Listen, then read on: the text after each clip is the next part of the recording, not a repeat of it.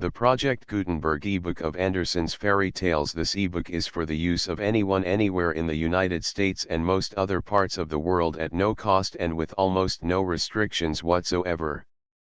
You may copy it, give it away or reuse it under the terms of the Project Gutenberg license included with this ebook or online at www.gutenberg.org. If you are not located in the United States, you will have to check the laws of the country where you are located before using this ebook. Title: Andersen's Fairy Tales. Author: H.C. Andersen. Release date: January 1, 1999. Ebook number 1597. Most recently updated, January 27, 2021. Language: English. Credits: produced by Diane Bean and David Widger. Start of the Project Gutenberg ebook. Andersen's Fairy Tales. Andersen's Fairy Tales by Hans Christian Andersen. Contents: the Emperor's New Clothes, the Swineherd, the Real Princess, the Shoes of Fortune, the Fir Tree, the Snow Queen, the Leapfrog, the Elderbush, the Bell, the Old House, the Happy Family, the Story of a Mother, the False Collar, the Shadow, the Little Match Girl, the Dream of Little Tuck, the Naughty Boy, the Red Shoes. The Emperor's New Clothes. Many years ago, there was an emperor who was so excessively fond of new clothes, that he spent all his money in dress. He did not trouble himself in the least about his soldiers, nor did he care to go either to the theater or the chase, except for the opportunities then afforded him for displaying his new clothes. He had a different suit for each hour of the day, and as of any other king or emperor, one is accustomed to say, he is sitting in council. It was always said of him, the emperor is sitting in his wardrobe. Time passed merrily in the large town which was his capital. Strangers arrived every day at the court. One day, two rogues, calling themselves weavers, made their appearance.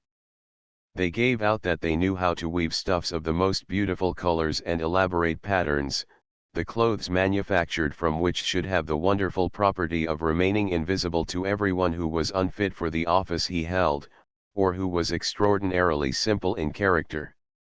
These must, indeed, be splendid clothes, thought the emperor. Had I such a suit, I might at once find out what men in my realms are unfit for their office, and also be able to distinguish the wise from the foolish. This stuff must be woven for me immediately. And he caused large sums of money to be given to both the weavers in order that they might begin their work directly. So the two pretended weavers set up two looms, and affected to work very busily, though in reality they did nothing at all. They asked for the most delicate silk and the purest gold thread, put both into their own knapsacks, and then continued their pretended work at the empty looms until late at night. I should like to know how the weavers are getting on with my cloth, said the emperor to himself. After some little time had elapsed, he was, however, rather embarrassed, when he remembered that a simpleton, or one unfit for his office, would be unable to see the manufacture. To be sure, he thought he had nothing to risk in his own person, but yet, he would prefer sending somebody else, to bring him intelligence about the weavers, and their work, before he troubled himself in the affair.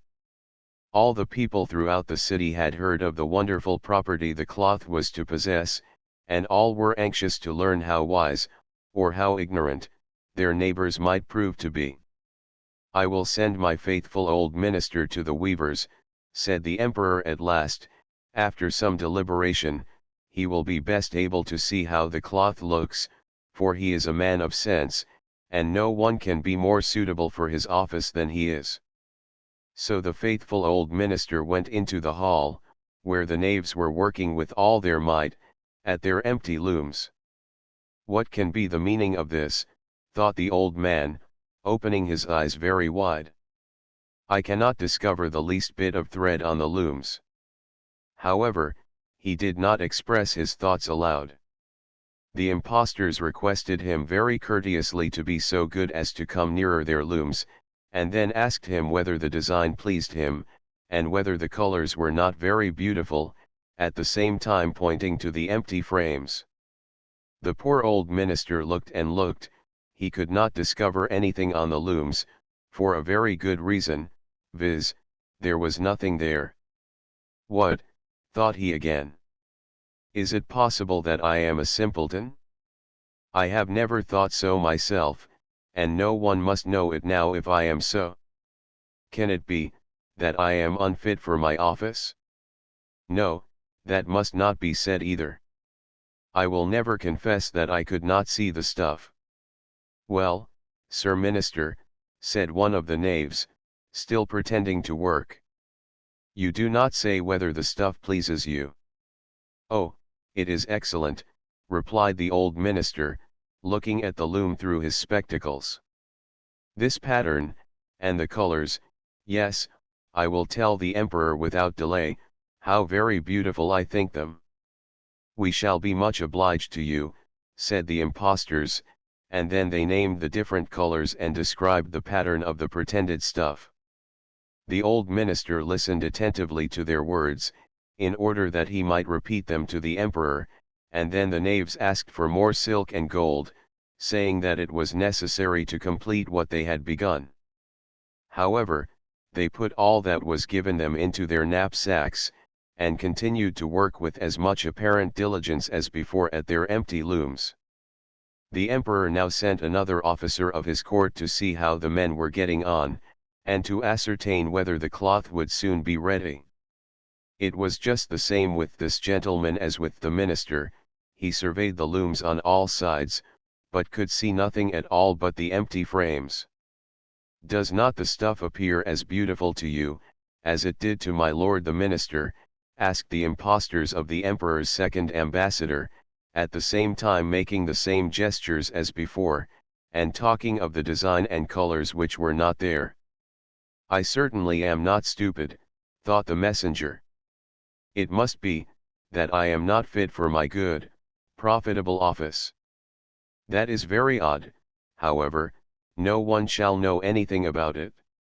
And accordingly he praised the stuff he could not see, and declared that he was delighted with both colors and patterns. Indeed, please your imperial majesty, said he to his sovereign when he returned, the cloth which the weavers are preparing is extraordinarily magnificent. The whole city was talking of the splendid cloth which the emperor had ordered to be woven at his own expense. And now the emperor himself wished to see the costly manufacture, while it was still in the loom. Accompanied by a select number of officers of the court, among whom were the two honest men who had already admired the cloth, he went to the crafty impostors, who, as soon as they were aware of the emperor's approach, went on working more diligently than ever, although they still did not pass a single thread through the looms. Is not the work absolutely magnificent, said the two officers of the crown, already mentioned. If your majesty will only be pleased to look at it. What a splendid design! What glorious colors, and at the same time they pointed to the empty frames, for they imagined that everyone else could see this exquisite piece of workmanship. How is this? Said the emperor to himself. I can see nothing. This is indeed a terrible affair. Am I a simpleton, or am I unfit to be an emperor? That would be the worst thing that could happen. Oh! The cloth is charming, said he, aloud. It has my complete approbation. And he smiled most graciously, and looked closely at the empty looms, for on no account would he say that he could not see what two of the officers of his court had praised so much. All his retinue now strained their eyes, hoping to discover something on the looms, but they could see no more than the others. Nevertheless, they all exclaimed, "Oh, how beautiful!" and advised His Majesty to have some new clothes made from this splendid material, for the approaching procession. Magnificent! Charming! Excellent! Resounded on all sides, and everyone was uncommonly gay. The emperor shared in the general satisfaction, and presented the impostors with the riband of an order of knighthood, to be worn in their buttonholes, and the title of gentlemen weavers. The rogues sat up the whole of the night before the day on which the procession was to take place, and had 16 lights burning, so that everyone might see how anxious they were to finish the emperor's new suit. They pretended to roll the cloth off the looms, cut the air with their scissors, and sewed with needles without any thread in them. "See," cried they, "at last! The emperor's new clothes are ready." And now the emperor, with all the grandees of his court, came to the weavers, and the rogues raised their arms, as if in the act of holding something up, saying, "Here are your majesty's trousers. Here is the scarf. Here is the mantle. The whole suit is as light as a cobweb, one might fancy one has nothing at all on, when dressed in it. That, however, is the great virtue of this delicate cloth." "Yes indeed," said all the courtiers, although not one of them could see anything of this exquisite manufacture. "If your imperial majesty will be graciously pleased to take off your clothes, we will fit on the new suit, in front of the looking glass." The emperor was accordingly undressed, and the rogues pretended to array him in his new suit, the emperor turning round, from side to side, before the looking glass. "How splendid his majesty looks in his new clothes, and how well they fit," everyone cried out. "What a design! What colors! These are indeed royal robes. The canopy which is to be borne over your majesty, in the procession, is waiting," announced the chief master of the ceremonies. "I am quite ready," answered the emperor. "Do my new clothes fit well?" asked he, turning himself round again before the looking glass, in order that he might appear to be examining his handsome suit. The lords of the bedchamber, who were to carry his majesty's train, felt about on the ground, as if they were lifting up the ends of the mantle, and pretended to be carrying something, for they would by no means betray anything like simplicity, or unfitness for their office. So now the emperor walked under his high canopy in the midst of the procession, through the streets of his capital, and all the people standing by, and those at the windows, cried out, "Oh! How beautiful are our emperor's new clothes! What a magnificent train there is to the mantle, and how gracefully the scarf hangs!"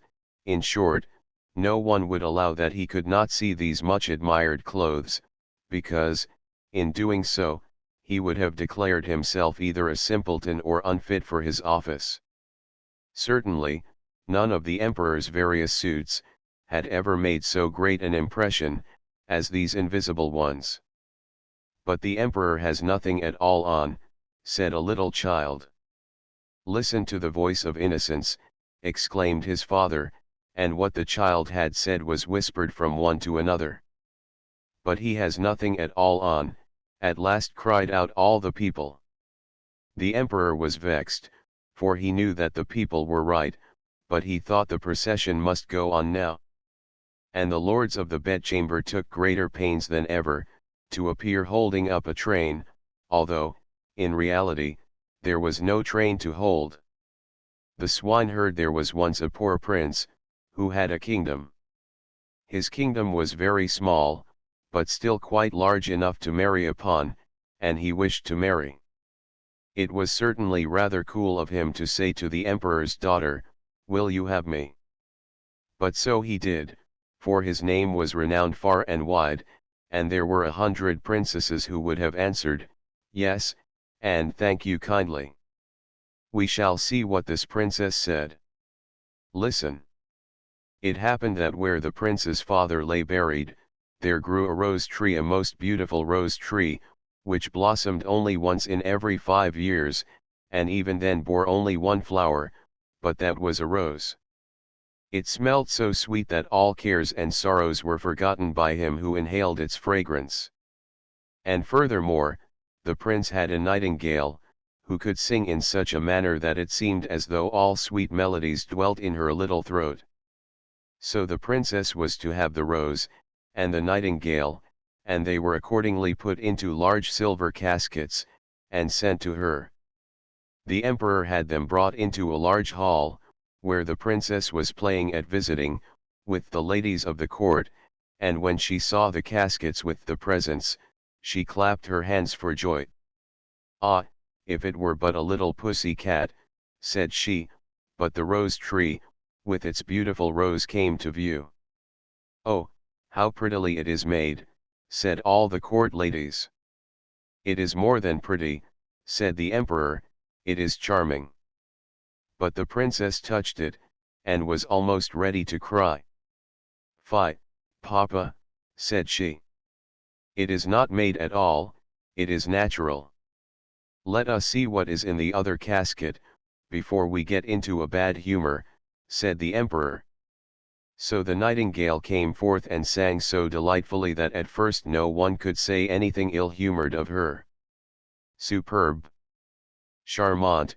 exclaimed the ladies, for they all used to chatter French, each one worse than her neighbor. "How much the bird reminds me of the musical box that belonged to our blessed Empress," said an old knight. "Oh yes. These are the same tones, the same execution." "Yes, yes," said the emperor, and he wept like a child at the remembrance. "I will still hope that it is not a real bird," said the princess.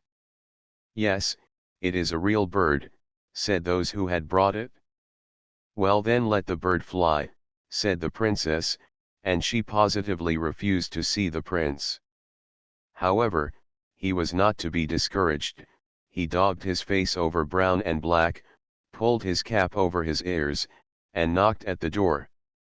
"Good day to my lord, the emperor," said he. "Can I have employment at the palace?" "Why, yes," said the emperor. "I want someone to take care of the pigs, for we have a great many of them." So the prince was appointed imperial swineherd. He had a dirty little room close by the pigsty, and there he sat the whole day, and worked. By the evening he had made a pretty little kitchen pot. Little bells were hung all round it, and when the pot was boiling, these bells tinkled in the most charming manner, and played the old melody, ach, du lieber Augustin, alles ist weg, weg, weg. ****, dear Augustine. All is gone, gone, gone. But what was still more curious, whoever held his finger in the smoke of the kitchen pot, immediately smelt all the dishes that were cooking on every hearth in the city. This, you see, was something quite different from the rose. Now the princess happened to walk that way, and when she heard the tune, she stood quite still, and seemed pleased, for she could play Lieber Augustine, it was the only piece she knew, and she played it with one finger. "Why, there is my piece," said the princess. "That swineherd must certainly have been well educated. Go in and ask him the price of the instrument." So one of the court ladies must run in, however, she drew on wooden slippers first. "What will you take for the kitchen pot?" said the lady. "I will have 10 kisses from the princess," said the swineherd. "Yes, indeed," said the lady. "I cannot sell it for less," rejoined the swineherd. "He is an impudent fellow," said the princess, and she walked on, but when she had gone a little way, the bells tinkled so prettily, ach, du lieber Augustin, alles ist weg, weg, weg. "Stay," said the princess. "Ask him if he will have 10 kisses from the ladies of my court." "No, thank you," said the swineherd. 10 kisses from the princess, or I keep the kitchen pot myself." "That must not be, either," said the princess. "But do you all stand before me that no one may see us." And the court ladies placed themselves in front of her, and spread out their dresses. The swineherd got 10 kisses, and the princess the kitchen pot. That was delightful. The pot was boiling the whole evening, and the whole of the following day.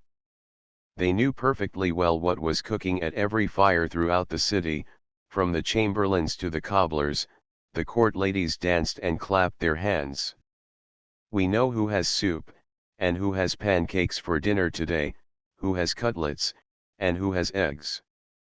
How interesting. Yes, but keep my secret, for I am an emperor's daughter. The swineherd, that is to say the prince, for no one knew that he was other than an ill-favored swineherd, let not a day pass without working at something. He at last constructed a rattle, which, when it was swung round, played all the waltzes and jig tunes, which have ever been heard since the creation of the world. "Ah, that is superb," said the princess when she passed by. "I have never heard prettier compositions. Go in and ask him the price of the instrument, but mind, he shall have no more kisses." "He will have 100 kisses from the princess," said the lady who had been to ask. "I think he is not in his right senses," said the princess, and walked on, but when she had gone a little way, she stopped again. "One must encourage art," said she.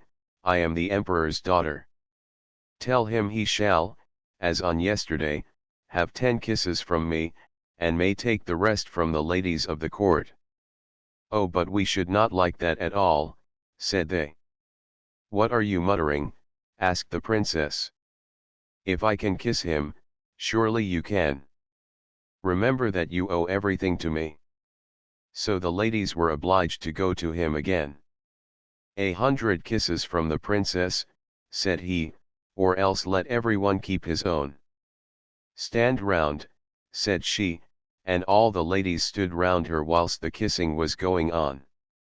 "What can be the reason for such a crowd close by the pigsty?" said the emperor, who happened just then to step out on the balcony. He rubbed his eyes, and put on his spectacles. "They are the ladies of the court, I must go down and see what they are about." So he pulled up his slippers at the heel, for he had trodden them down. As soon as he had got into the courtyard, he moved very softly, and the ladies were so much engrossed with counting the kisses, that all might go on fairly, that they did not perceive the emperor.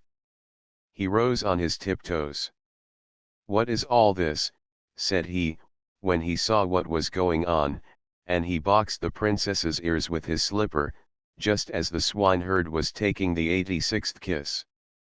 "March out," said the emperor, for he was very angry, and both princess and swineherd were thrust out of the city.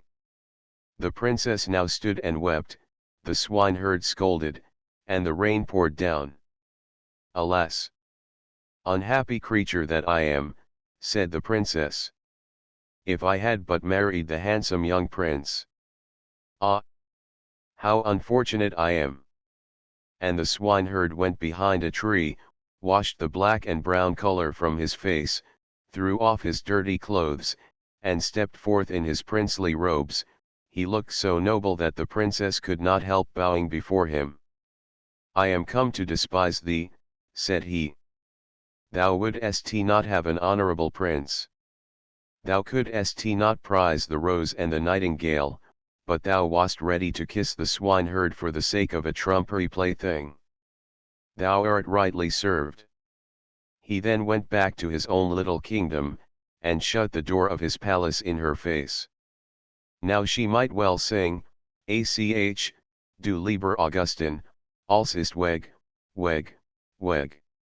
The real princess. There was once a prince who wished to marry a princess, but then she must be a real princess. He traveled all over the world in hopes of finding such a lady, but there was always something wrong. Princesses he found in plenty, but whether they were real princesses it was impossible for him to decide, for now one thing, now another, seemed to him not quite right about the ladies. At last he returned to his palace quite cast down, because he wished so much to have a real princess for his wife. One evening a fearful tempest arose, it thundered and lightened, and the rain poured down from the sky in torrents. Besides, it was as dark as pitch. All at once there was heard a violent knocking at the door, and the old king, the prince's father, went out himself to open it. It was a princess who was standing outside the door. What with the rain and the wind, She was in a sad condition, the water trickled down from her hair, and her clothes clung to her body. She said she was a real princess. Ah, we shall soon see that, thought the old queen mother. However, she said not a word of what she was going to do, but went quietly into the bedroom, took all the bedclothes off the bed, and put 3 little peas on the bedstead. She then laid 20 mattresses one upon another over the 3 peas, and put 20 feather beds over the mattresses. Upon this bed the princess was to pass the night. The next morning she was asked how she had slept. "Oh, very badly indeed," she replied. "I have scarcely closed my eyes the whole night through. I do not know what was in my bed, but I had something hard under me, and am all over black and blue. It has hurt me so much." Now it was plain that the lady must be a real princess, since she had been able to feel the 3 little peas through the 20 mattresses and 20 feather beds. None but a real princess could have had such a delicate sense of feeling. The prince accordingly made her his wife, being now convinced that he had found a real princess. The 3 peas were however put into the cabinet of curiosities, where they are still to be seen, provided they are not lost. Wasn't this a lady of real delicacy? The Shoes of Fortune. A beginning. Every author has some peculiarity in his descriptions or in his style of writing. Those who do not like him, magnify it, shrug up their shoulders, and exclaim, "There he is again." I, for my part, know very well how I can bring about this movement and this exclamation. It would happen immediately if I were to begin here, as I intended to do, with, "Rome has its Corso, Naples its Toledo, that Andersen, there he is again," they would cry, yet I must, to please my fancy, continue quite quietly, and add, "But Copenhagen has its East Street." Here, then, we will stay for the present. In one of the houses not far from the New Market a party was invited, a very large party, in order, as is often the case, to get a return invitation from the others. One half of the company was already seated at the card table, the other half awaited the result of the stereotype preliminary observation of the lady of the house. "Now let us see what we can do to amuse ourselves." They had got just so far, and the conversation began to crystallize, as it could but do with the scanty stream which the commonplace world supplied. Amongst other things they spoke of the Middle Ages. Some praised that period as far more interesting, far more poetical than our own too sober present. Indeed, Councillor Knapp defended this opinion so warmly, that the hostess declared immediately on his side, and both exerted themselves with unwearied eloquence. The councillor boldly declared the time of King Hans to be the noblest and the most happy period **** AD 1482 to 1513, while the conversation turned on this subject, and was only for a moment interrupted by the arrival of a journal that contained nothing worth reading. We will just step out into the ante-chamber, where cloaks, mackintoshes, sticks, umbrellas, and shoes, were deposited. Here sat 2 female figures, a young and an old one. One might have thought at first they were servants come to accompany their mistresses home, but on looking nearer, one soon saw they could scarcely be mere servants. Their forms were too noble for that, their skin too fine, the cut of their dress too striking. 2 fairies were they. The younger, it is true, was not Dame Fortune herself, but one of the waiting maids of her handmaidens who carry about the lesser good things that she distributes. The other looked extremely gloomy. It was Care. She always attends to her own serious business herself, as then she is sure of having it done properly. They were telling each other, with a confidential interchange of ideas, where they had been during the day. The messenger of fortune had only executed a few unimportant commissions, such as saving a new bonnet from a shower of rain, etc., but what she had yet to perform was something quite unusual. "I must tell you," said she, "that today is my birthday, and in honor of it, a pair of walking shoes or galoshes has been entrusted to me, which I am to carry to mankind. These shoes possess the property of instantly transporting him who has them on to the place or the period in which he most wishes to be. Every wish, as regards time or place, or state of being, will be immediately fulfilled, and so at last man will be happy, here below. Do you seriously believe it? Replied Care, in a severe tone of reproach. No, he will be very unhappy, and will assuredly bless the moment when he feels that he has freed himself from the fatal shoes. Stupid nonsense, said the other angrily. I will put them here by the door. Someone will make a mistake for certain and take the wrong ones. He will be a happy man. Such was their conversation. To what happened to the councillor? It was late. Councillor Knapp, deeply occupied with the times of King Hans, intended to go home, and malicious fate managed matters so that his feet, instead of finding their way to his own galoshes, slipped into those of Fortune. Thus Caparison the good man walked out of the well-lighted rooms into East Street. By the magic power of the shoes he was carried back to the times of King Hans, on which account his foot very naturally sank in the mud and puddles of the street, there having been in those days no pavement in Copenhagen. Well, this is too bad. How dirty it is here, sighed the councillor. As to a pavement, I can find no traces of one, and all the lamps, it seems, have gone to sleep. The moon was not yet very high, it was besides rather foggy, so that in the darkness all objects seemed mingled in chaotic confusion.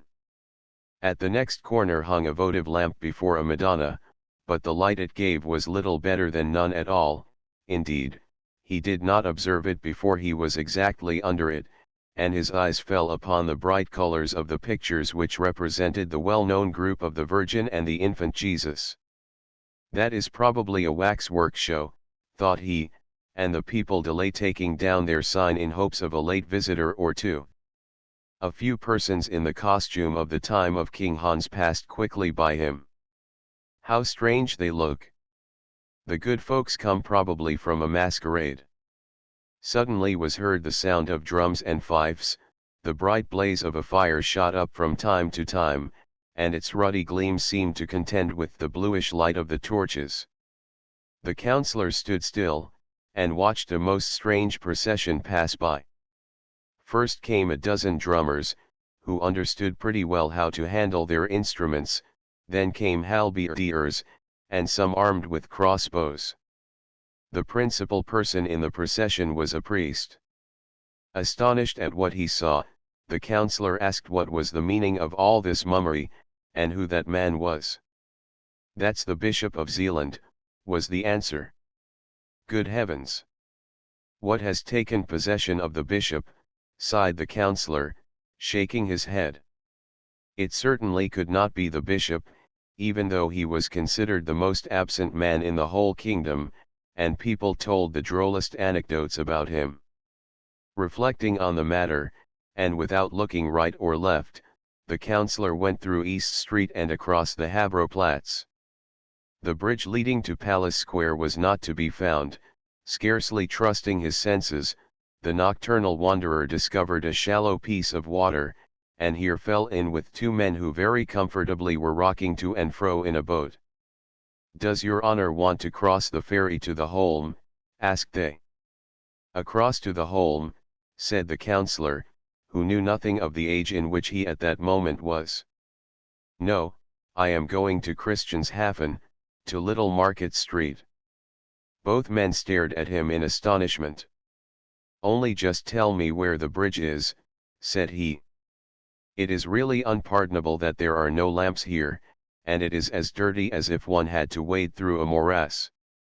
The longer he spoke with the boatmen, the more unintelligible did their language become to him. "I don't understand your Bornholmish dialect," said he at last, angrily, and turning his back upon them. He was unable to find the bridge, there was no railway either. "It is really disgraceful what a state this place is in," muttered he to himself. Never had his age, with which, however, he was always grumbling, seemed so miserable as on this evening. I'll take a hackney coach, thought he. But where were the hackney coaches? Not one was to be seen. I must go back to the New Market, there, it is to be hoped, I shall find some coaches, for if I don't, I shall never get safe to Christianshafen. So off he went in the direction of East Street, and had nearly got to the end of it when the moon shone forth. God bless me! What wooden scaffolding is that which they have set up there, cried he involuntarily, as he looked at East Gate, which, in those days, was at the end of East Street. He found, however, a little side door open, and through this he went, and stepped into our New Market of the present time.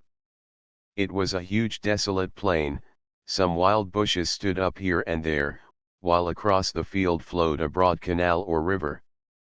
Some wretched hovels for the Dutch sailors, resembling great boxes, and after which the place was named, lay about in confused disorder on the opposite bank. I either behold a fata morgana, or I am regularly tipsy, whimpered out the counsellor.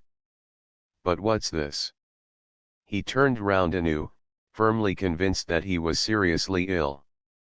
He gazed at the street formerly so well known to him, and now so strange in appearance, and looked at the houses more attentively.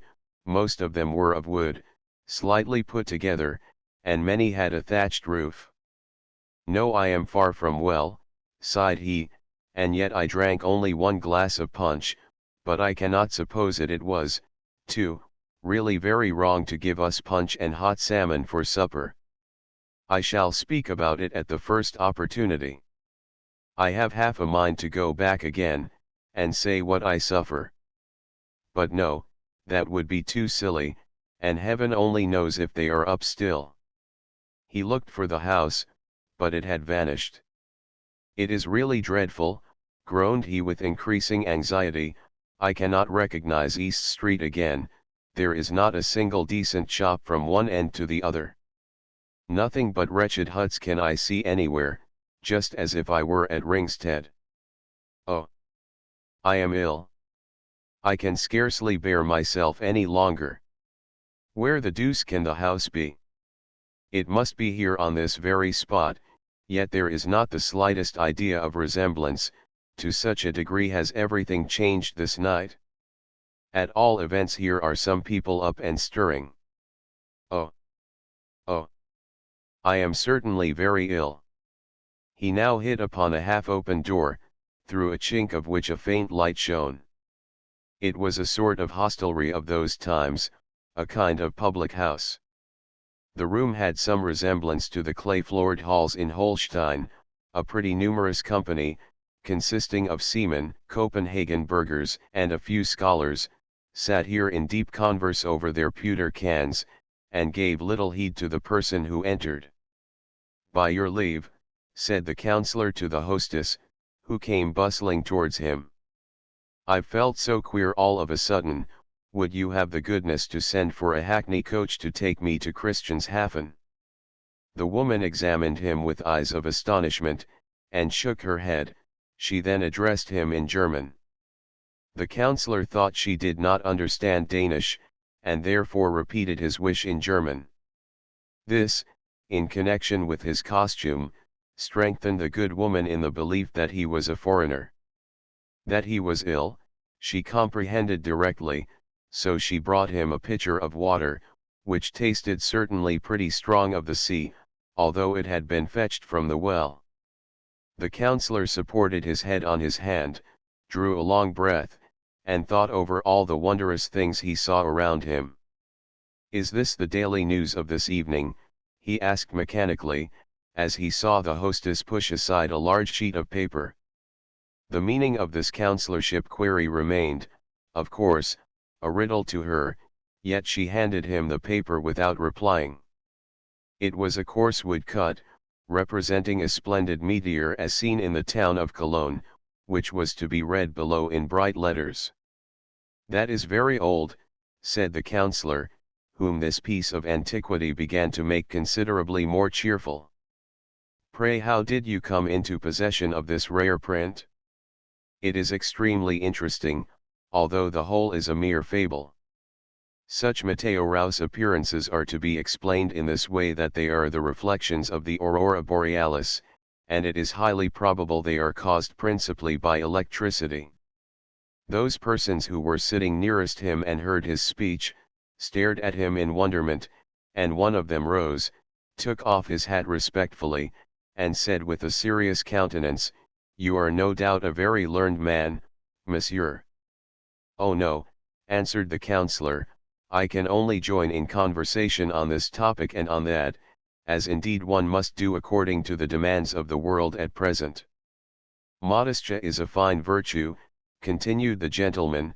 "However, as to your speech, I must say me issicus videtur, yet I am willing to suspend my judicium." "May I ask with whom I have the pleasure of speaking?" asked the counsellor. "I am a bachelor in theology," answered the gentleman with a stiff reverence. This reply fully satisfied the counsellor. The title suited the dress. "He is certainly," thought he, "some village schoolmaster, some queer old fellow, such as one still often meets with in Jutland." "This is no locus docendi, it is true," began the clerical gentleman, "yet I beg you earnestly to let us profit by your learning. Your reading in the ancients is, sine dubbio, of vast extent." "Oh yes, I've read something, to be sure," replied the counsellor. "I like reading all useful works, but I do not on that account despise the modern ones. 'Tis only the unfortunate tales of everyday life that I cannot bear. We have enough and more than enough such in reality." "Tales of everyday life," said our bachelor inquiringly. "I mean those new-fangled novels, twisting and writhing themselves in the dust of commonplace, which also expect to find a reading public." "Oh," exclaimed the clerical gentleman smiling, "there is much wit in them, besides they are read at court. The king likes the history of Sir Ivan and Sir Gaudien particularly, which treats of King Arthur, and his Knights of the Round Table. He has more than once joked about it with his high vassals." "I have not read that novel," said the counsellor. "It must be quite a new one, that Heiberg has published lately." "No," answered the theologian of the time of King Hans, "that book is not written by a Heiberg, but was imprinted by Godfrey von Gemmen." "Oh, is that the author's name?" said the counsellor. "It is a very old name, and, as well as I recollect, he was the first printer that appeared in Denmark." "Yes, he is our first printer," replied the clerical gentleman hastily. So far all went on well. Some one of the worthy burghers now spoke of the dreadful pestilence that had raged in the country a few years back, meaning that of 1484. The counsellor imagined it was the cholera that was meant, which people made so much fuss about, and the discourse passed off satisfactorily enough. The War of the Buccaneers of 1490 was so recent that it could not fail being alluded to. The English pirates had, they said, most shamefully taken their ships while in the roadstead, and the counsellor, before whose eyes the herostratic asterisk event of 1801 still floated vividly, agreed entirely with the others in abusing the rascally English. With other topics he was not so fortunate. Every moment brought about some new confusion, and threatened to become a perfect babel, for the worthy bachelor was really too ignorant, and the simplest observations of the counsellor sounded to him too daring and fantastical. They looked at one another from the crown of the head to the soles of the feet, and when matters grew to too high a pitch, then the bachelor talked Latin, in the hope of being better understood, but it was of no use after all. Herostratus, or Eratosstratus, an Ephesian, who wantonly set fire to the famous temple of Diana, in order to commemorate his name by so uncommon an action. "What's the matter?" asked the hostess, plucking the counsellor by the sleeve, and now his recollection returned, for in the course of the conversation he had entirely forgotten all that had preceded it. "Merciful God, where am I?" exclaimed he in agony, and while he so thought, all his ideas and feelings of overpowering dizziness, against which he struggled with the utmost power of desperation, encompassed him with renewed force. "Let us drink claret and mead, and Bremen beer," shouted one of the guests, "and you shall drink with us." Two maidens approached. One wore a cap of two staring colors, denoting the class of persons to which she belonged. They poured out the liquor, and made the most friendly gesticulations, while a cold perspiration trickled down the back of the poor counselor. "What's to be the end of this? What's to become of me?" groaned he, but he was forced, in spite of his opposition, to drink with the rest. They took hold of the worthy man, who, hearing on every side that he was intoxicated, did not in the least doubt the truth of this certainly not very polite assertion, but on the contrary, implored the ladies and gentlemen present to procure him a hackney coach. They, however, imagined he was talking Russian. Never before, he thought, had he been in such a coarse and ignorant company. One might almost fancy the people had turned heathens again. "It is the most dreadful moment of my life, the whole world is leagued against me." But suddenly it occurred to him that he might stoop down under the table, and then creep unobserved out of the door. He did so, but just as he was going, the others remarked what he was about. They laid hold of him by the legs, and now, happily for him, off fell his fatal shoes, and with them the charm was at an end. The counsellor saw quite distinctly before him a lantern burning, and behind this a large handsome house. All seemed to him in proper order as usual. It was East Street, splendid and elegant as we now see it. He lay with his feet towards a doorway, and exactly opposite sat the watchman asleep. "Gracious heaven," said he. "Have I lain here in the street and dreamed? Yes, 'tis East Street. How splendid and light it is! But really it is terrible what an effect that one glass of punch must have had on me." 2 minutes later, he was sitting in a hackney coach and driving to Frederikshafen. He thought of the distress and agony he had endured, and praised from the very bottom of his heart the happy reality our own time, which, with all its deficiencies, is yet much better than that in which, so much against his inclination, he had lately been. 3. The watchman's adventure. "Why, there is a pair of galoshes, as sure as I'm alive," said the watchman, awaking from a gentle slumber. "They belong no doubt to the lieutenant who lives over the way. They lie close to the door." The worthy man was inclined to ring and deliver them at the house, for there was still a light in the window, but he did not like disturbing the other people in their beds, and so very considerately he left the matter alone. "Such a pair of shoes must be very warm and comfortable," said he, "the leather is so soft and supple. They fitted his feet as though they had been made for him. 'Tis a curious world we live in," continued he, soliloquizing. "There is the lieutenant, now, who might go quietly to bed if he chose, where no doubt he could stretch himself at his ease, but does he do it? No, he saunters up and down his room, because, probably, he has enjoyed too many of the good things of this world at his dinner. That's a happy fellow. He has neither an infirm mother, nor a whole troop of everlastingly hungry children to torment him. Every evening he goes to a party, where his nice supper costs him nothing. Would to heaven I could but change with him. How happy should I be!" While expressing his wish, the charm of the shoes, which he had put on, began to work. The watchman entered into the being and nature of the lieutenant.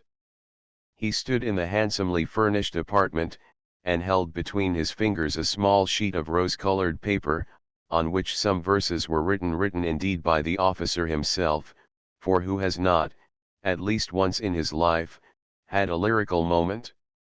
and if one then marks down one's thoughts, poetry is produced. But here was written, "Oh, were I rich! Oh, were I rich!"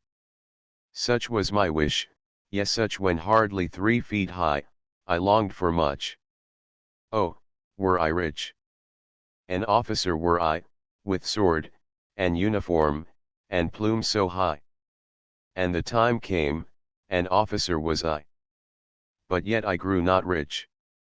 Alas, poor me! Have pity, thou, who all man's wants dost see. I sat one evening sunk in dreams of bliss, a maid of 7 years old gave me a kiss. I at that time was rich in poesy and tales of old, though poor as poor could be, but all she asked for was this posy. Then was I rich, but not in gold, poor me!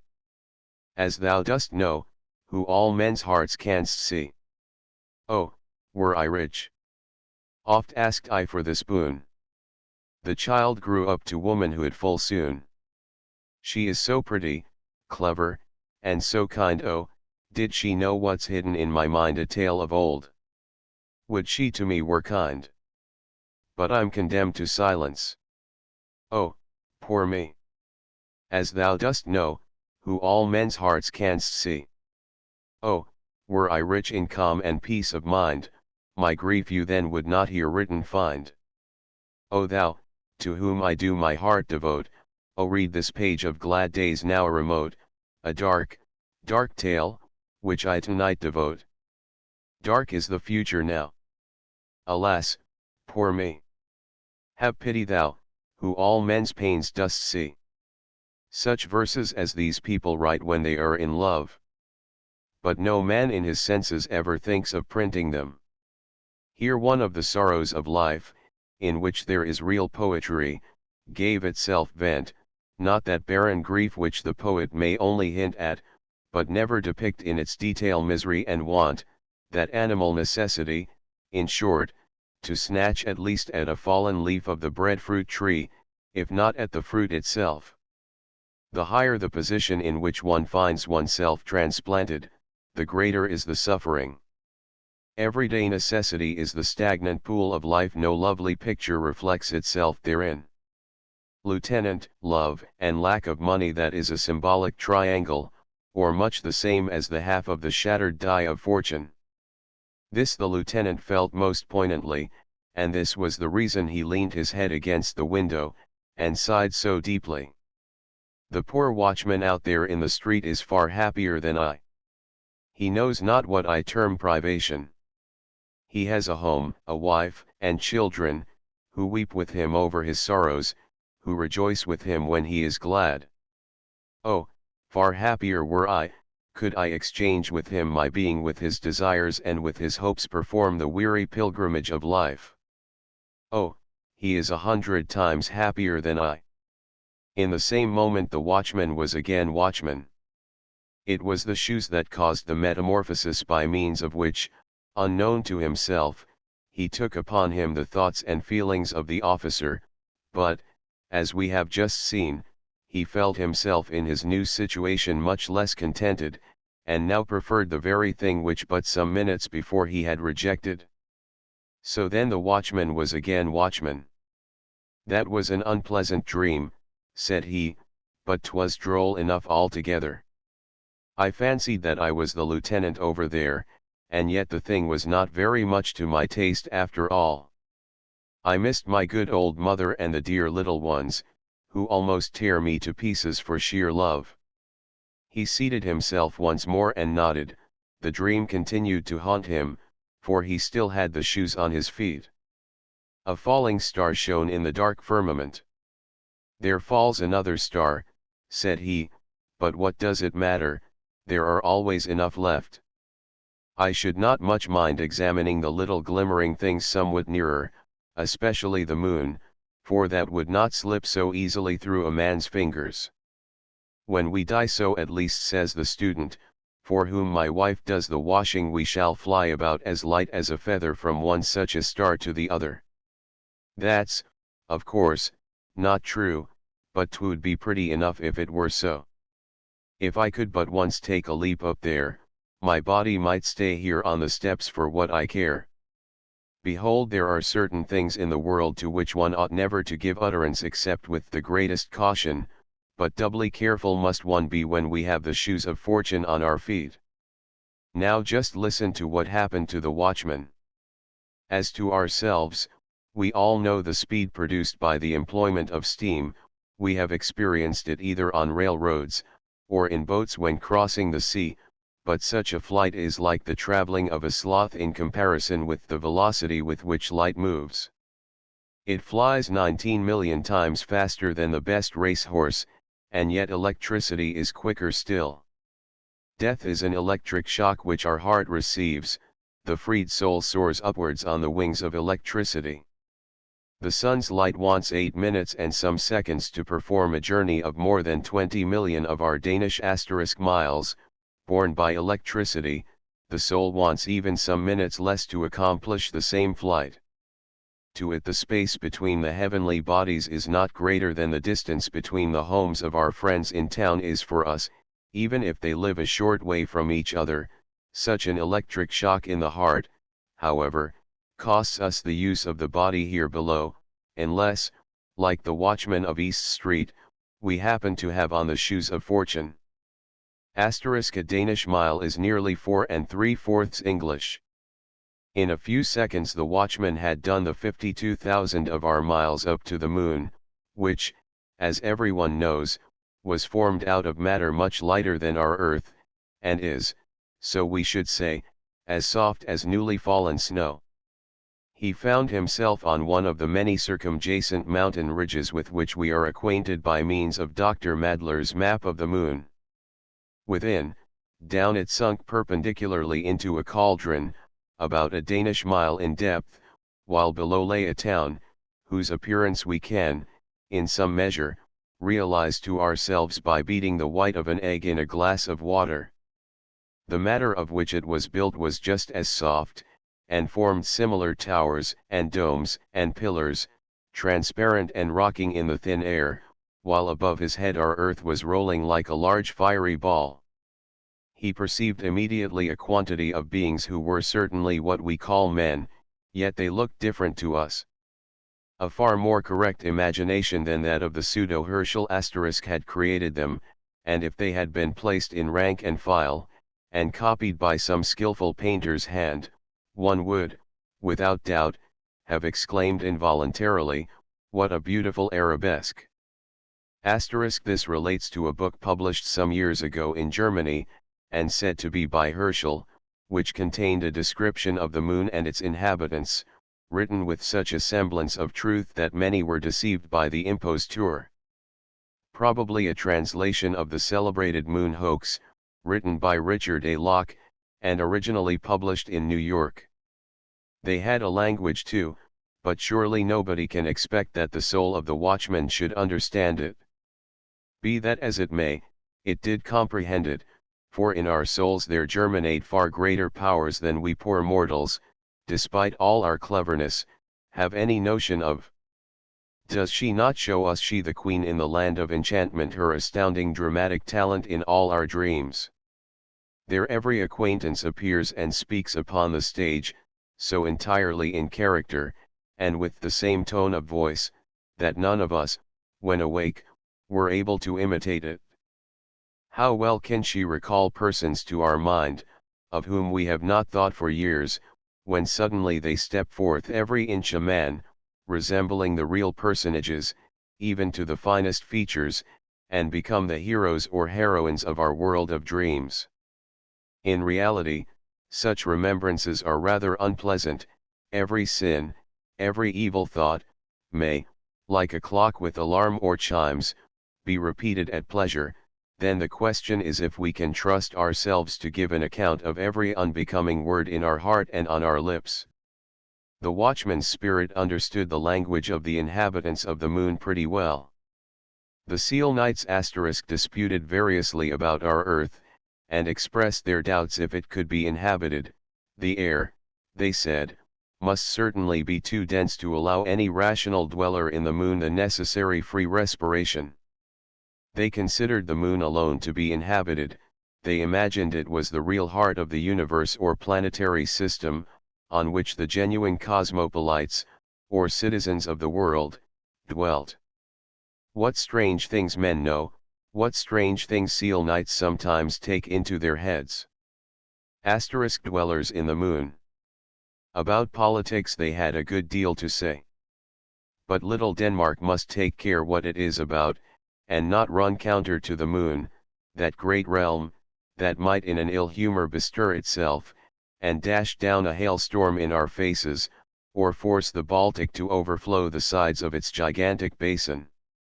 We will, therefore, not listen to what was spoken, and on no condition run in the possibility of telling tales out of school, but we will rather proceed, like good quiet citizens, to East Street, and observe what happened meanwhile to the body of the watchman.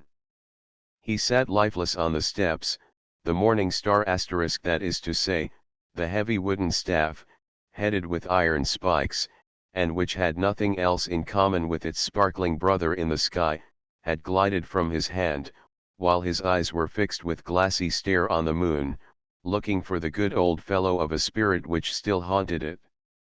Asterisk, the watchmen in Germany, had formerly, and in some places they still carry with them, on their rounds at night, a sort of mace or club, known in ancient times by the above denomination. "What's the hour, watchman?" asked a passer-by.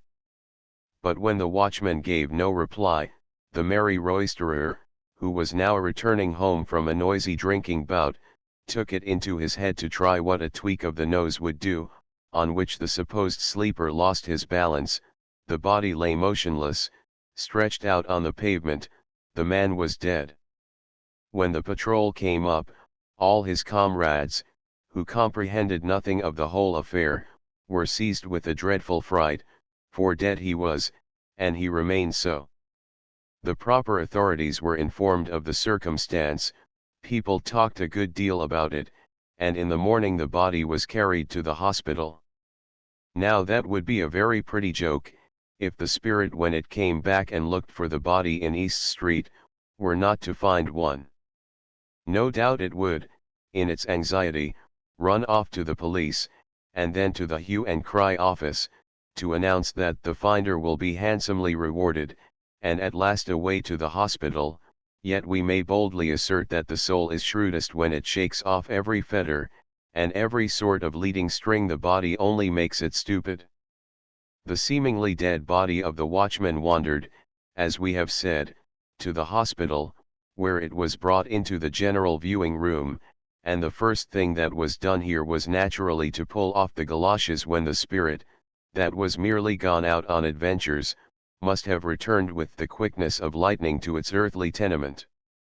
It took its direction towards the body in a straight line, and a few seconds after, life began to show itself in the man. He asserted that the preceding night had been the worst that ever the malice of fate had allotted him. He would not for 2 silver marks again go through what he had endured while moon-stricken, but now, however, it was over.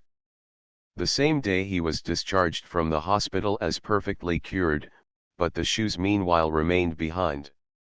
For a moment of head importance, an evening's dramatic readings, a most strange journey every inhabitant of Copenhagen knows, from personal inspection, how the entrance to Frederick's Hospital looks, but as it is possible that others, who are not Copenhagen people, may also read this little work, we will beforehand give a short description of it. The extensive building is separated from the street by a pretty high railing, the thick iron bars of which are so far apart, that in all seriousness, it is said, some very thin fellow had of a night occasionally squeezed himself through to go and pay his little visits in the town. The part of the body most difficult to manage on such occasions was, no doubt, the head. Here, as is so often the case in the world, long-headed people get through best. So much, then, for the introduction. One of the young men, whose head, in a physical sense only, might be said to be of the thickest, had the watch that evening. The rain poured down in torrents, yet despite these 2 obstacles, the young man was obliged to go out, if it were but for a quarter of an hour, and as to telling the doorkeeper about it, that, he thought, was quite unnecessary, if, with a whole skin, he were able to slip through the railings. There, on the floor lay the galoshes, which the watchman had forgotten. He never dreamed for a moment that they were those of Fortune, and they promised to do him good service in the wet, so he put them on. The question now was, if he could squeeze himself through the grating, for he had never tried before. Well, there he stood. "Would to heaven I had got my head through," said he, involuntarily, and instantly through it slipped, easily and without pain, notwithstanding it was pretty large and thick. But now the rest of the body was to be got through. "Ah! I am much too stout," groaned he aloud, while fixed as in a vice. "I had thought the head was the most difficult part of the matter. Oh! I really cannot squeeze myself through." He now wanted to pull his over-hasty head back again, but he could not. For his neck there was room enough, but for nothing more. His first feeling was of anger, his next that his temper fell to zero. The shoes of Fortune had placed him in the most dreadful situation, and, unfortunately, it never occurred to him to wish himself free. The pitch-black clouds poured down their contents in still heavier torrents, not a creature was to be seen in the streets. To reach up to the bell was what he did not like, to cry aloud for help would have availed him little. Besides, how ashamed would he have been to be found caught in a trap, like an outwitted fox. How was he to twist himself through? He saw clearly that it was his irrevocable destiny to remain a prisoner till dawn, or, perhaps, even late in the morning. Then the smith must be fetched to file away the bars, but all that would not be done so quickly as he could think about it. The whole charity school, just opposite, would be in motion, all the new booths, with their not very courtier-like swarm of seamen, would join them out of curiosity, and would greet him with a wild hurrah. While he was standing in his pillory, there would be a mob, a hissing, and rejoicing, and jeering, 10 times worse than in the rows about the Jews some years ago. Oh, my blood is mounting to my brain, 'tis enough to drive one mad. I shall go wild. I know not what to do. Oh! Were I but loose, my dizziness would then cease. Oh, were my head but loose. You see, he ought to have said that sooner, for the moment he expressed the wish his head was free, and cured of all his paroxysms of love, he hastened off to his room, where the pains consequent on the fright the shoes had prepared for him, did not so soon take their leave. But you must not think that the affair is over now, it grows much worse. The night passed, the next day also, but nobody came to fetch the shoes. In the evening dramatic readings were to be given at the little theatre in King Street.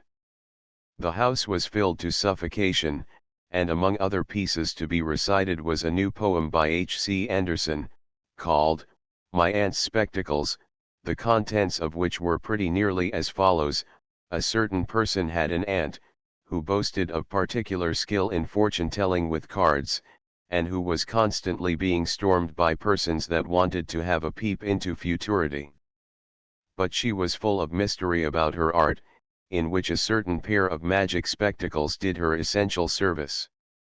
Her nephew, a merry boy, who was his aunt's darling, begged so long for these spectacles, that, at last, she lent him the treasure, after having informed him, with many exhortations, that in order to execute the interesting trick, he need only repair to some place where a great many persons were assembled, and then, from a higher position, whence he could overlook the crowd, pass the company in review before him through his spectacles.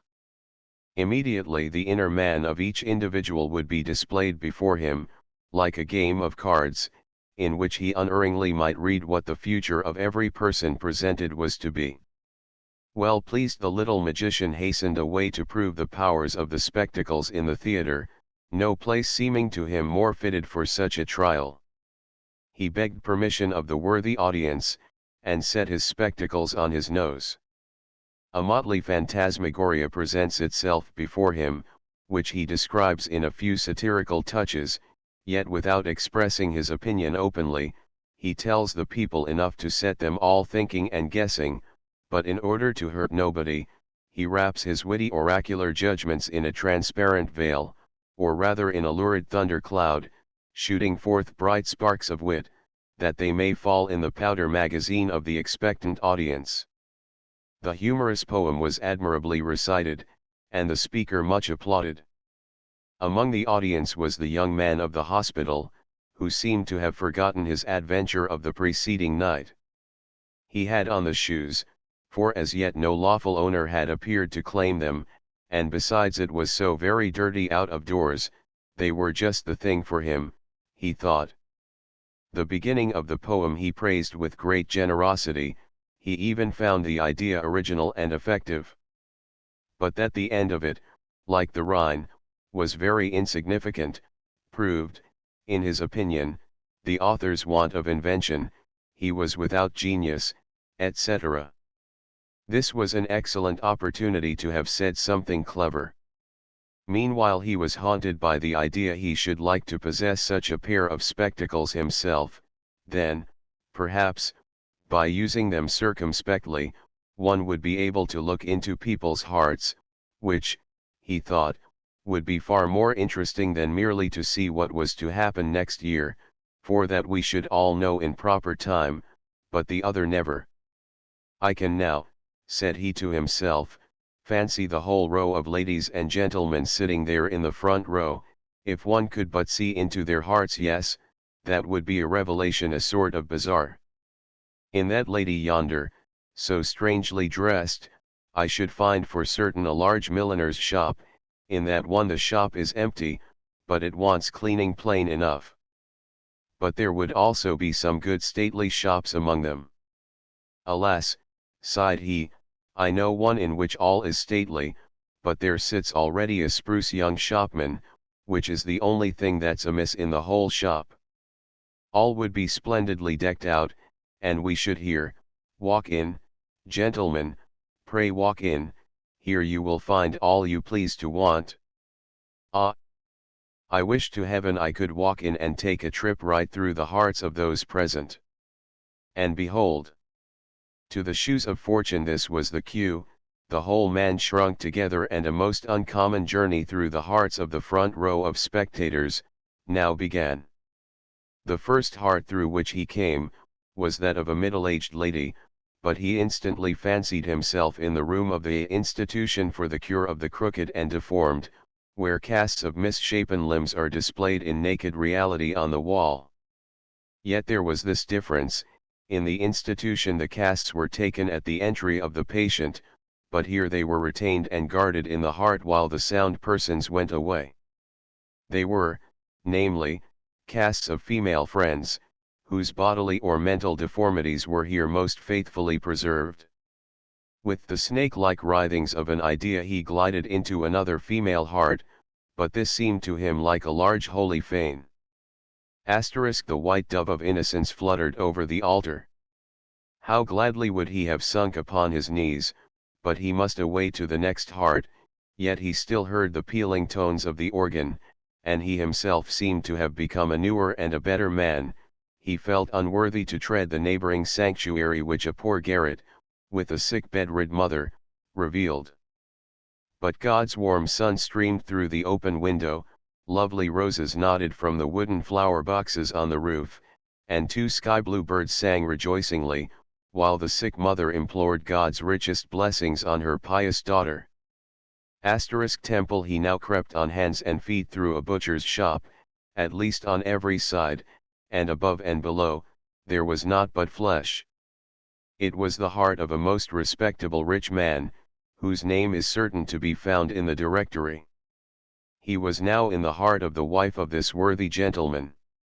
It was an old, dilapidated, mouldering dovecot. The husband's portrait was used as a weathercock, which was connected in some way or other with the doors, and so they opened and shut of their own accord, whenever the stern old husband turned round. Hereupon he wandered into a boudoir formed entirely of mirrors, like the one in Castle Rosenberg, but here the glasses magnified to an astonishing degree. On the floor, in the middle of the room, sat, like a Dalai Lama, the insignificant self of the person, quite confounded at his own greatness. He then imagined he had got into a needle case full of pointed needles of every size. This is certainly the heart of an old maid, thought he. But he was mistaken. It was the heart of a young military man, a man, as people said, of talent and feeling. In the greatest perplexity, he now came out of the last heart in the row. He was unable to put his thoughts in order, and fancied that his too lively imagination had run away with him. Good heavens, sighed he. I have surely a disposition to madness. 'Tis dreadfully hot here, my blood boils in my veins and my head is burning like a coal. And he now remembered the important event of the evening before, how his head had got jammed in between the iron railings of the hospital. That's what it is, no doubt, said he. I must do something in time. Under such circumstances a Russian bath might do me good. I only wish I were already on the upper bank. In these Russian, vapor, baths the person extends himself on a bank or form, and as he gets accustomed to the heat, moves to another higher up towards the ceiling, where, of course, the vapor is warmest. In this manner he ascends gradually to the highest. And so there he lay on the uppermost bank in the vapor bath, but with all his clothes on, in his boots and galoshes, while the hot drops fell scalding from the ceiling on his face. Halloa, cried he, leaping down. The bathing attendant, on his side, uttered a loud cry of astonishment when he beheld in the bath, a man completely dressed. The other, however, retained sufficient presence of mind to whisper to him, "'Tis a bet, and I have won it." But the first thing he did as soon as he got home, was to have a large blister put on his chest and back to draw out his madness. The next morning he had a sore chest and a bleeding back, and, excepting the fright, that was all that he had gained by the shoes of fortune. The metamorphosis of the copying clerk. The watchman, whom we have certainly not forgotten, thought meanwhile of the galoshes he had found and taken with him to the hospital. He now went to fetch them, and as neither the lieutenant, nor anybody else in the street, claimed them as his property, they were delivered over to the police office. As on the continent, in all law and police practices nothing is verbal, but any circumstance, however trifling, is reduced to writing. The labor, as well as the number of papers that thus accumulate, is enormous. In a police office, consequently, we find copying clerks among many other scribes of various denominations, of which, it seems, our hero was one. "Why, I declare the shoes look just like my own," said one of the clerks, eyeing the newly found treasure, whose hidden powers, even he, sharp as he was not able to discover. "One must have more than the eye of a shoemaker to know one pair from the other," said he, soliloquizing, and putting, at the same time, the galoshes in search of an owner, beside his own in the corner. "Here, sir," said one of the men, who panting brought him a tremendous pile of papers. The copying clerk turned round and spoke a while with the man about the reports and legal documents in question, but when he had finished, and his eye fell again on the shoes, he was unable to say whether those to the left or those to the right belonged to him. "At all events it must be those which are wet," thought he, but this time, in spite of his cleverness, he guessed quite wrong, for it was just those of fortune which played as it were into his hands, or rather on his feet. And why, I should like to know, are the police never to be wrong? So he put them on quickly, stuck his papers in his pocket, and took besides a few under his arm, intending to look them through at home to make the necessary notes. It was noon, and the weather, that had threatened rain, began to clear up, while gaily dressed holiday folks filled the streets. A little trip to Fredericksburg would do me no great harm, thought he, for I, poor beast of burden that I am, have so much to annoy me, that I don't know what a good appetite is. 'Tis a bitter crust, alas! At which I am condemned to gnaw. Nobody could be more steady or quiet than this young man, we therefore wish him joy of the excursion with all our heart, and it will certainly be beneficial for a person who leads so sedentary a life. In the park he met a friend, one of our young poets, who told him that the following day he should set out on his long-intended tour. "So you are going away again," said the clerk. "You are a very free and happy being, we others are chained by the leg and held fast to our desk." "Yes, but it is a chain, friend, which ensures you the blessed bread of existence," answered the poet. "You need feel no care for the coming morrow, when you are old, you receive a pension." "True," said the clerk, shrugging his shoulders, "and yet you are the better off. To sit at one's ease and poetese, that is a pleasure, everybody has something agreeable to say to you, and you are always your own master. No, friend, you should but try what it is to sit from one year's end to the other occupied with and judging the most trivial matters." The poet shook his head, the copying clerk did the same. Each one kept to his own opinion, and so they separated. "It's a strange race, those poets," said the clerk, who was very fond of soliloquizing. "I should like some day, just for a trial, to take such nature upon me, and be a poet myself. I am very sure I should make no such miserable verses as the others. Today, methinks, is a most delicious day for a poet. Nature seems anew to celebrate her awakening into life. The air is so unusually clear, the clouds sail on so buoyantly, and from the green herbage a fragrance is exhaled that fills me with delight. For many a year have I not felt as at this moment." We see already, by the foregoing effusion, that he is become a poet. To give further proof of it, however, would in most cases be insipid, for it is a most foolish notion to fancy a poet different from other men. Among the latter there may be far more poetical natures than many an acknowledged poet, when examined more closely, could boast of.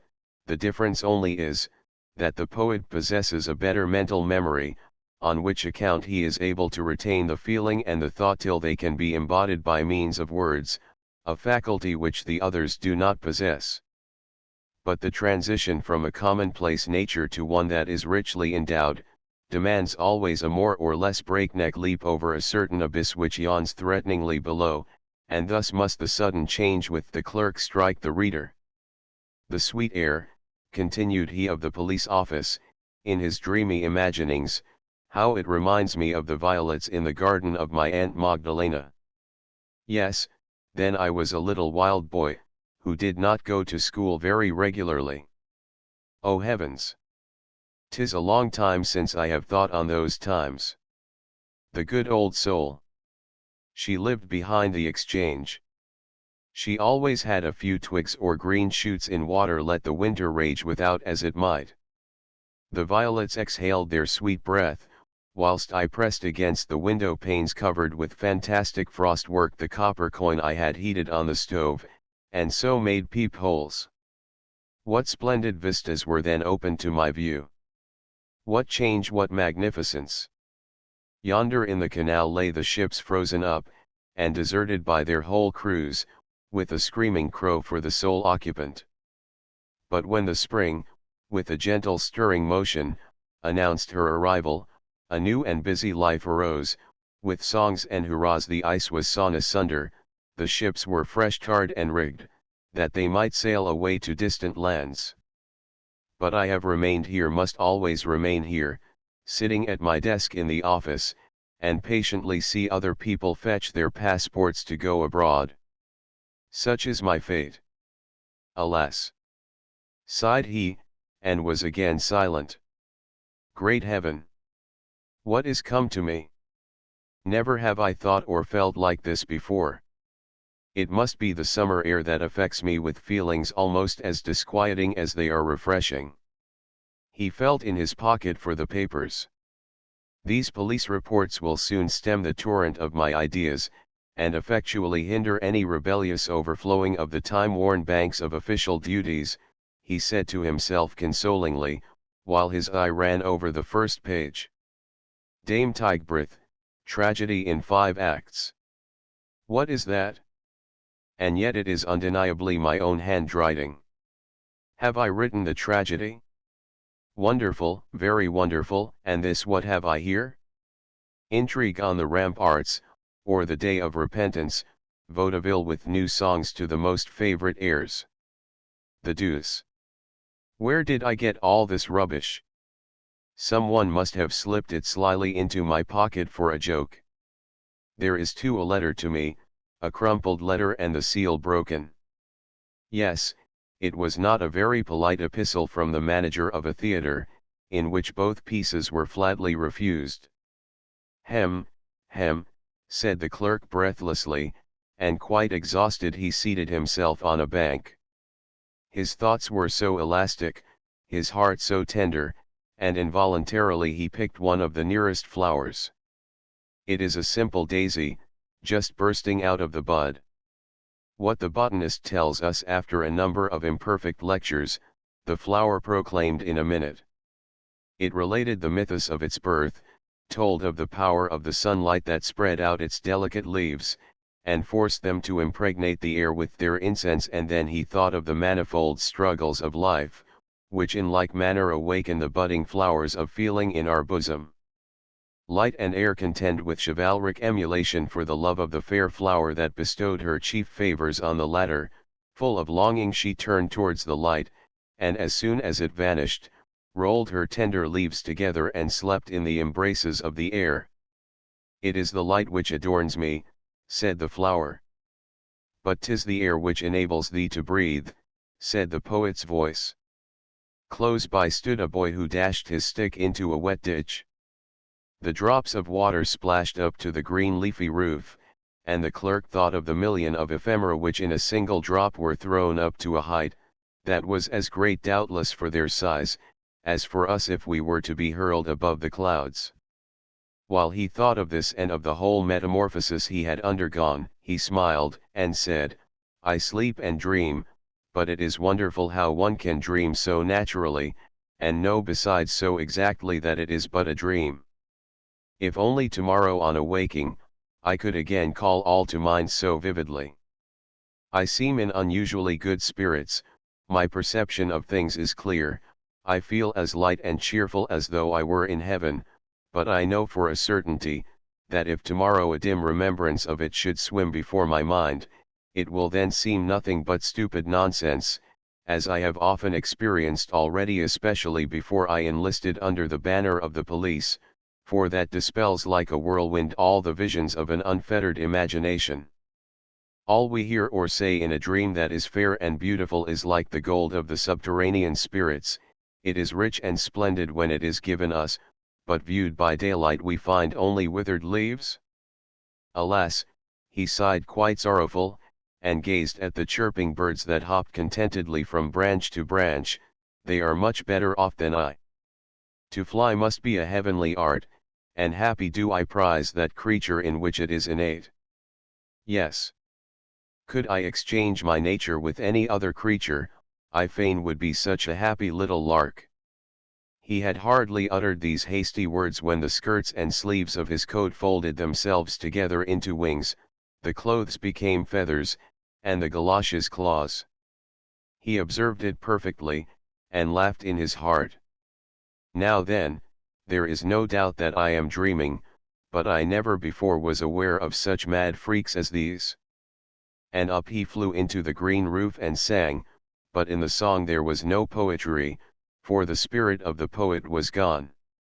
The shoes, as is the case with anybody who does what he has to do properly, could only attend to one thing at a time. He wanted to be a poet, and he was one. He now wished to be a merry chirping bird, but when he was metamorphosed into one, the former peculiarities ceased immediately. "It is really pleasant enough," said he, "the whole day long I sit in the office amid the driest law papers, and at night I fly in my dream as a lark in the gardens of Fredericksburg. One might really write a very pretty comedy upon it." He now fluttered down into the grass, turned his head gracefully on every side, and with his bill pecked the pliant blades of grass, which, in comparison to his present size, seemed as majestic as the palm branches of northern Africa. Unfortunately the pleasure lasted but a moment. Presently black night overshadowed our enthusiast, who had so entirely missed his part of copying clerk at a police office. Some vast object seemed to be thrown over him. It was a large oilskin cap, which a sailor boy of the quay had thrown over the struggling bird. A coarse hand sought its way carefully in under the broad rim, and seized the clerk over the back and wings. In the first moment of fear, he called, indeed, as loud as he could, "You impudent little blackguard! I am a copying clerk at the police office, and you know you cannot insult any belonging to the constabulary force without a chastisement. Besides, you good-for-nothing rascal, it is strictly forbidden to catch birds in the royal gardens of Fredericksburg, but your blue uniform betrays where you come from." This fine tirade sounded, however, to the ungodly sailor boy like a mere pippy-pie. He gave the noisy bird a knock on his beak, and walked on. He was soon met by two schoolboys of the upper class, that is to say as individuals, for with regard to learning they were in the lowest class in the school, and they bought the stupid bird. So the copying clerk came to Copenhagen as guest, or rather as prisoner in a family living in Gother Street.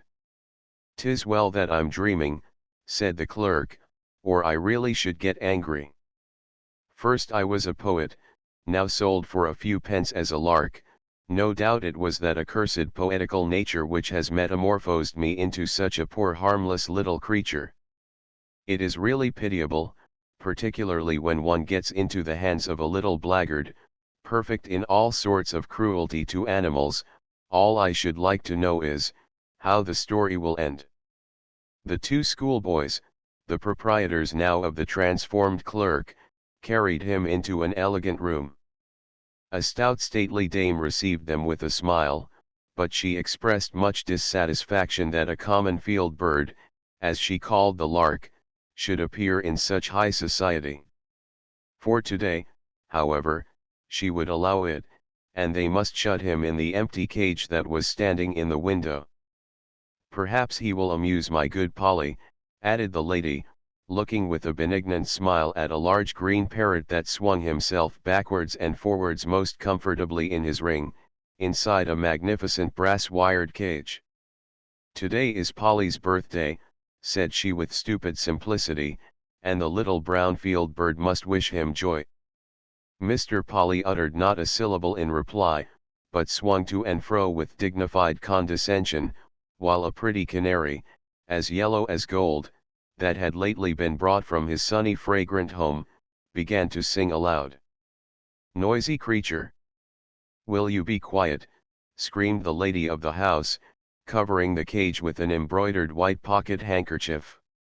"Chirp, chirp," sighed he. That was a dreadful snowstorm, and he sighed again, and was silent.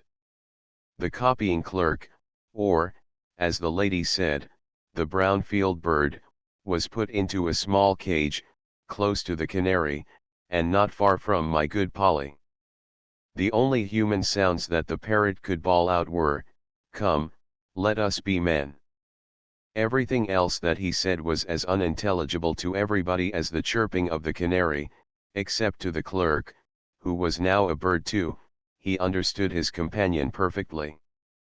"I flew about beneath the green palms and the blossoming almond trees," sang the canary, "I flew around, with my brothers and sisters, over the beautiful flowers, and over the glassy lakes, where the bright water plants nodded to me from below. There, too, I saw many splendidly dressed parakeets, that told the drollest stories, and the wildest fairy tales without end. Oh, those were uncouth birds, answered the parrot. They had no education, and talked of whatever came into their head. If my mistress and all her friends can laugh at what I say, so may you too, I should think.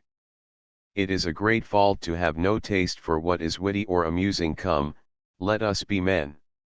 Ah, you have no remembrance of love for the charming maidens that danced beneath the outspread tents beside the bright fragrant flowers? Do you no longer remember the sweet fruits, and the cooling juice in the wild plants of our never-to-be-forgotten home, said the former inhabitant of the Canary Isles, continuing his dithyrambic. Oh, yes, said the parrot, but I am far better off here. I am well fed, and get friendly treatment. I know I am a clever fellow, and that is all I care about. Come, let us be men. You are of a poetical nature, as it is called. I, on the contrary, possess profound knowledge and inexhaustible wit. You have genius, but clear-sighted, calm discretion does not take such lofty flights, and utter such high natural tones. For this they have covered you over, they never do the like to me, for I cost more. Besides, they are afraid of my beak, and I have always a witty answer at hand. Come, let us be men. O warm spicy land of my birth, sang the canary bird, I will sing of thy dark green bowers, of the calm bays where the pendant boughs kiss the surface of the water. I will sing of the rejoicing of all my brothers and sisters where the cactus grows in wanton luxuriance. Spare us your elegiac tones, said the parrot giggling. Rather speak of something at which one may laugh heartily. Laughing is an infallible sign of the highest degree of mental development. Can a dog, or a horse laugh? No, but they can cry. The gift of laughing was given to man alone. Ha! Ha! Ha! Screamed Polly, and added his stereotype witticism. Come, let us be men. Poor little Danish grey bird, said the canary, you have been caught too. It is, no doubt, cold enough in your woods, but there at least is the breath of liberty, therefore fly away. In the hurry they have forgotten to shut your cage, and the upper window is open. Fly, my friend, fly away. Farewell. Instinctively the clerk obeyed, with a few strokes of his wings he was out of the cage, but at the same moment the door, which was only ajar, and which led to the next room, began to creak, and supple and creeping came the large tomcat into the room, and began to pursue him. The frightened canary fluttered about in his cage, the parrot flapped his wings, and cried, Come, let us be men. The clerk felt a mortal fright, and flew through the window, far away over the houses and streets. At last he was forced to rest a little. The neighboring house had a something familiar about it, a window stood open, he flew in, it was his own room. He perched upon the table. Come, let us be men, said he, involuntarily imitating the chatter of the parrot, and at the same moment he was again a copying clerk, but he was sitting in the middle of the table. Heaven help me, cried he. How did I get up here and so buried in sleep, too?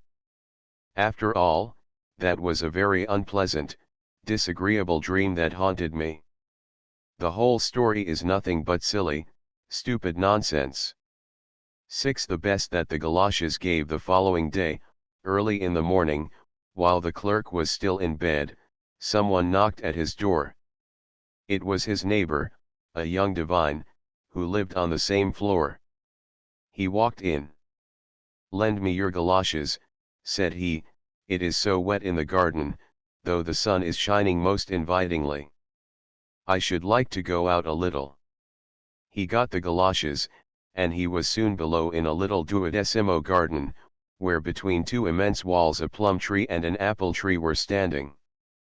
Even such a little garden as this was considered in the metropolis of Copenhagen as a great luxury.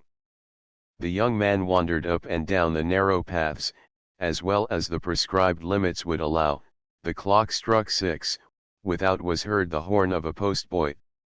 To travel, exclaimed he, overcome by most painful and passionate remembrances. That is the happiest thing in the world. That is the highest aim of all my wishes. Then at last would the agonizing restlessness be allayed, which destroys my existence. But it must be far, far away. I would behold magnificent Switzerland, I would travel to Italy, and it was a good thing that the power of the galoshes worked as instantaneously as lightning in a powder magazine would do, otherwise the poor man with his overstrained wishes would have traveled about the world too much for himself as well as for us. In short, he was traveling. He was in the middle of Switzerland, but packed up with 8 other passengers in the inside of an eternally creaking diligence. His head ached till it almost split, his weary neck could hardly bear the heavy load, and his feet, pinched by his torturing boots, were terribly swollen. He was in an intermediate state between sleeping and waking, at variance with himself, with his company, with the country, and with the government. In his right pocket he had his letter of credit, in the left his passport, and in a small Leithern purse some double Louis d'or, carefully sewn up in the bosom of his waistcoat. Every dream proclaimed that one or the other of these valuables was lost, wherefore he started up as in a fever, and the first movement which his hand made, described a magic triangle from the right pocket to the left, and then up towards the bosom, to feel if he had them all safe or not. From the roof inside the carriage, umbrellas, walking sticks, hats, and sundry other articles were depending, and hindered the view, which was particularly imposing. He now endeavored as well as he was able to dispel his gloom, which was caused by outward chance circumstances merely, and on the bosom of nature imbibe the milk of purest human enjoyment. Grand, solemn, and dark was the whole landscape around.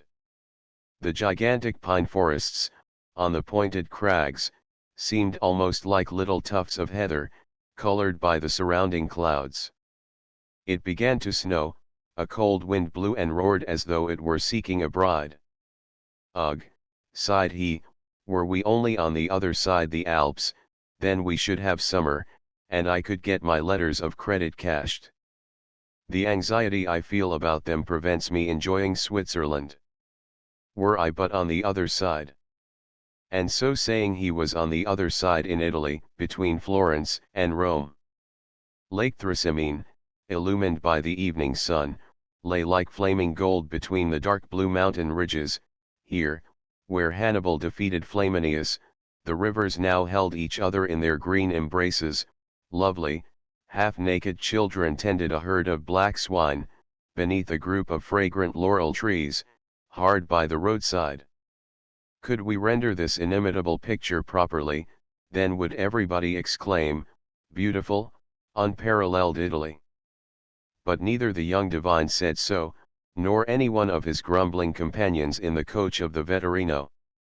The poisonous flies and gnats swarmed around by thousands, in vain one waved myrtle branches about like mad, the audacious insect population did not cease to sting, nor was there a single person in the well-crammed carriage whose face was not swollen and sore from their ravenous bites. The poor horses, tortured almost to death, suffered most from this truly Egyptian plague. The flies alighted upon them in large disgusting swarms, and if the coachman got down and scraped them off, hardly a minute elapsed before they were there again. The sun now set, a freezing cold, though of short duration, pervaded the whole creation. It was like a horrid gust coming from a burial vault on a warm summer's day, but all around the mountains retained that wonderful green tone which we see in some old pictures, and which, should we not have seen a similar play of color in the south, we declare at once to be unnatural. It was a glorious prospect, but the stomach was empty, the body tired, All that the heart cared and longed for was good night quarters, yet how would they be? For these one looked much more anxiously than for the charms of nature, which everywhere were so profusely displayed. The road led through an olive grove, and here the solitary inn was situated. 10 or 12 crippled beggars had encamped outside. The healthiest of them resembled, to use an expression of Marriott's, Hunger's eldest son when he had come of age. The others were either blind, had withered legs and crept about on their hands, or withered arms and fingerless hands. It was the most wretched misery, dragged from among the filthiest rags. Excellenza, miserabili, sighed they, thrusting forth their deformed limbs to view. Even the hostess, with bare feet, uncombed hair, and dressed in a garment of doubtful color, received the guests grumblingly. The doors were fastened with a loop of string, the floor of the rooms presented a stone paving half torn up, bats fluttered wildly about the ceiling, and as to the smell therein that was beyond description. "You had better lay the cloth below in the stable," said one of the travelers, "there, at all events, one knows what one is breathing." The windows were quickly opened, to let in a little fresh air. Quicker, however, than the breeze, the withered, sallow arms of the beggars were thrust in, accompanied by the eternal whine of miserabili, miserabili, excellenza. On the walls were displayed innumerable inscriptions, written in nearly every language of Europe, some in verse, some in prose, most of them not very laudatory of Bella Italia. The meal was served. It consisted of a soup of salted water, seasoned with pepper and rancid oil. The last ingredient played a very prominent part in the salad. Stale eggs and roasted coxcombs furnished the grand dish of the repast. The wine even was not without a disgusting taste, it was like a medicinal draught. At night the boxes and other effects of the passengers were placed against the rickety doors. One of the travelers kept watch while the others slept. The sentry was our young divine. How close it was in the chamber! The heat oppressive to suffocation, the gnats hummed and stung unceasingly, the miserabili without whined and moaned in their sleep. "Traveling would be agreeable enough," said he groaning, "if one only had no body, or could send it to rest while the spirit went on its pilgrimage unhindered, whither the voice within might call it. Wherever I go, I am pursued by a longing that is insatiable, that I cannot explain to myself, and that tears my very heart. I want something better than what is, but what is fled in an instant. But what is it, and where is it to be found? Yet, I know in reality what it is I wish for. Oh! Most happy were I, could I but reach one aim, could but reach the happiest of all." And as he spoke the word he was again in his home. The long white curtains hung down from the windows, and in the middle of the floor stood the black coffin. In it he lay in the sleep of death. His wish was fulfilled, the body rested, while the spirit went unhindered on its pilgrimage. "Let no one deem himself happy before his end," were the words of Solon, and here was a new and brilliant proof of the wisdom of the old apothegm. Every corpse is a sphinx of immortality. Here too on the black coffin the sphinx gave us no answer to what he who lay within had written 2 days before. "O mighty death, thy silence teaches not, thou leadest only to the near grave's brink. Is broken now the ladder of my thoughts? Do I instead of mounting only sink? Our heaviest grief the world oft seeth not, our sorest pain we hide from stranger eyes, and for the sufferer there is nothing left but the green mound that o'er the coffin lies." 2 figures were moving in the chamber. We knew them both. It was the fairy of care, and the emissary of fortune. They both bent over the corpse. "Do you now see," said Care, "what happiness your galoshes have brought to mankind? To him, at least, who slumbers here, they have brought an imperishable blessing," answered the other. "Ah no," replied Care. "He took his departure himself, he was not called away." His mental powers here below were not strong enough to reach the treasures lying beyond this life, and which his destiny ordained he should obtain. I will now confer a benefit on him. And she took the galoshes from his feet, his sleep of death was ended, and he who had been thus called back again to life arose from his dread couch in all the vigor of youth. Care vanished, and with her the galoshes. She has no doubt taken them for herself, to keep them to all eternity. The fir tree out in the woods stood a nice little fir tree. The place he had was a very good one, the sun shone on him, as to fresh air, there was enough of that, and round him grew many large-sized comrades, pines as well as firs. But the little fir wanted so very much to be a grown-up tree.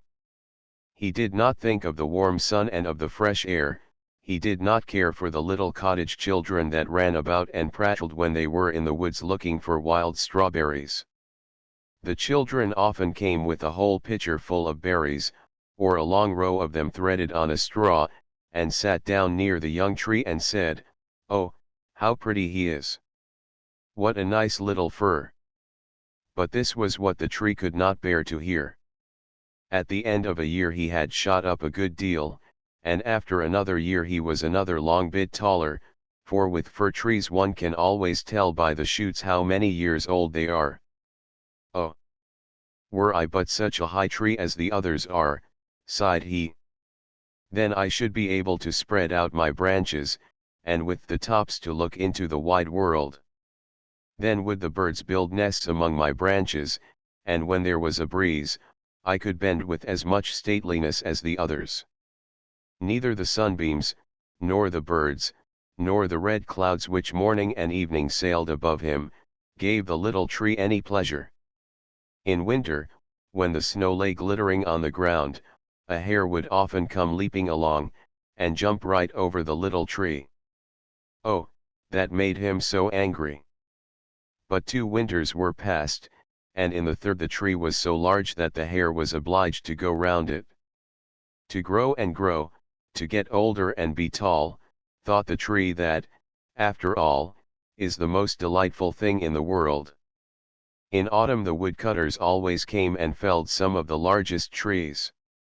This happened every year, and the young fir tree, that had now grown to a very comely size, trembled at the sight, for the magnificent great trees fell to the earth with noise and cracking, the branches were lopped off, and the trees looked long and bare, they were hardly to be recognized, and then they were laid in carts, and the horses dragged them out of the wood.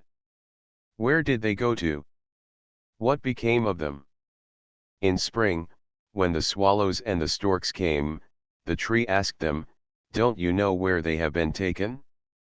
Have you not met them anywhere?" The swallows did not know anything about it, but the stork looked musing, nodded his head, and said, "Yes, I think I know, I met many ships as I was flying hither from Egypt, on the ships were magnificent masts, and I venture to assert that it was they that smelt so of fir. I may congratulate you, for they lifted themselves on high most majestically. Oh, were I but old enough to fly across the sea! But how does the sea look in reality? What is it like?" "That would take a long time to explain," said the stork, and with these words off he went. "Rejoice in thy growth," said the sunbeams. "Rejoice in thy vigorous growth, and in the fresh life that moveth within thee." And the wind kissed the tree, and the dew wept tears over him, but the fir understood it not. When Christmas came, quite young trees were cut down, trees which often were not even as large or of the same age as this fir tree, who could never rest, but always wanted to be off. These young trees, and they were always the finest looking, retained their branches, they were laid on carts, and the horses drew them out of the wood. "Where are they going to?" asked the fir. "They are not taller than I, there was one indeed that was considerably shorter, and why do they retain all their branches? Whither are they taken?" "We know. We know," chirped the sparrows. We have peeped in at the windows in the town below. We know whither they are taken. The greatest splendor and the greatest magnificence one can imagine await them. We peeped through the windows, and saw them planted in the middle of the warm room and ornamented with the most splendid things, with gilded apples, with gingerbread, with toys, and many hundred lights. And then, asked the fir tree, trembling in every bough. And then? What happens then? We did not see anything more, it was incomparably beautiful. I would fain know if I am destined for so glorious a career, cried the tree, rejoicing. That is still better than to cross the sea. What a longing do I suffer! Were Christmas but come! I am now tall, and my branches spread like the others that were carried off last year. Oh! Were I but already on the cart! Were I in the warm room with all the splendor and magnificence! Yes, then something better, something still grander, will surely follow, or wherefore should they thus ornament me? Something better, something still grander must follow, but what?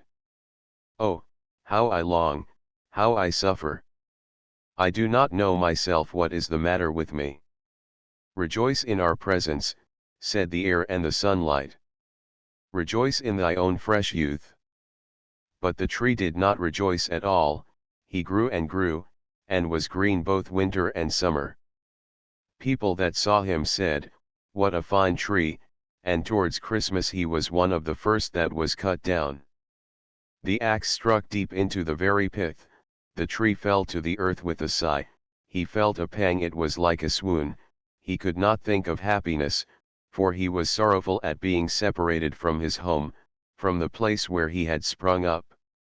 He well knew that he should never see his dear old comrades, the little bushes and flowers around him, any more, perhaps not even the birds. The departure was not at all agreeable. The tree only came to himself when he was unloaded in a courtyard with the other trees, and heard a man say, that one is splendid. We don't want the others.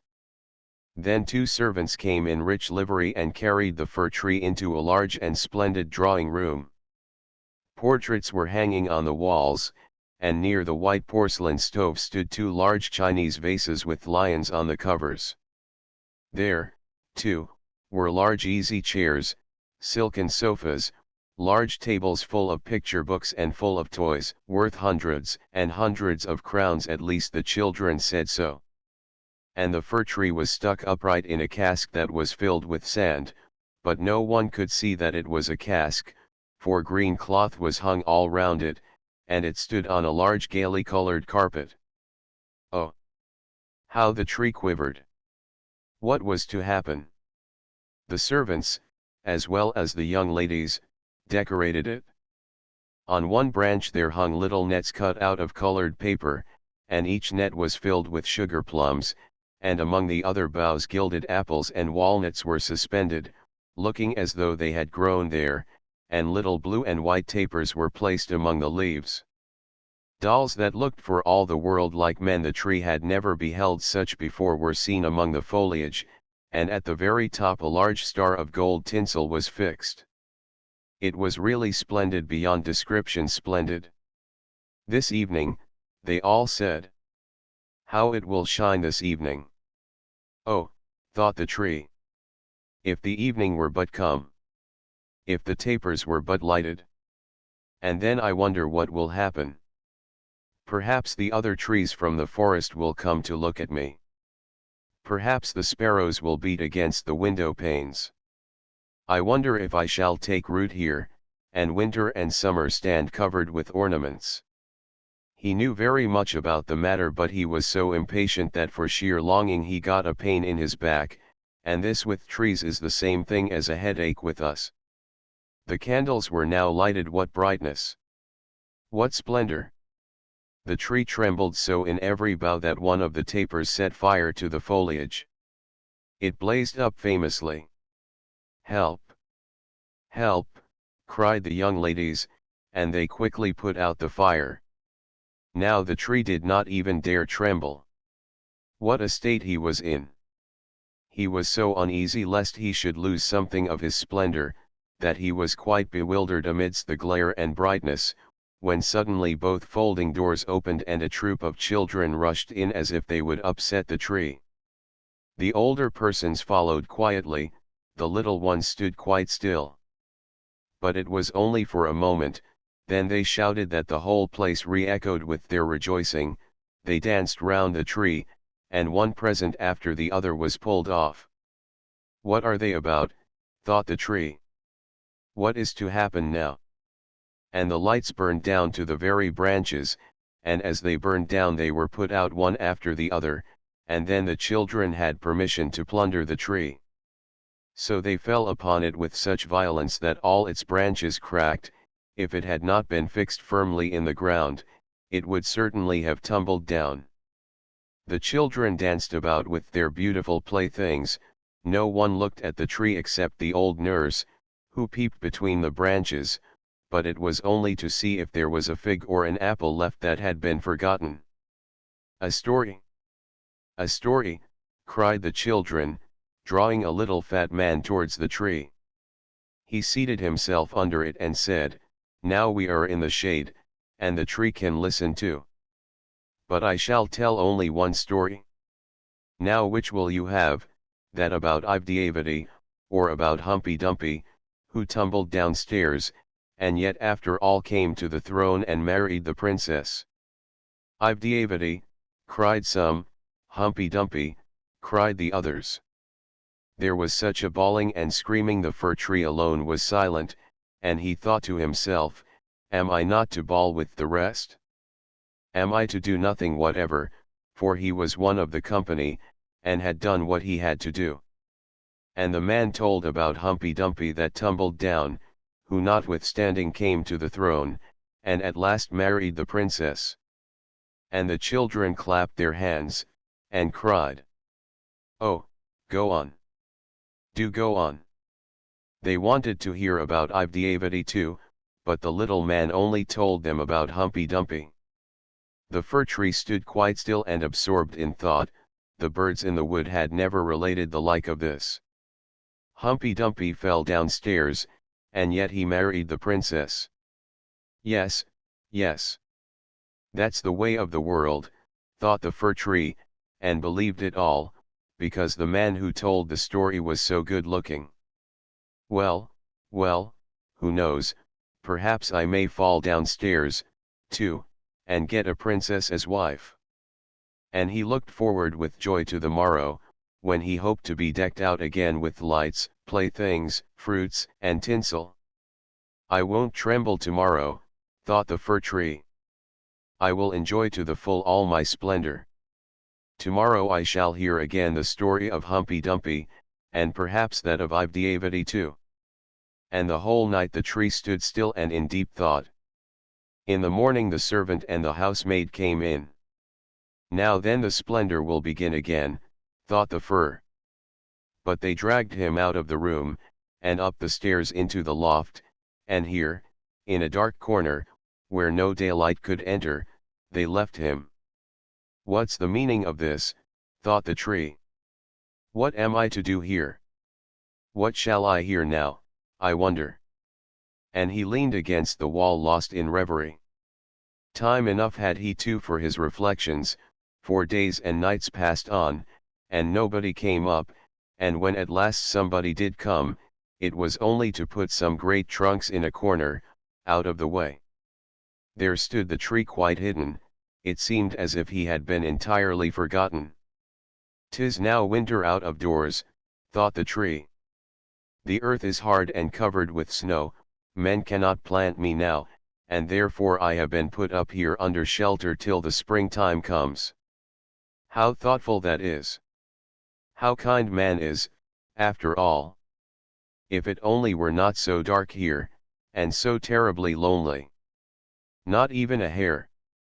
And out in the woods it was so pleasant, when the snow was on the ground, and the hare leaped by, yes, even when he jumped over me, but I did not like it then.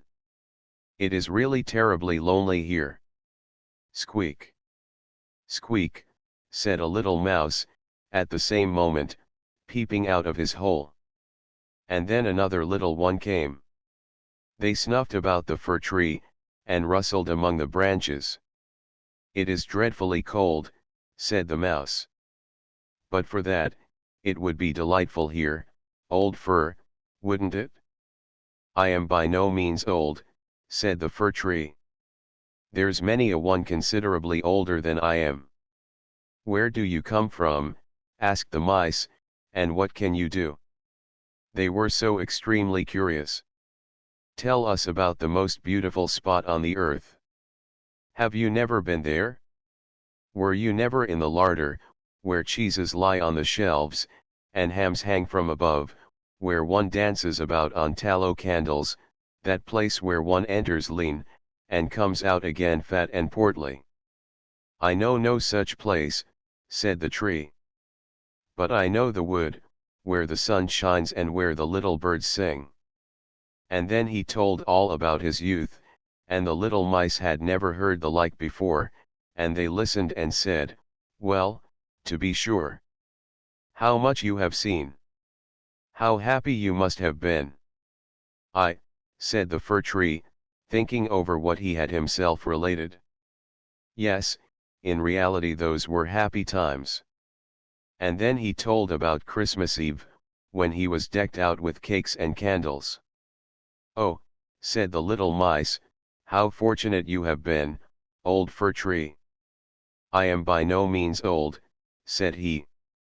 "I came from the wood this winter, I am in my prime, and am only rather short for my age."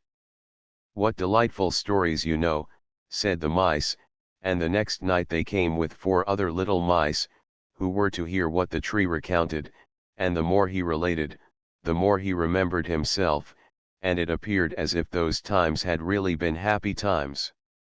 "But they may still come, they may still come. Humpy Dumpy fell downstairs, and yet he got a princess, and he thought at the moment of a nice little birch tree growing out in the woods, to the fir, that would be a real charming princess." "Who is Humpy Dumpy?" asked the mice. So then the fir tree told the whole fairy tale, for he could remember every single word of it, and the little mice jumped for joy up to the very top of the tree. Next night 2 more mice came, and on Sunday 2 rats even, but they said the stories were not interesting, which vexed the little mice, and they, too, now began to think them not so very amusing either. "Do you know only one story?" asked the rats. "Only that one," answered the tree.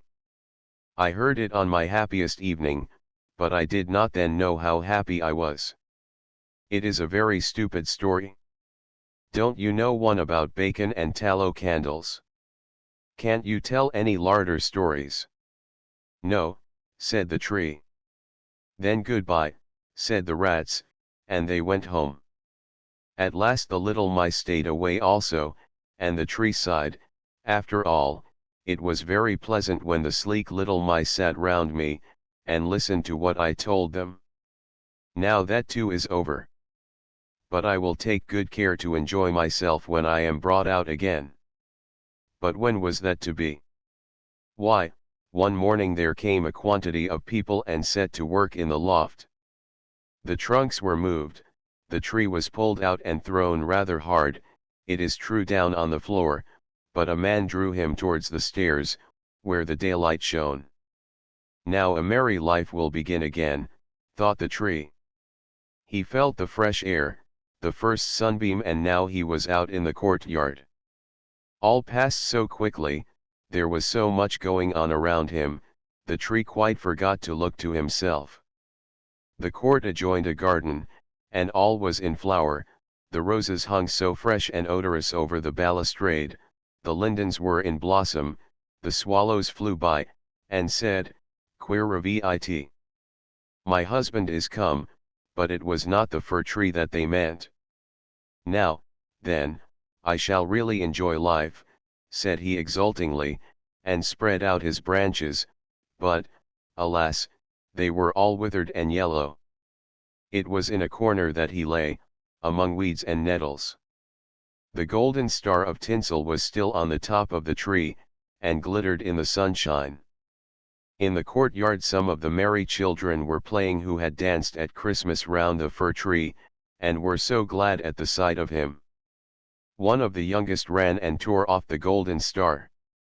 "Only look what is still on the ugly old Christmas tree," said he, trampling on the branches, so that they all cracked beneath his feet. And the tree beheld all the beauty of the flowers, and the freshness in the garden. He beheld himself, and wished he had remained in his dark corner in the loft. He thought of his first youth in the wood, of the merry Christmas Eve, and of the little mice who had listened with so much pleasure to the story of Humpy Dumpy.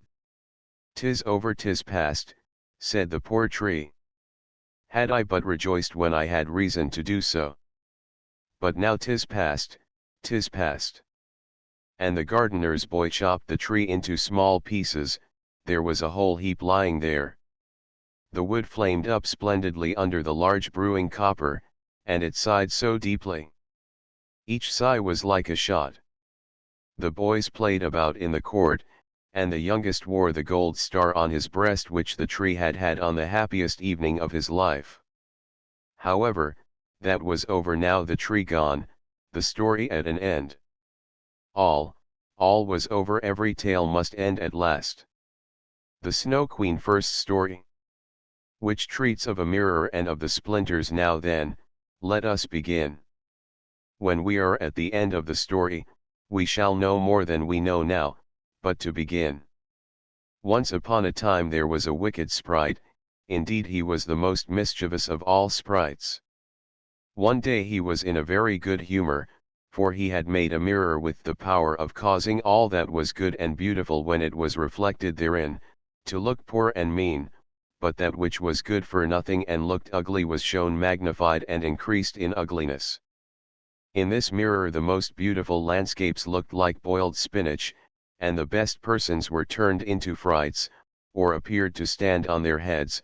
Their faces were so distorted that they were not to be recognized, and if anyone had a mole, you might be sure that it would be magnified and spread over both nose and mouth. "That's glorious fun," said the sprite. If a good thought passed through a man's mind, then a grin was seen in the mirror, and the sprite laughed heartily at his clever discovery. All the little sprites who went to his school, for he kept a sprite school, told each other that a miracle had happened, and that now only, as they thought, it would be possible to see how the world really looked. They ran about with the mirror, and at last there was not a land or a person who was not represented distorted in the mirror.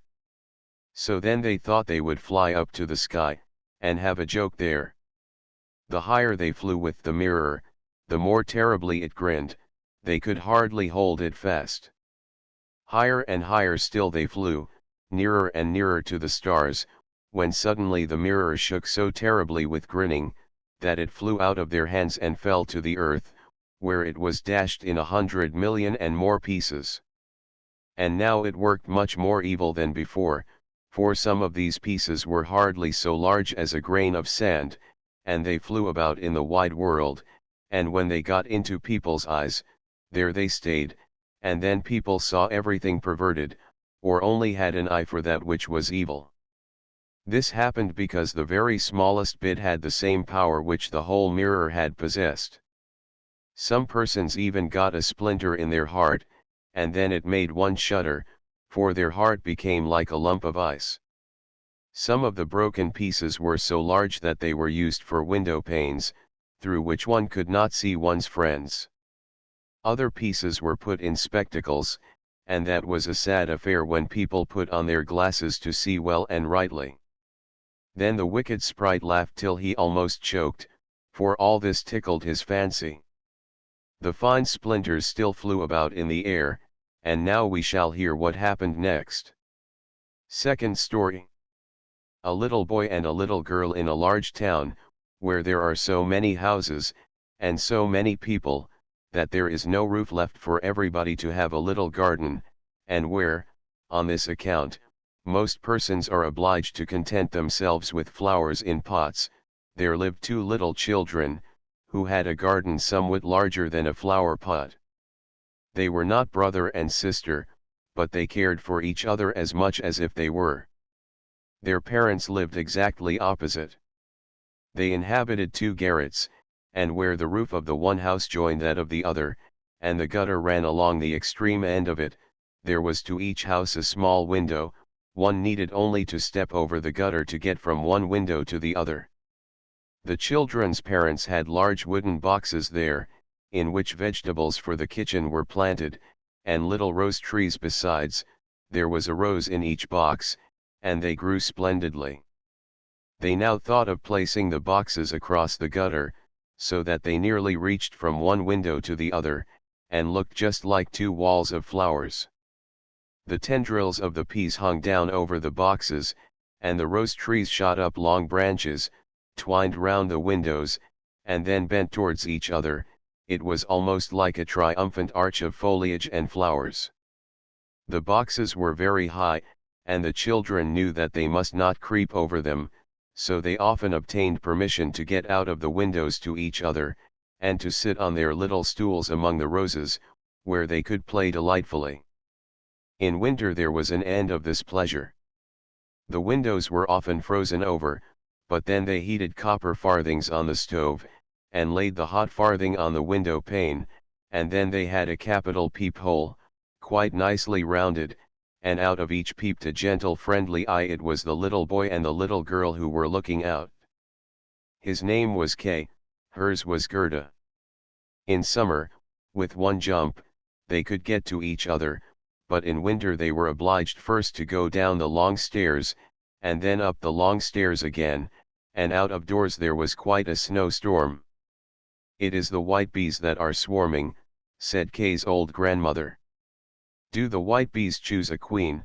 asked the little boy, for he knew that the honey bees always have one.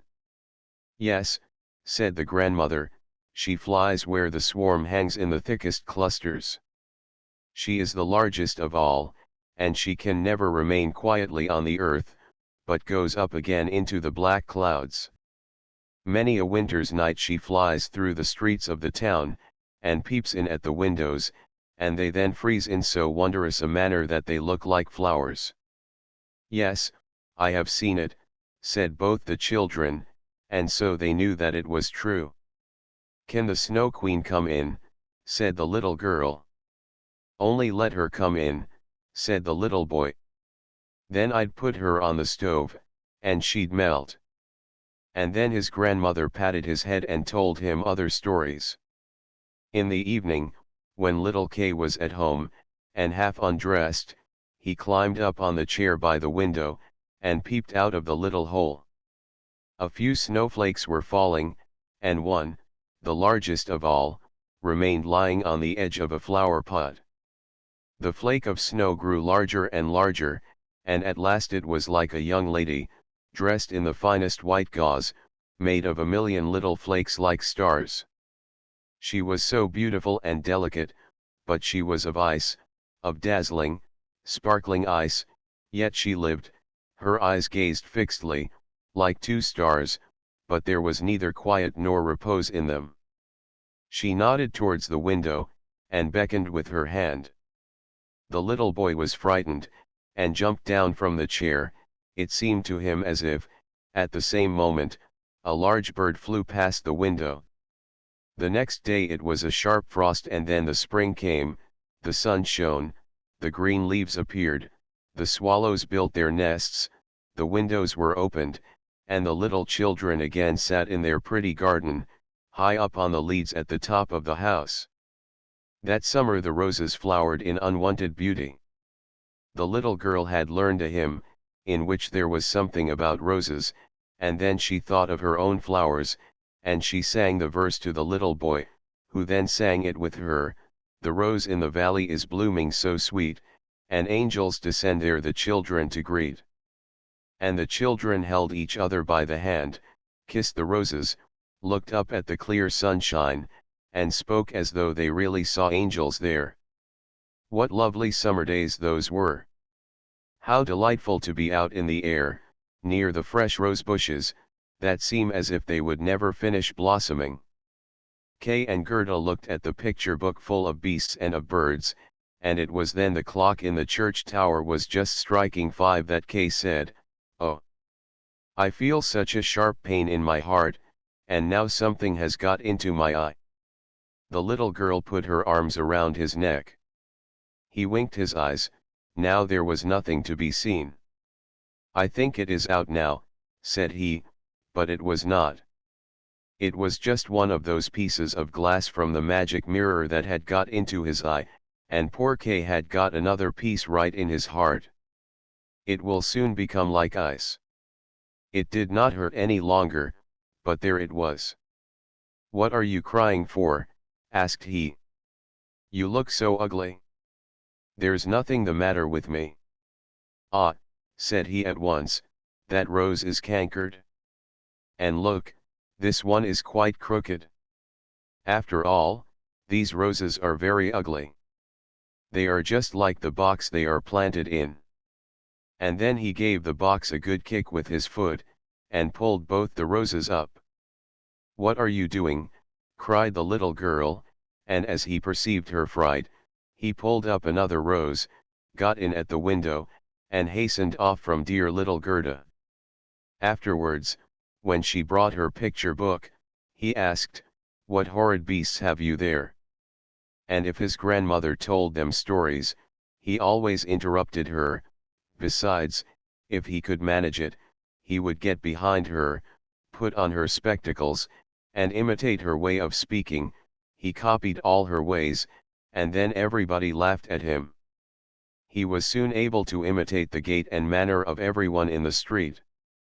Everything that was peculiar and displeasing in them that Kay knew how to imitate, and at such times all the people said, "The boy is certainly very clever."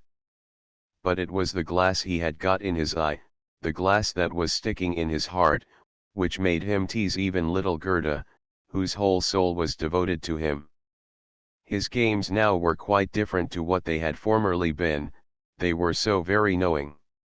One winter's day, when the flakes of snow were flying about, he spread the skirts of his blue coat, and caught the snow as it fell.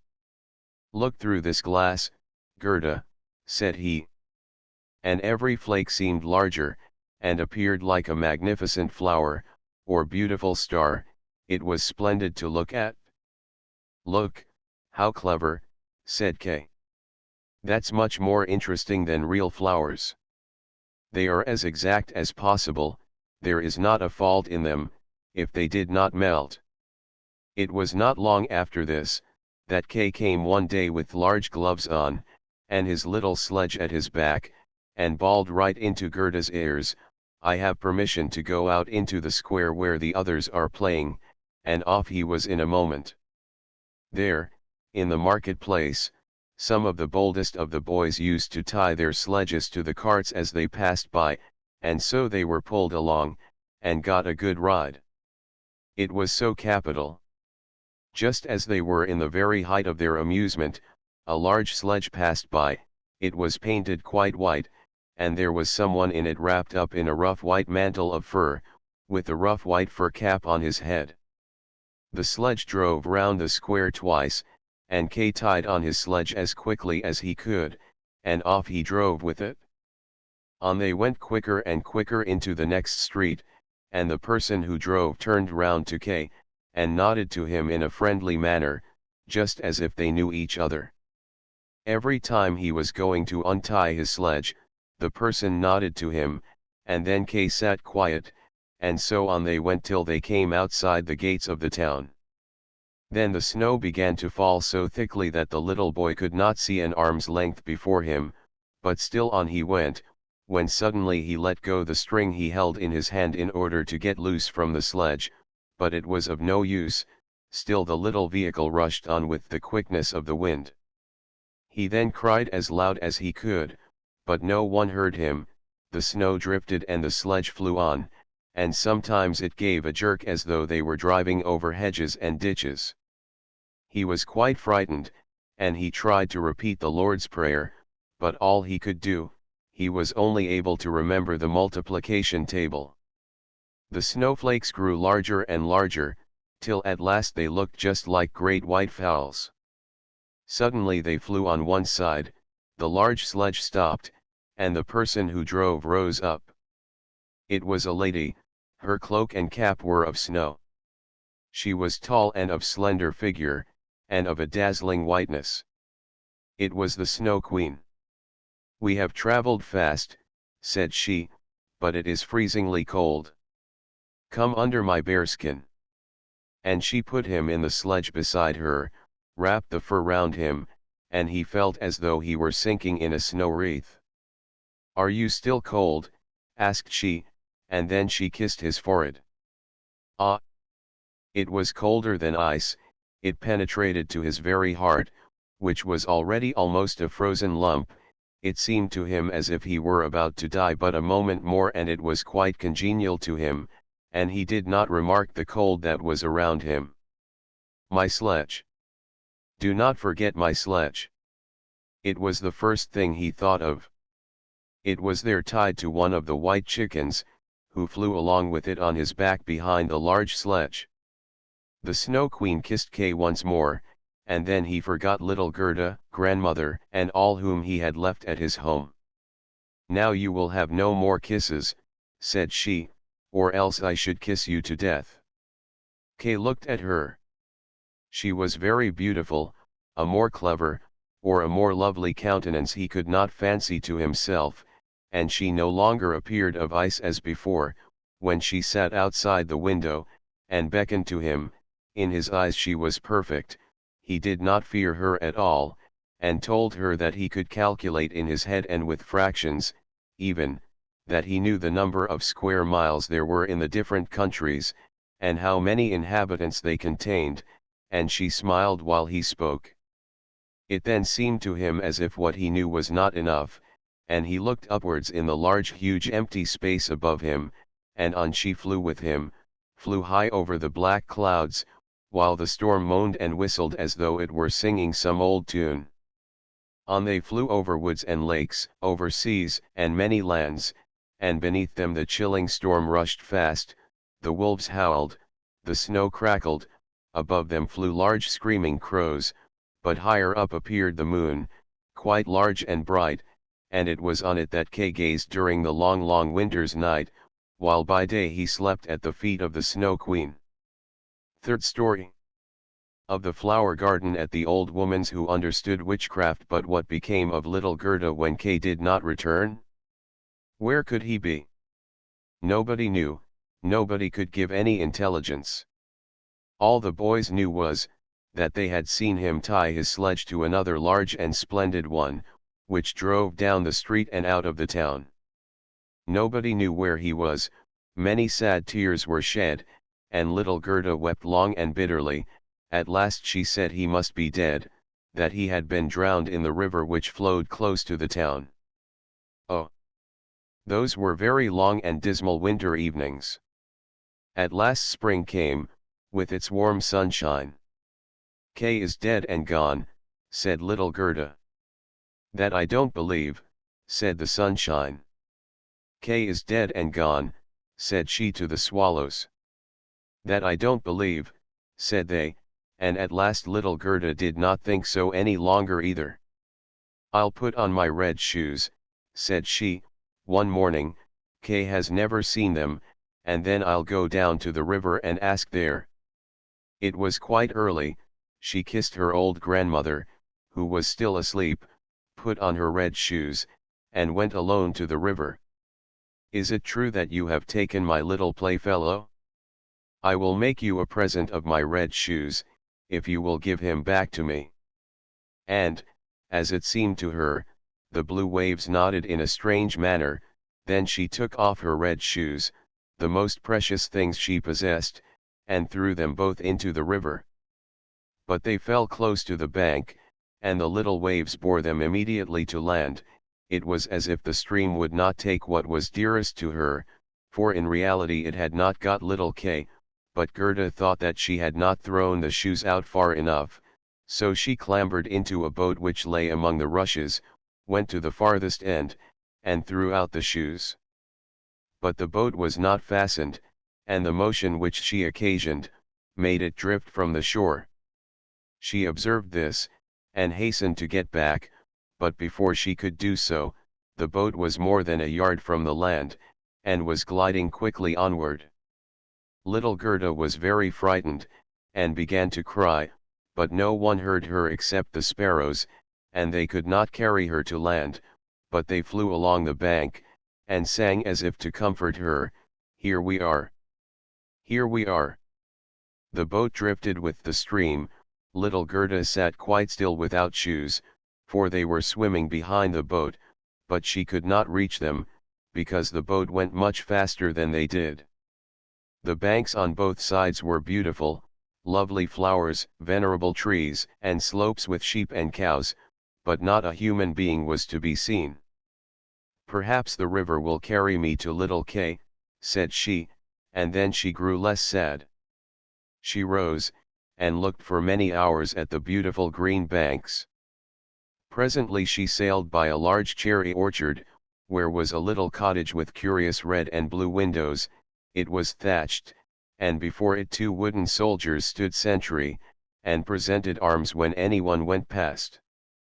Gerda called to them, for she thought they were alive, but they, of course, did not answer. She came close to them, for the stream drifted the boat quite near the land. Gerda called still louder, and an old woman then came out of the cottage, leaning upon a crooked stick. She had a large broad-brimmed hat on, painted with the most splendid flowers. "Poor little child," said the old woman. "How did you get upon the large rapid river, to be driven about so in the wide world?" And then the old woman went into the water, caught hold of the boat with her crooked stick, drew it to the bank, and lifted little Gerda out. And Gerda was so glad to be on dry land again, but she was rather afraid of the strange old woman. "But come and tell me who you are, and how you came here," said she. And Gerda told her all, and the old woman shook her head and said, "Ahem, ahem," and when Gerda had told her everything, and asked her if she had not seen little Kay, the woman answered that he had not passed there, but he no doubt would come, and she told her not to be cast down, but taste her cherries, and look at her flowers, which were finer than any in a picture book, each of which could tell a whole story. She then took Gerda by the hand, led her into the little cottage, and locked the door. The windows were very high up, the glass was red, blue, and green, and the sunlight shone through quite wondrously in all sorts of colors. On the table stood the most exquisite cherries, and Gerda ate as many as she chose, for she had permission to do so. While she was eating, the old woman combed her hair with a golden comb, and her hair curled and shone with a lovely golden color around that sweet little face, which was so round and so like a rose. "I have often longed for such a dear little girl," said the old woman. "Now you shall see how well we agree together," and while she combed little Gerda's hair, the child forgot her foster brother Kay more and more, for the old woman understood magic, but she was no evil being, she only practiced witchcraft a little for her own private amusement, and now she wanted very much to keep little Gerda. She therefore went out in the garden, stretched out her crooked stick towards the rose bushes, which, beautifully as they were blowing, all sank into the earth and no one could tell where they had stood. The old woman feared that if Gerda should see the roses, she would then think of her own, would remember little Kay, and run away from her. She now led Gerda into the flower garden. Oh, what odor and what loveliness was there! Every flower that one could think of, and of every season, stood there in fullest bloom. No picture book could be gayer or more beautiful. Gerda jumped for joy, and played till the sun set behind the tall cherry tree. She then had a pretty bed, with a red silken coverlet filled with blue violets. She fell asleep, and had as pleasant dreams as ever a queen on her wedding day. The next morning she went to play with the flowers in the warm sunshine, and thus passed away a day. Gerda knew every flower, and, numerous as they were, it still seemed to Gerda that one was wanting, though she did not know which. One day while she was looking at the hat of the old woman painted with flowers, the most beautiful of them all seemed to her to be a rose. The old woman had forgotten to take it from her hat when she made the others vanish in the earth. But so it is when one's thoughts are not collected. "What?" said Gerda. "Are there no roses here?" And she ran about amongst the flower beads, and looked, but there was not one to be found. She then sat down and wept, but her hot tears fell just where a rosebush had sunk, and when her warm tears watered the ground, the tree shot up suddenly as fresh and blooming as when it had been swallowed up. Gerda kissed the roses, thought of her own dear roses at home, and with them of little Kay. "Oh, how long I have stayed," said the little girl. "I intended to look for Kay." "Don't you know where he is?" she asked of the roses. "Do you think he is dead and gone?" "Dead he certainly is not," said the roses. "We have been in the earth where all the dead are, but Kay was not there." "Many thanks," said little Gerda, and she went to the other flowers, looked into their cups, and asked, "Don't you know where little Kay is?" But every flower stood in the sunshine, and dreamed its own fairy tale or its own story, and they all told her very many things, but not one knew anything of Kay. "Well, what did the tiger lily say? Hearest thou not the drum? Bum! Bum! Those are the only two tones. Always bum! Bum! Hark to the plaintive song of the old woman, to the call of the priests. The Hindu woman in her long robe stands upon the funeral pile, the flames rise around her and her dead husband, but the Hindu woman thinks on the living one in the surrounding circle, on him whose eyes burn hotter than the flames on him, the fire of whose eyes pierces her heart more than the flames which soon will burn her body to ashes. Can the heart's flame die in the flame of the funeral pile? I don't understand that at all," said little Gerda. "That is my story," said the lily. "What did the convolvulus say?" "Projecting over a narrow mountain path there hangs an old feudal castle. Thick evergreens grow on the dilapidated walls, and around the altar, where a lovely maiden is standing, she bends over the railing and looks out upon the rose. No fresher rose hangs on the branches than she, no apple blossom carried away by the wind is more buoyant. How her silken robe is rustling! Is he not yet come?" "Is it Kay that you mean?" asked little Gerda. "I am speaking about my story about my dream," answered the convolvulus. "What did the snowdrops say?" "Between the trees a long board is hanging, it is a swing.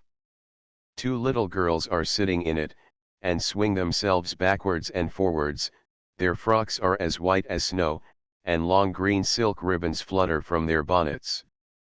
Their brother, who is older than they are, stands up in the swing, he twines his arms round the cords to hold himself fast, for in one hand he has a little cup, and in the other a clay pipe.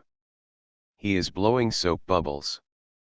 The swing moves, and the bubbles float in charming changing colors, the last is still hanging to the end of the pipe, and rocks in the breeze. The swing moves. The little black dog, as light as a soap bubble, jumps up on his hind legs to try to get into the swing. It moves, the dog falls down, barks, and is angry. They tease him, the bubble bursts. A swing, a bursting bubble, such is my song. What you relate may be very pretty, but you tell it in so melancholy a manner, and do not mention Kay. What do the hyacinths say? There were once upon a time 3 sisters, quite transparent, and very beautiful. The robe of the one was red, that of the second blue, and that of the third white. They danced hand in hand beside the calm lake in the clear moonshine. They were not elfin maidens, but mortal children. A sweet fragrance was smelt, and the maidens vanished in the wood. The fragrance grew stronger. 3 coffins, and in them 3 lovely maidens, glided out of the forest and across the lake. the shining glowworms flew around like little floating lights. Do the dancing maidens sleep, or are they dead? The odor of the flowers says they are corpses, the evening bell tolls for the dead. You make me quite sad, said little Gerda. I cannot help thinking of the dead maidens. Oh! Is little Kay really dead? The roses have been in the earth, and they say no. Ding, dong, sounded the hyacinth bells. We do not toll for little Kay, we do not know him. That is our way of singing, the only one we have. And Gerda went to the ranunculuses, that looked forth from among the shining green leaves. You are a little bright sun, said Gerda. Tell me if you know where I can find my playfellow. And the ranunculus shone brightly, and looked again at Gerda. What song could the ranunculus sing? It was one that said nothing about Kay either. In a small court the bright sun was shining in the first days of spring. The beams glided down the white walls of a neighbor's house, and close by the fresh yellow flowers were growing, shining like gold in the warm sun rays. An old grandmother was sitting in the air, her granddaughter, the poor and lovely servant, just come for a short visit. She knows her grandmother. There was gold, pure virgin gold in that blessed kiss. There, that is my little story, said the ranunculus. My poor old grandmother, sighed Gerda. Yes, she is longing for me, no doubt, she is sorrowing for me, as she did for little Kay. But I will soon come home, and then I will bring Kay with me. It is of no use asking the flowers, they only know their own old rhymes, and can tell me nothing. And she tucked up her frock, to enable her to run quicker, but the narcissus gave her a knock on the leg, just as she was going to jump over it. So she stood still, looked at the long yellow flower, and asked, You perhaps know something, and she bent down to the narcissus. And what did it say? I can see myself, I can see myself. Oh, how odorous I am. Up in the little garret there stands, half dressed, a little dancer. She stands now on one leg, now on both, she despises the whole world, yet she lives only in imagination. She pours water out of the teapot over a piece of stuff which she holds in her hand, it is the bodice, cleanliness is a fine thing. The white dress is hanging on the hook, it was washed in the teapot, and dried on the roof. She puts it on, ties a saffron-colored kerchief round her neck, and then the gown looks whiter. I can see myself, I can see myself. That's nothing to me, said little Gerda. That does not concern me.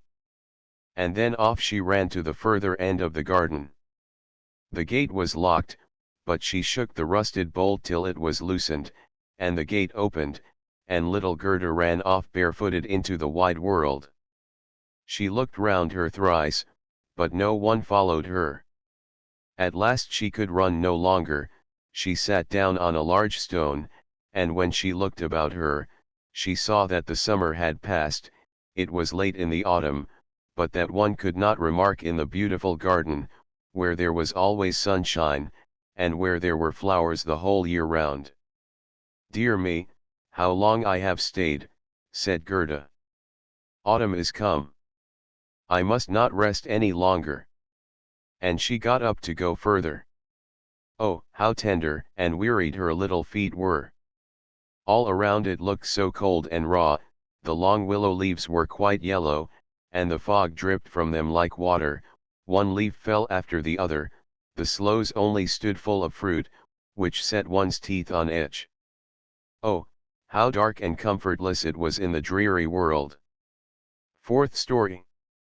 The Prince and Princess Gerda was obliged to rest herself again, when, exactly opposite to her, a large raven came hopping over the white snow. He had long been looking at Gerda and shaking his head, and now he said, Caw! Caw! Good day! Good day! He could not say it better, but he felt a sympathy for the little girl, and asked her where she was going all alone. The word alone Gerda understood quite well, and felt how much was expressed by it, so she told the raven her whole history, and asked if he had not seen Kay. The raven nodded very gravely, and said, "It may be, it may be." "What, do you really think so?" cried the little girl, and she nearly squeezed the raven to death, so much did she kiss him. "Gently, gently," said the raven.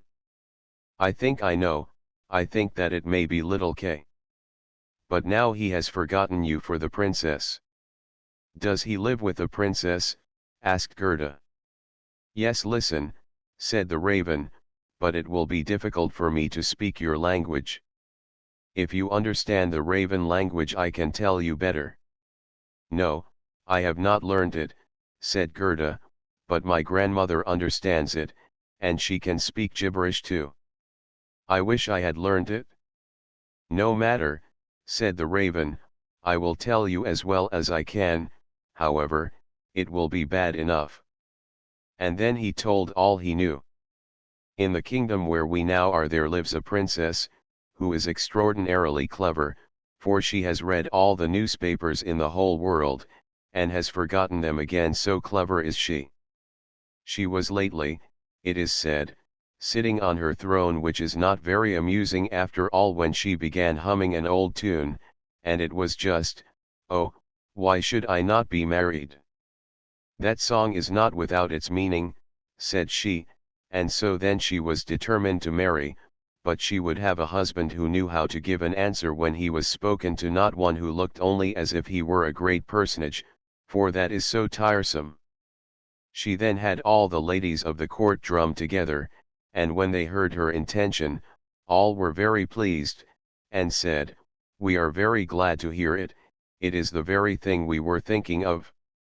"You may believe every word I say," said the raven, "for I have a tame sweetheart that hops about in the palace quite free, and it was she who told me all this." The newspapers appeared forthwith with a border of hearts and the initials of the princess, and therein you might read that every good-looking young man was at liberty to come to the palace and speak to the princess, and he who spoke in such wise as showed he felt himself at home there, that one the princess would choose for her husband. "Yes, yes," said the raven, "you may believe it, it is as true as I am sitting here." People came in crowds, there was a crush and a hurry, but no one was successful either on the first or second day.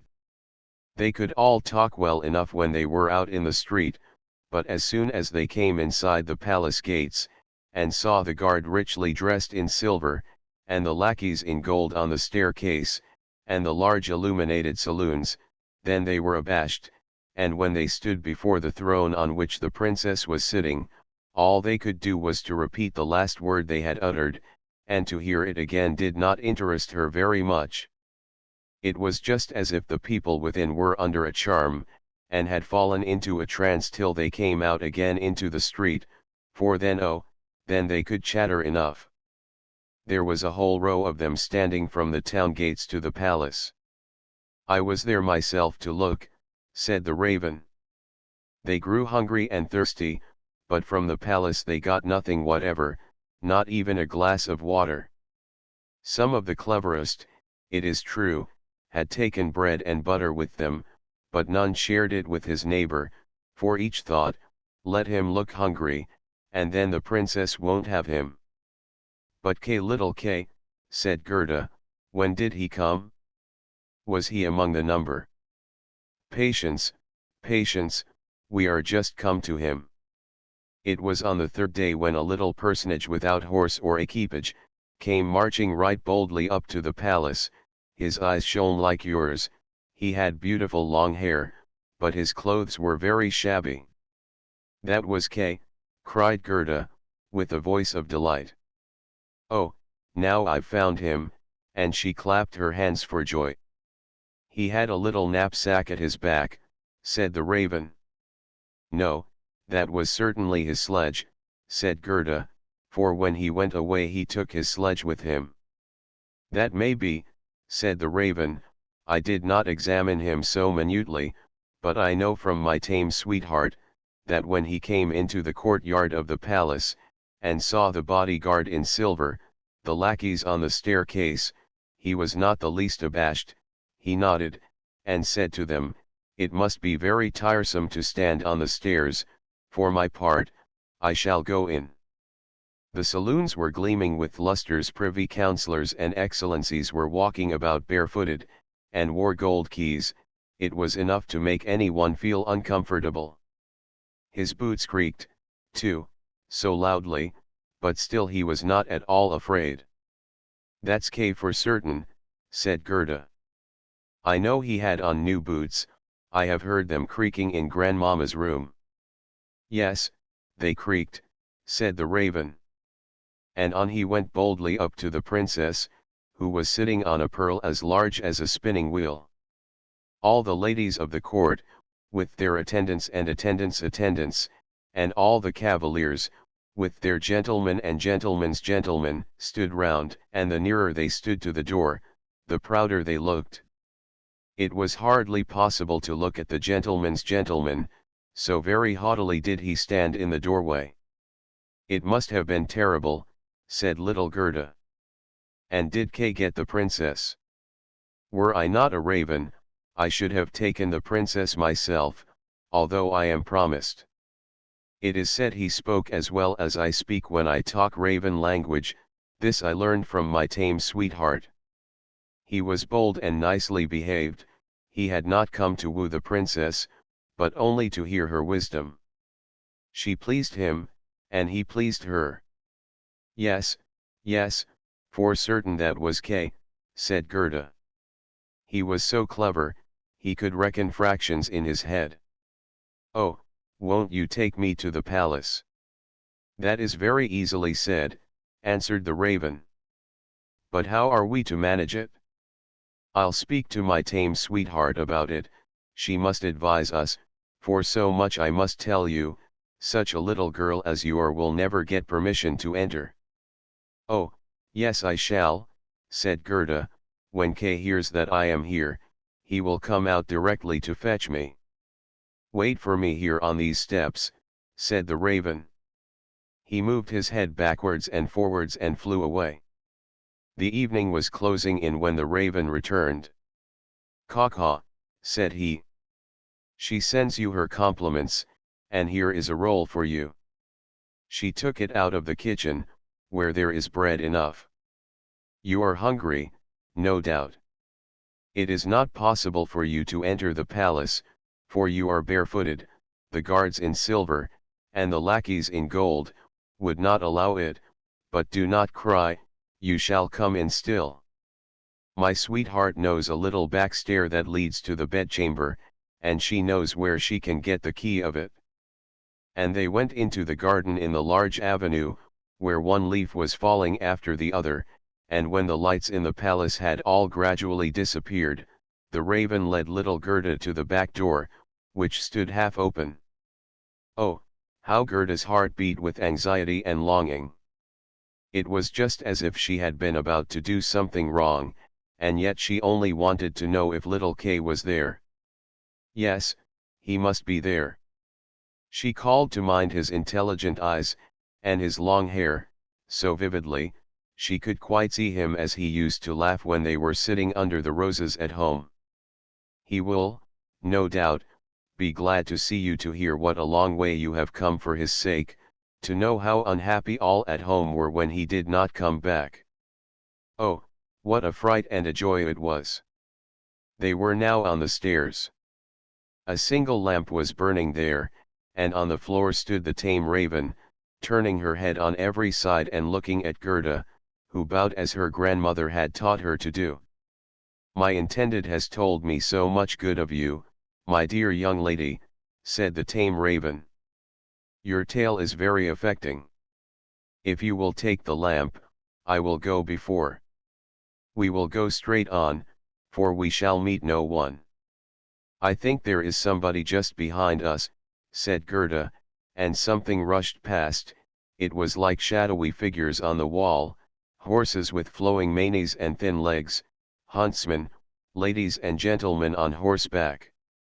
They are only dreams, said the raven. They come to fetch the thoughts of the high personages to the chase. 'Tis well, for now you can observe them in bed all the better. But let me find, when you enjoy honor and distinction, that you possess a grateful heart. Tut! That's not worth talking about, said the raven of the woods. They now entered the first saloon, which was of rose-colored satin, with artificial flowers on the wall. Here the dreams were rushing past, but they hastened by so quickly that Gerda could not see the high personages. One hall was more magnificent than the other, one might indeed well be abashed, and at last they came into the bedchamber. The ceiling of the room resembled a large palm tree with leaves of glass, of costly glass, and in the middle, from a thick golden stem, hung two beds, each of which resembled a lily. One was white, and in this lay the princess, the other was red, and it was here that Gerda was to look for little Kay. She bent back one of the red leaves, and saw a brown neck. Oh! That was Kay. She called him quite loud by name, held the lamp towards him. The dreams rushed back again into the chamber. He awoke, turned his head, and it was not little Kay. The prince was only like him about the neck, but he was young and handsome. And out of the white lily leaves the princess peeped, too, and asked what was the matter. Then little Gerda cried, and told her whole history, and all that the ravens had done for her. Poor little thing, said the prince and the princess. They praised the ravens very much, and told them they were not at all angry with them, but they were not to do so again. However, they should have a reward. Will you fly about here at liberty, asked the princess, or would you like to have a fixed appointment as court ravens, with all the broken bits from the kitchen? And both the ravens nodded, and begged for a fixed appointment, for they thought of their old age, and said, "It is a good thing to have a provision for our old days." And the prince got up and let Gerda sleep in his bed, and more than this he could not do. She folded her little hands and thought, how good men and animals are, and she then fell asleep and slept soundly. All the dreams flew in again, and they now looked like the angels. They drew a little sledge, in which little Kay sat and nodded his head, but the whole was only a dream, and therefore it all vanished as soon as she awoke. The next day she was dressed from head to foot in silk and velvet. They offered to let her stay at the palace, and lead a happy life, but she begged to have a little carriage with a horse in front, and for a small pair of shoes. Then, she said, she would again go forth in the wide world and look for Kay. Shoes and a muff were given her. She was, too, dressed very nicely, and when she was about to set off, a new carriage stopped before the door. It was of pure gold, and the arms of the prince and princess shone like a star upon it. The coachman, the footman, and the outriders, 4 outriders were there, too, all wore golden crowns. The prince and the princess assisted her into the carriage themselves, and wished her all success. The raven of the woods, who was now married, accompanied her for the first 3 miles. He sat beside Gerda, for he could not bear riding backwards. The other raven stood in the doorway, and flapped her wings. She could not accompany Gerda, because she suffered from headache since she had had a fixed appointment and ate so much. The carriage was lined inside with sugar plums, and in the seats were fruits and gingerbread. "Farewell! Farewell!" cried prince and princess, and Gerda wept, and the raven wept. Thus passed the first miles, and then the raven bade her farewell, and this was the most painful separation of all. He flew into a tree, and beat his black wings as long as he could see the carriage, that shone from afar like a sunbeam. 5th story. The little robber maiden they drove through the dark wood, but the carriage shone like a torch, and it dazzled the eyes of the robbers, so that they could not bear to look at it. "'Tis gold! "'Tis gold," they cried, and they rushed forward, seized the horses, knocked down the little postilion, the coachman, and the servants, and pulled little Gerda out of the carriage. "How plump, how beautiful she is! She must have been fed on nut kernels," said the old female robber, who had a long, scrubby beard, and bushy eyebrows that hung down over her eyes. "She is as good as a fat lamb. How nice she will be!" And then she drew out a knife, the blade of which shone so that it was quite dreadful to behold. "Oh!" cried the woman at the same moment. She had been bitten in the ear by her own little daughter, who hung at her back, and who was so wild and unmanageable, that it was quite amusing to see her. "You naughty child," said the mother, and now she had not time to kill Gerda. "She shall play with me," said the little robber child. "She shall give me her muff, and her pretty frock, she shall sleep in my bed." And then she gave her mother another bite, so that she jumped, and ran round with the pain, and the robbers laughed, and said, "Look, how she is dancing with the little one."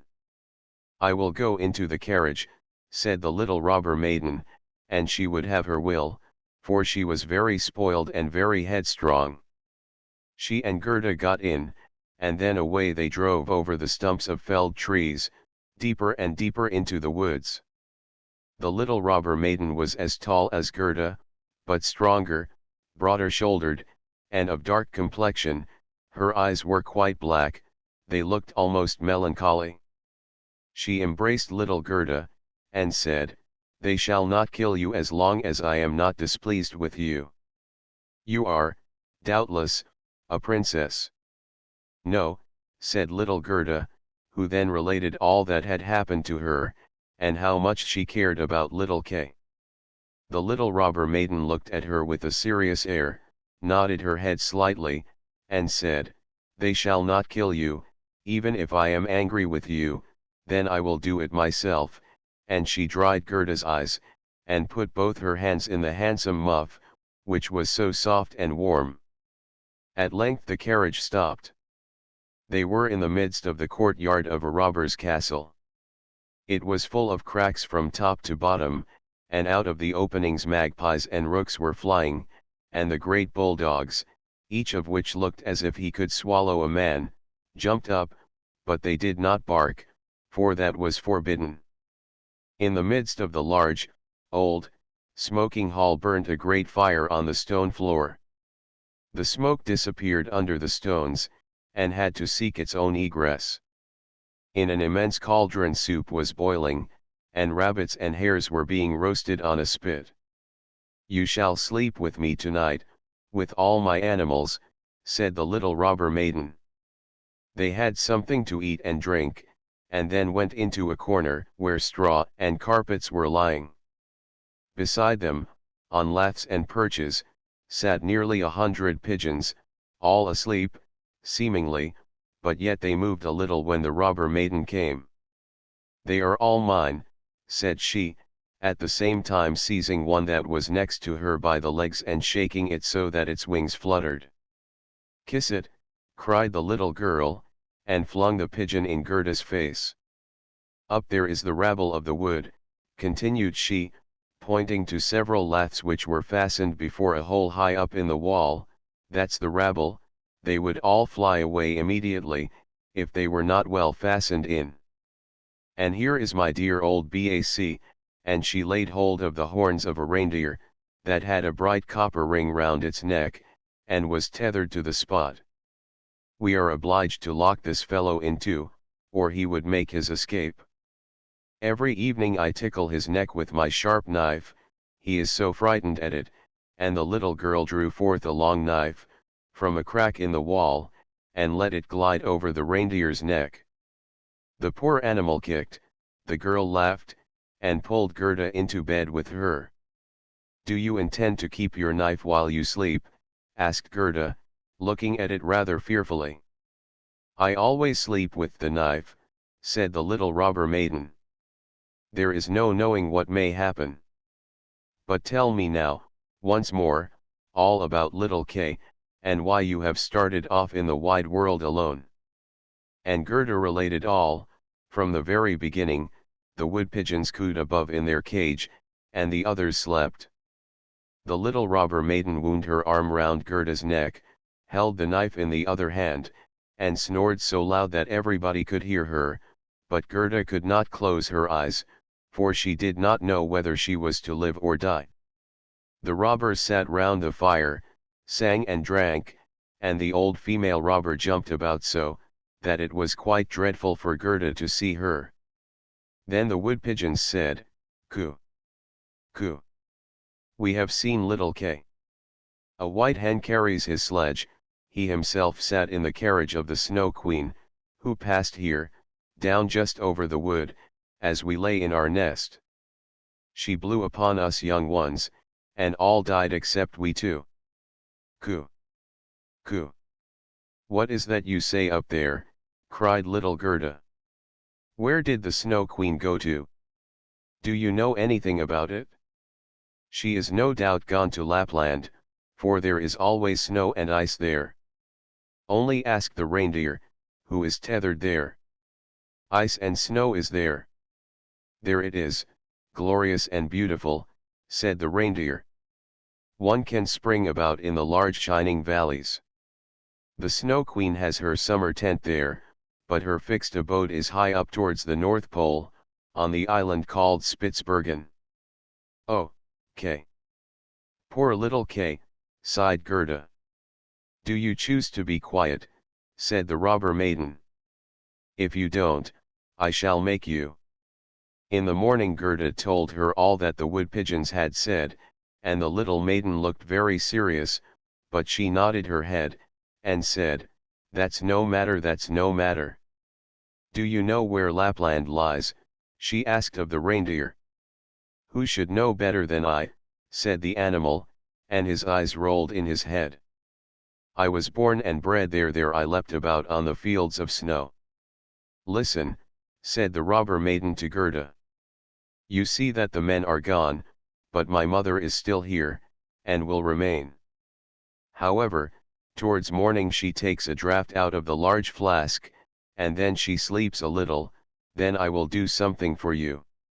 She now jumped out of bed, flew to her mother, with her arms round her neck, and pulling her by the beard, said, "Good morrow, my own sweet nanny goat of a mother." And her mother took hold of her nose, and pinched it till it was red and blue, but this was all done out of pure love.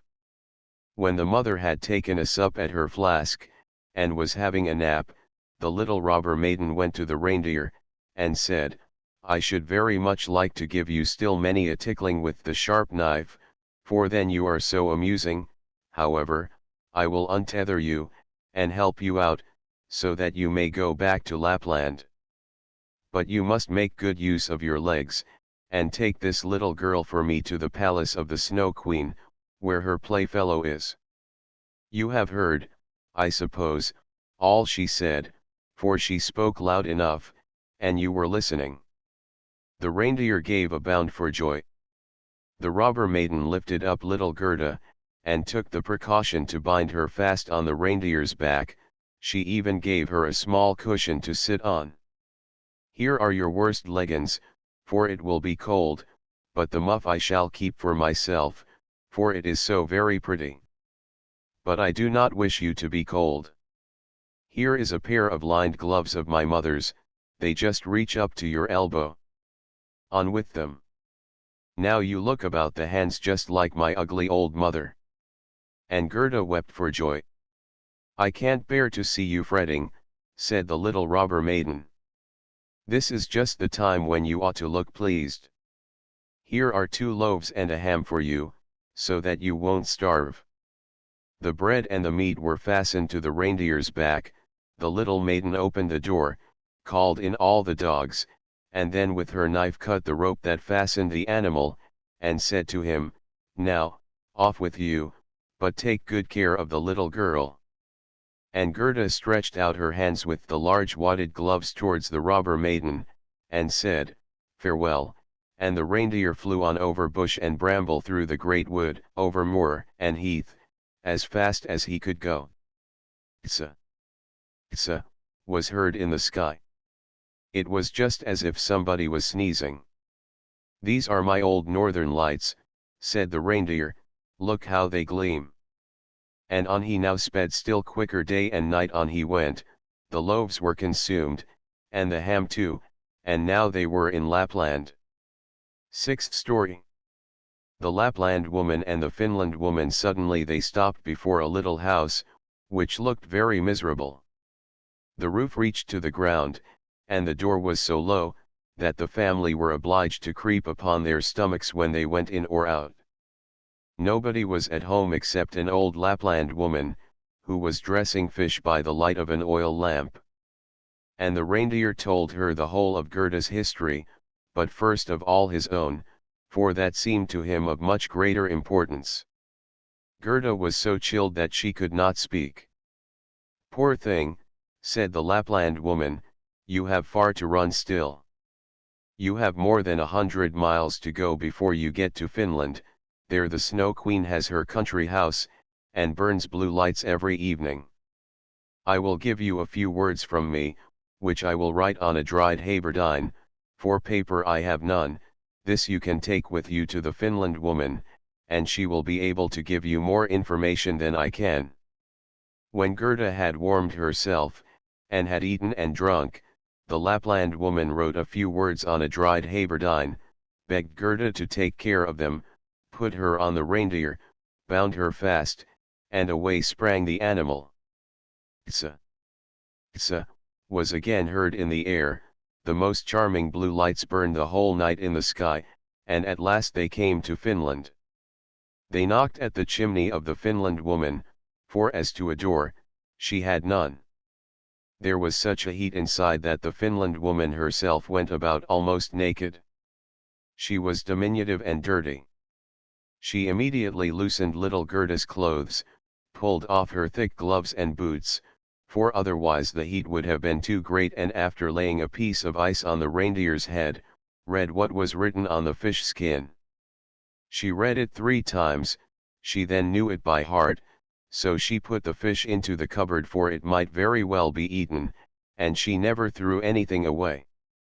Then the reindeer related his own story first, and afterwards that of little Gerda, and the Finland woman winked her eyes, but said nothing. "You are so clever," said the reindeer, "you can, I know, twist all the winds of the world together in a knot. If the seaman loosens one knot, then he has a good wind, if a second, then it blows pretty stiffly, if he undoes the third and fourth, then it rages so that the forests are upturned. Will you give the little maiden a potion, that she may possess the strength of 12 men, and vanquish the Snow Queen?" "The strength of 12 men," said the Finland woman. "Much good that would be." Then she went to a cupboard, and drew out a large skin rolled up. When she had unrolled it, strange characters were to be seen written thereon, and the Finland woman read at such a rate that the perspiration trickled down her forehead. But the reindeer begged so hard for little Gerda, and Gerda looked so imploringly with tearful eyes at the Finland woman, that she winked, and drew the reindeer aside into a corner, where they whispered together, while the animal got some fresh ice put on his head. "'Tis true little K is at the Snow Queen's, and finds everything there quite to his taste, and he thinks it the very best place in the world, but the reason of that is, he has a splinter of glass in his eye, and in his heart. These must be got out first, otherwise he will never go back to mankind, and the Snow Queen will retain her power over him. But can you give little Gerda nothing to take which will endue her with power over the whole?" "I can give her no more power than what she has already. Don't you see how great it is? Don't you see how men and animals are forced to serve her, how well she gets through the world barefooted? She must not hear of her power from us, that power lies in her heart, because she is a sweet and innocent child. If she cannot get to the Snow Queen by herself, and rid little K of the glass, we cannot help her. 2 miles hence the garden of the Snow Queen begins, thither you may carry the little girl. Set her down by the large bush with red berries, standing in the snow, don't stay talking, but hasten back as fast as possible. And now the Finland woman placed little Gerda on the reindeer's back, and off he ran with all imaginable speed. Oh! I have not got my boots. I have not brought my gloves, cried little Gerda. She remarked she was without them from the cutting frost, but the reindeer dared not stand still. On he ran till he came to the great bush with the red berries, and there he set Gerda down, kissed her mouth, while large bright tears flowed from the animal's eyes, and then back he went as fast as possible. There stood poor Gerda now, without shoes or gloves, in the very middle of dreadful icy Finland. She ran on as fast as she could. There then came a whole regiment of snowflakes, but they did not fall from above, and they were quite bright and shining from the aurora borealis. The flakes ran along the ground, and the nearer they came the larger they grew. Gerda well remembered how large and strange the snowflakes appeared when she once saw them through a magnifying glass, but now they were large and terrific in another manner. They were all alive. They were the outposts of the Snow Queen. They had the most wondrous shapes, some looked like large ugly porcupines, others like snakes knotted together, with their heads sticking out, and others, again, like small fat bears, with the hair standing on end. All were of dazzling whiteness, all were living snowflakes. Little Gerda repeated the Lord's Prayer. The cold was so intense that she could see her own breath, which came like smoke out of her mouth. It grew thicker and thicker, and took the form of little angels, that grew more and more when they touched the earth. All had helms on their heads, and lances and shields in their hands. They increased in numbers, and when Gerda had finished the Lord's Prayer, she was surrounded by a whole legion. They thrust at the horrid snowflakes with their spears, so that they flew into 1,000 pieces, and little Gerda walked on bravely and in security. The angels patted her hands and feet, and then she felt the cold less, and went on quickly towards the palace of the Snow Queen. But now we shall see how Kay fared. He never thought of Gerda, and least of all that she was standing before the palace. 7th story. What took place in the palace of the Snow Queen, and what happened afterward. The walls of the palace were of driving snow, and the windows and doors of cutting winds. There were more than 100 halls there, according as the snow was driven by the winds. The largest was many miles in extent, all were lighted up by the powerful aurora borealis, and all were so large, so empty, so icy cold, and so resplendent. Mirth never reigned there, there was never even a little bear ball, with the storm for music, while the polar bears went on their hind legs and showed off their steps. Never a little tea party of white young lady foxes. Vast, cold, and empty were the halls of the Snow Queen. The northern lights shone with such precision that one could tell exactly when they were at their highest or lowest degree of brightness. In the middle of the empty, endless hall of snow, was a frozen lake. It was cracked in 1,000 pieces, but each piece was so like the other, that it seemed the work of a cunning artificer. In the middle of this lake sat the Snow Queen when she was at home, and then she said she was sitting in the mirror of understanding, and that this was the only one and the best thing in the world. Little Kay was quite blue, yes, nearly black with cold, but he did not observe it, for she had kissed away all feeling of cold from his body, and his heart was a lump of ice. He was dragging along some pointed flat pieces of ice, which he laid together in all possible ways, for he wanted to make something with them, just as we have little flat pieces of wood to make geometrical figures with, called the Chinese puzzle. Kay made all sorts of figures, the most complicated, for it was an ice puzzle for the understanding. In his eyes the figures were extraordinarily beautiful, and of the utmost importance, for the bit of glass which was in his eye caused this. He found whole figures which represented a written word, but he never could manage to represent just the word he wanted. That word was eternity, and the Snow Queen had said, "If you can discover that figure, you shall be your own master, and I will make you a present of the whole world and a pair of new skates." But he could not find it out. "I am going now to warm lands," said the Snow Queen. "I must have a look down into the black cauldrons." It was the volcanoes Vesuvius and Etna that she meant. "I will just give them a coating of white, for that is as it ought to be, besides, it is good for the oranges and the grapes." And then away she flew, and Kay sat quite alone in the empty halls of ice that were miles long, and looked at the blocks of ice, and thought till his skull was almost cracked. There he sat quite benumbed and motionless. One would have imagined he was frozen to death. Suddenly little Gerda stepped through the great portal into the palace. The gate was formed of cutting winds, but Gerda repeated her evening prayer, and the winds were laid as though they slept, and the little maiden entered the vast, empty, cold halls. There she beheld Kay.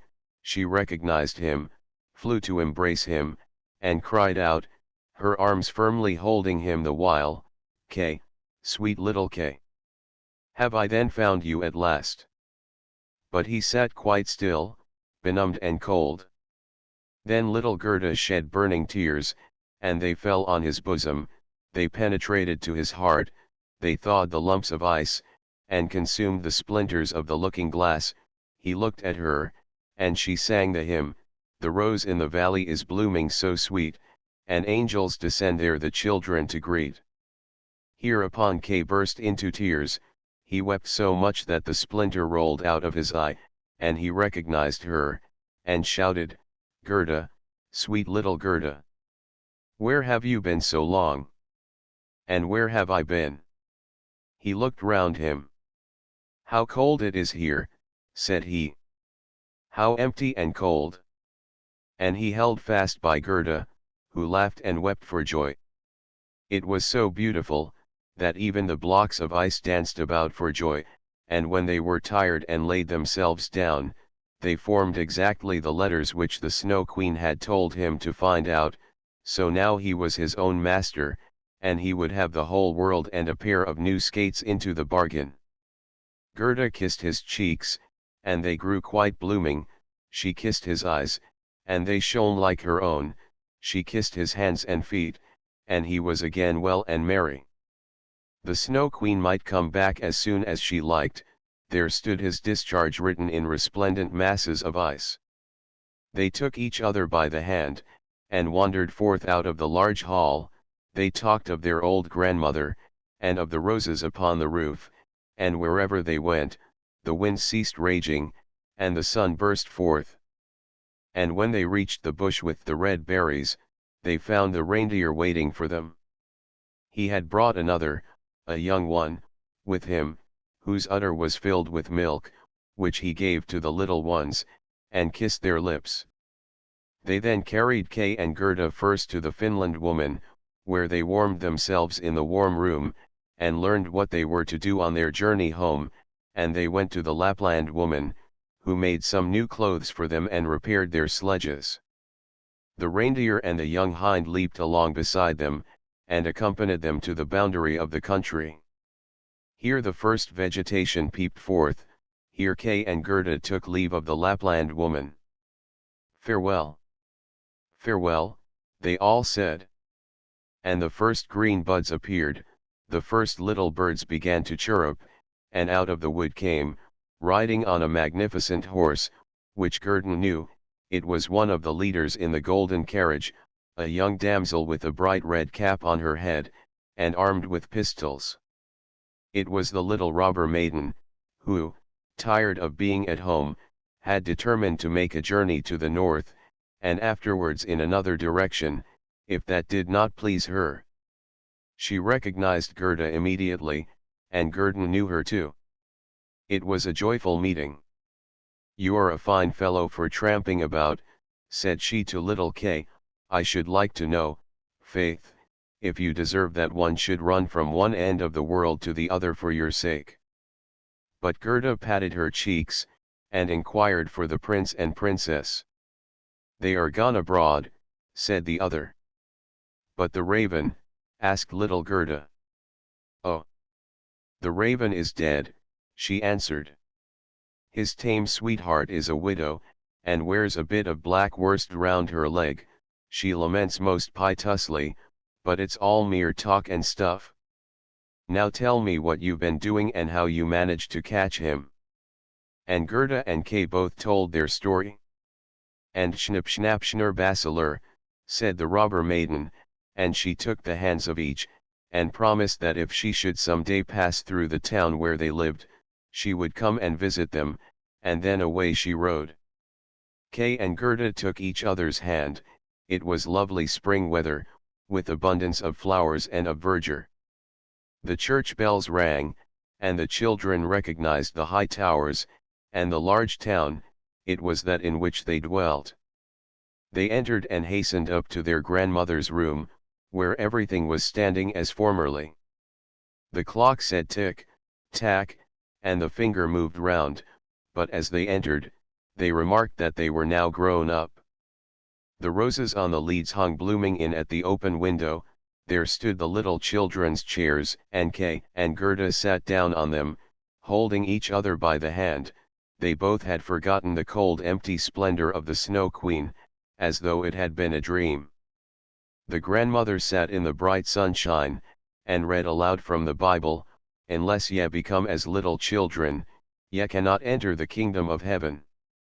And Kay and Gerda looked in each other's eyes, and all at once they understood the old hymn, "The rose in the valley is blooming so sweet, and angels descend there the children to greet."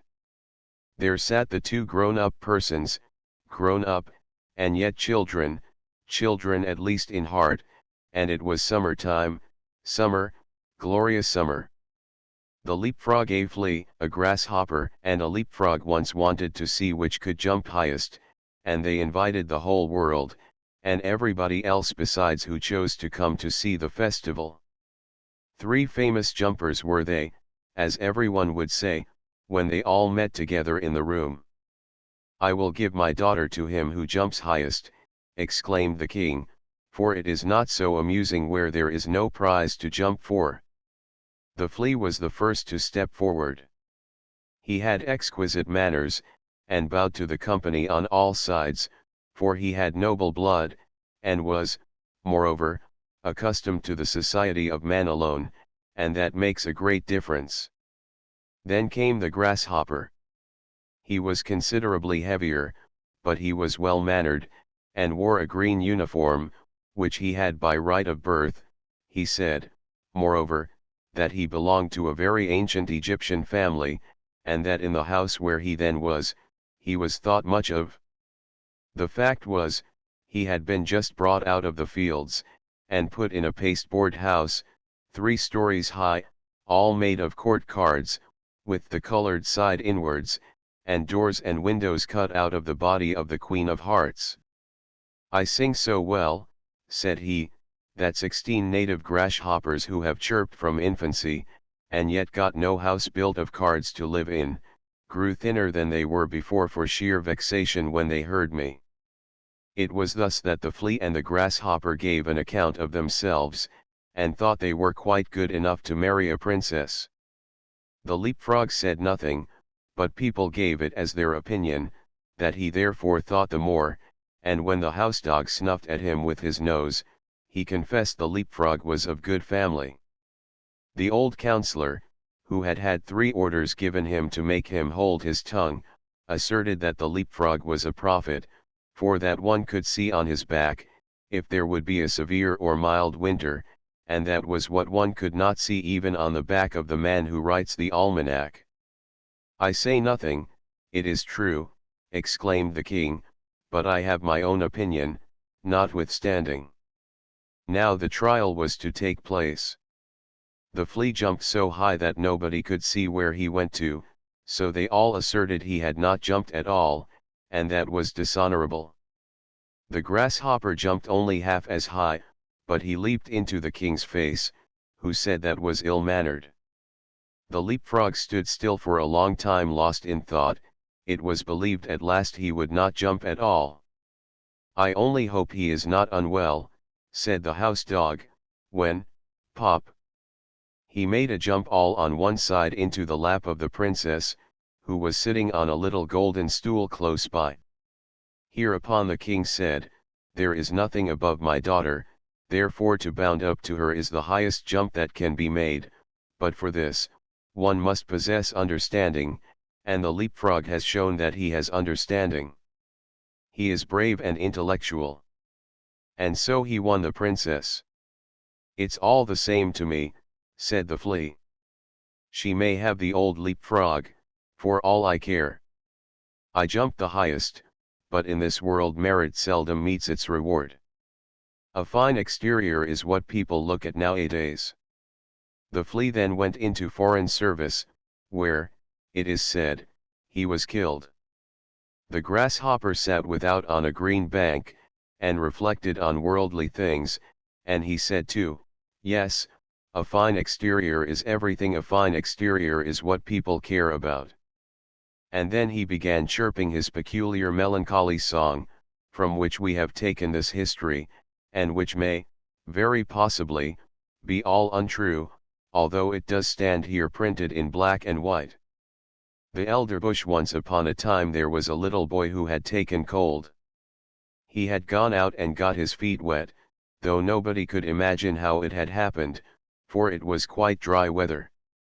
So his mother undressed him, put him to bed, and had the teapot brought in, to make him a good cup of elderflower tea.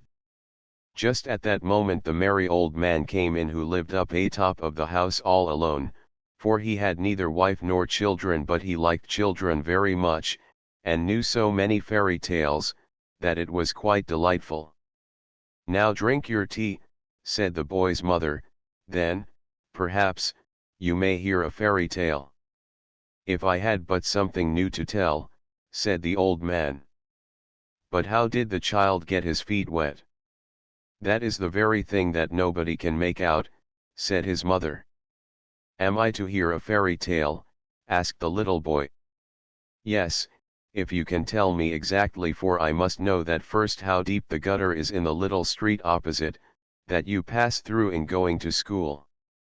"Just up to the middle of my boot," said the child, "but then I must go into the deep hole." "Ah, ah! That's where the wet feet came from," said the old man.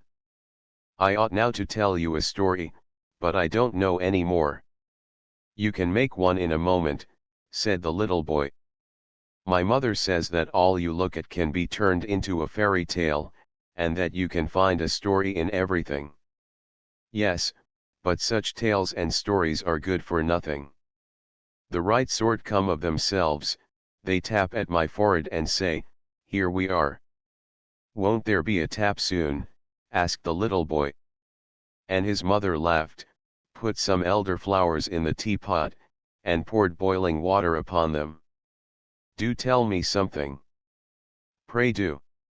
"Yes, if a fairy tale would come of its own accord, but they are proud and haughty, and come only when they choose." "Stop," said he, all on a sudden. "I have it. Pay attention. There is one in the teapot." And the little boy looked at the teapot. The cover rose more and more, and the elderflowers came forth so fresh and white, and shot up long branches. Out of the spout even did they spread themselves on all sides, and grew larger and larger. It was a splendid elder bush, a whole tree, and it reached into the very bed, and pushed the curtains aside. How it bloomed! And what an odor! In the middle of the bush sat a friendly-looking old woman in a most strange dress. It was quite green, like the leaves of the elder, and was trimmed with large white elder flowers, so that at first one could not tell whether it was a stuff, or a natural green and real flowers. "What's that woman's name?" asked the little boy. "The Greeks and Romans," said the old man, "called her a dryad, but that we do not understand." The people who live in the new booths * have a much better name for her, they call her Old Granny, and she it is to whom you are to pay attention. Now listen, and look at the beautiful elder bush. * A row of buildings for seamen in Copenhagen. Just such another large blooming elder tree stands near the new booths. It grew there in the corner of a little miserable courtyard, and under it sat, of an afternoon, in the most splendid sunshine, two old people, an old seaman, and his old wife. They had great grandchildren, and were soon to celebrate the 50th anniversary of their marriage, but they could not exactly recollect the date, and Old Granny sat in the tree, and looked as pleased as now. "I know the date," said she, but those below did not hear her, for they were talking about old times. "Yes, can't you remember when we were very little," said the old seaman, "and ran and played about?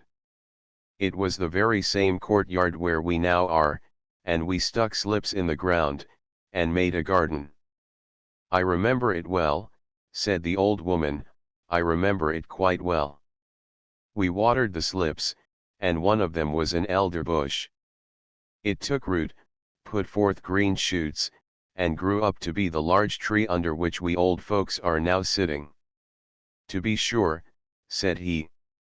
"And there in the corner stood a water pail, where I used to swim my boats." "True, but first we went to school to learn somewhat," said she, "and then we were confirmed." We both cried, but in the afternoon we went up the round tower, and looked down on Copenhagen, and far away over the water. Then we went to Frederiksberg, where the king and the queen were sailing about in their splendid barges. But I had a different sort of sailing to that, later, and that, too, for many a year, a long way off, on great voyages. "Yes, many a time have I wept for your sake," said she.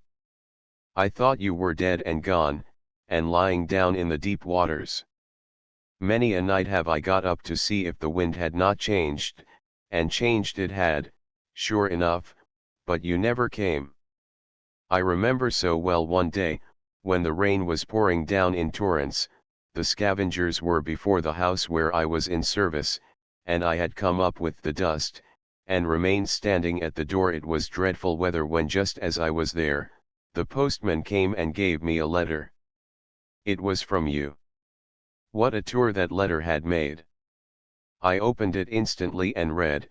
I laughed and wept. I was so happy. In it I read that you were in warm lands where the coffee tree grows. What a blessed land that must be!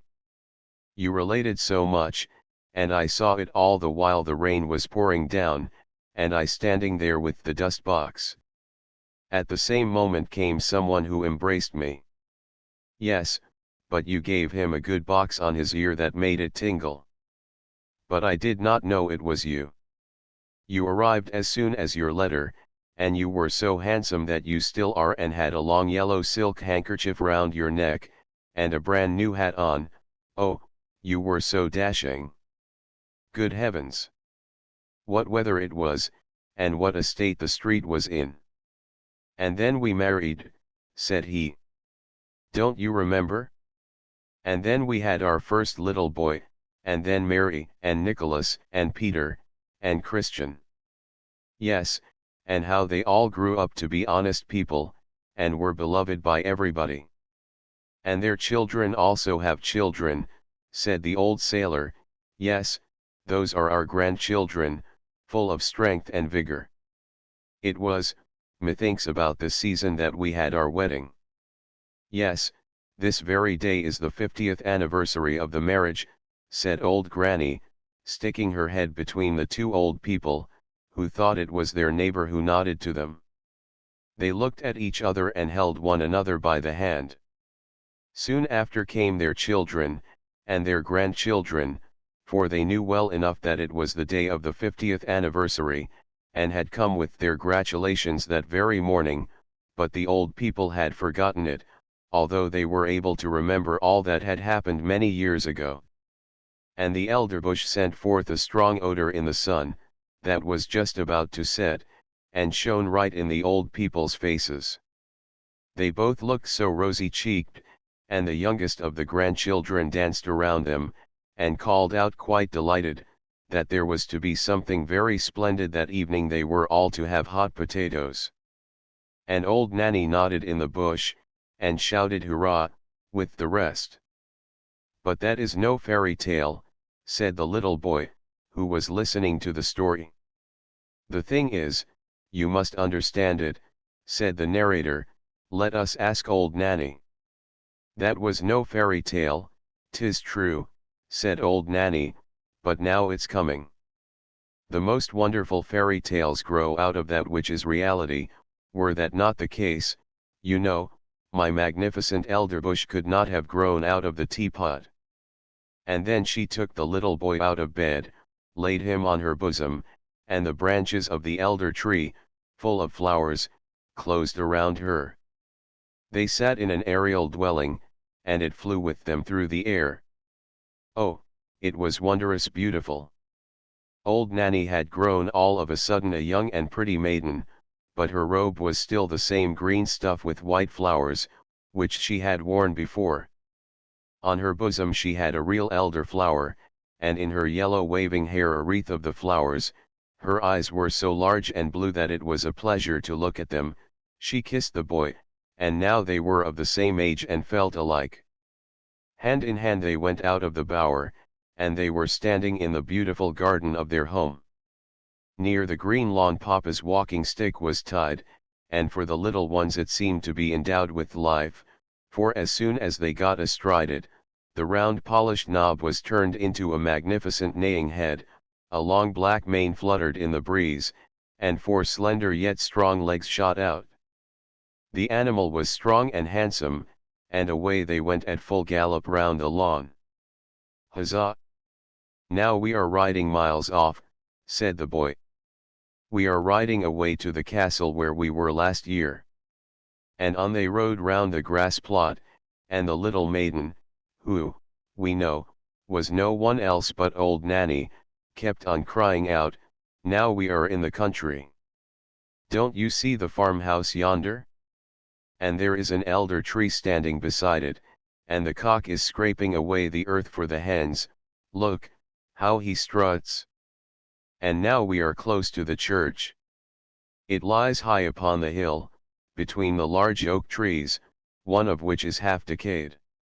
And now we are by the smithy, where the fire is blazing, and where the half-naked men are banging with their hammers till the sparks fly about. Away! Away! To the beautiful country seat. And all that the little maiden, who sat behind on the stick, spoke of, flew by in reality. The boy saw it all, and yet they were only going round the grass plot.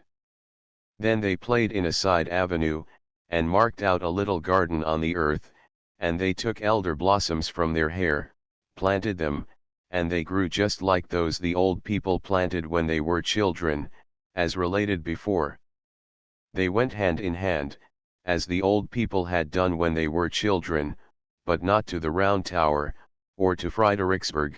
No, the little damsel wound her arms round the boy, and then they flew far away through all Denmark. And spring came, and summer, and then it was autumn, and then winter, and 1,000 pictures were reflected in the eye and in the heart of the boy, and the little girl always sang to him, "This you will never forget." And during their whole flight the elder tree smelled so sweet and odorous. He remarked the roses and the fresh beeches, but the elder tree had a more wondrous fragrance, for its flowers hung on the breast of the little maiden, and there, too, did he often lay his head during the flight. "It is lovely here in spring," said the young maiden.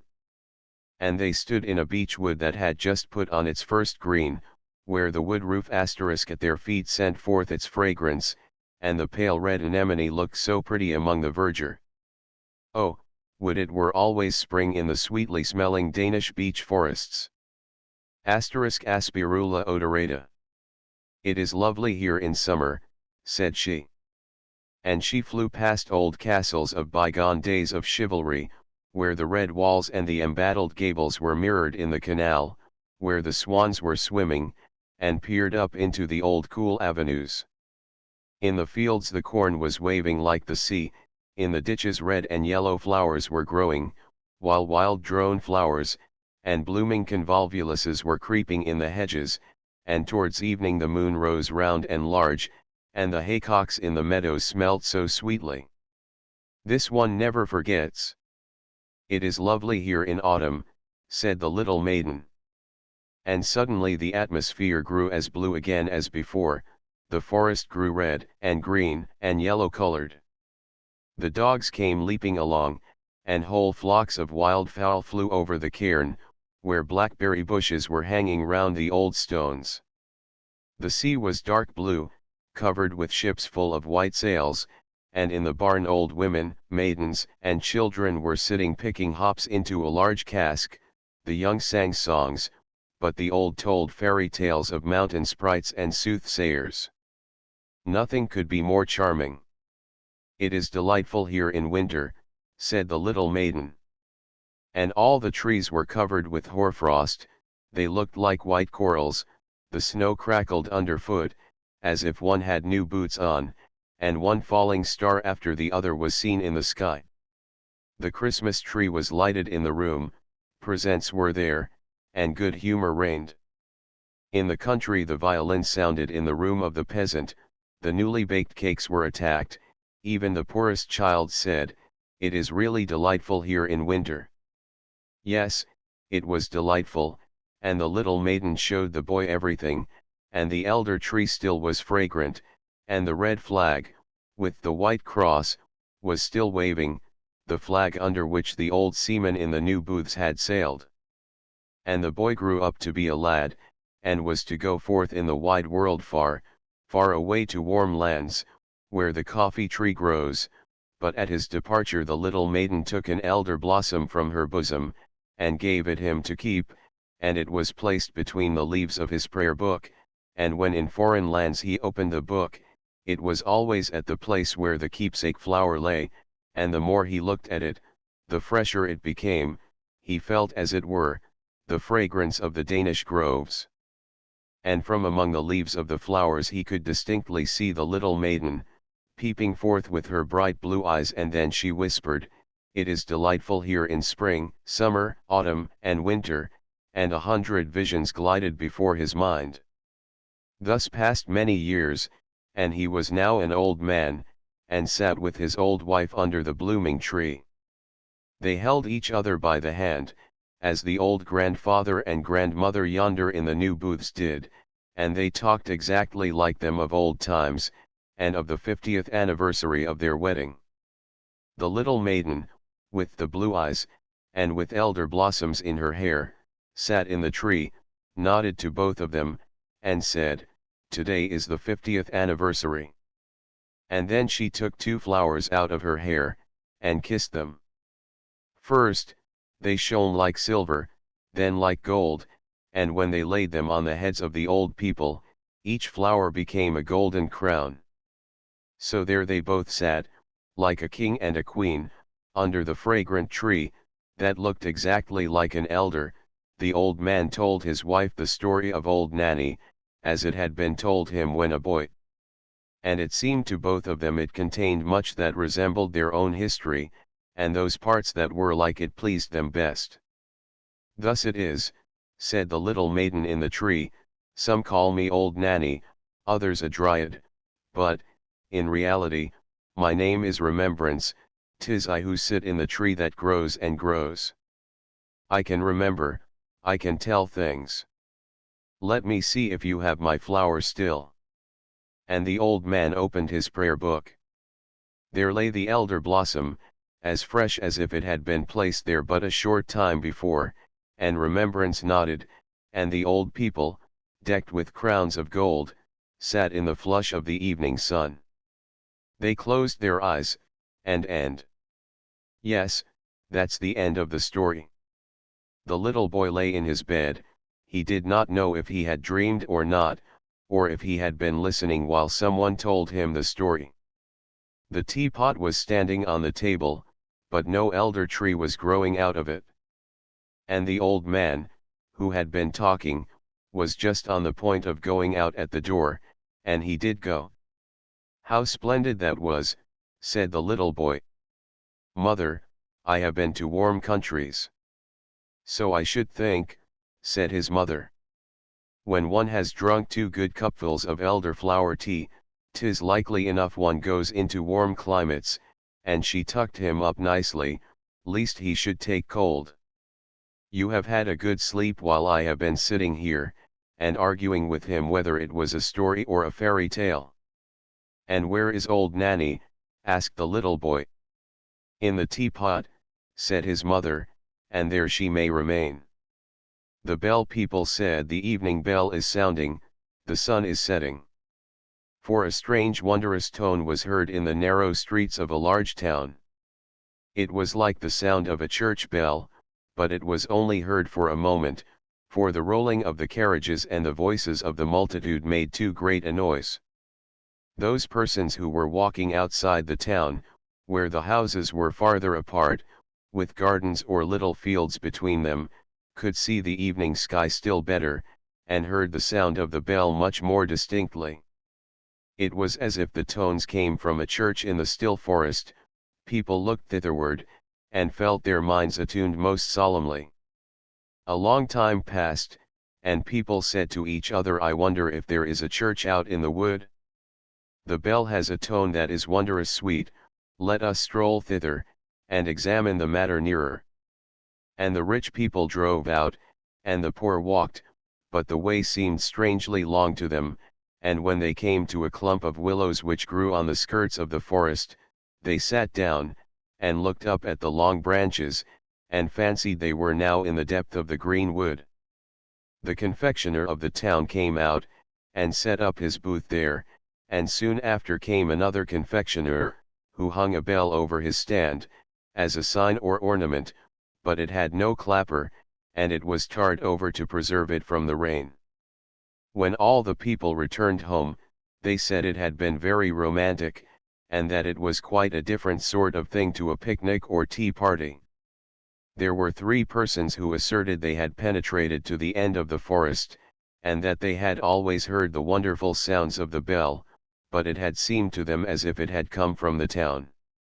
One wrote a whole poem about it, and said the bell sounded like the voice of a mother to a good dear child, and that no melody was sweeter than the tones of the bell. The king of the country was also observant of it, and vowed that he who could discover whence the sounds proceeded, should have the title of universal bell ringer, even if it were not really a bell. Many persons now went to the wood, for the sake of getting the place, but one only returned with a sort of explanation, for nobody went far enough, that one not further than the others. However, he said that the sound proceeded from a very large owl, in a hollow tree, a sort of learned owl, that continually knocked its head against the branches. But whether the sound came from his head or from the hollow tree, that no one could say with certainty. So now he got the place of universal bell ringer, and wrote yearly a short treatise on the owl, but everybody was just as wise as before. It was the day of confirmation. The clergyman had spoken so touchingly, the children who were confirmed had been greatly moved. It was an eventful day for them. From children they become all at once grown-up persons. It was as if their infant souls were now to fly all at once into persons with more understanding. The sun was shining gloriously, the children that had been confirmed went out of the town, and from the wood was borne towards them the sounds of the unknown bell with wonderful distinctness. They all immediately felt a wish to go thither, all except 3. One of them had to go home to try on a ball dress, for it was just the dress and the ball which had caused her to be confirmed this time, for otherwise she would not have come. The other was a poor boy, who had borrowed his coat and boots to be confirmed in from the innkeeper's son, and he was to give them back by a certain hour. The third said that he never went to a strange place if his parents were not with him, that he had always been a good boy hitherto, and would still be so now that he was confirmed, and that one ought not to laugh at him for it. The others, however, did make fun of him, after all. There were 3, therefore, that did not go, the others hastened on. The sun shone, the birds sang, and the children sang too, and each held the other by the hand, for as yet they had none of them any high office, and were all of equal rank in the eye of God. But 2 of the youngest soon grew tired, and both returned to town. 2 little girls sat down, and twined garlands, so they did not go either, and when the others reached the willow tree, where the confectioner was, they said, "Now we are there." In reality the bell does not exist, it is only a fancy that people have taken into their heads.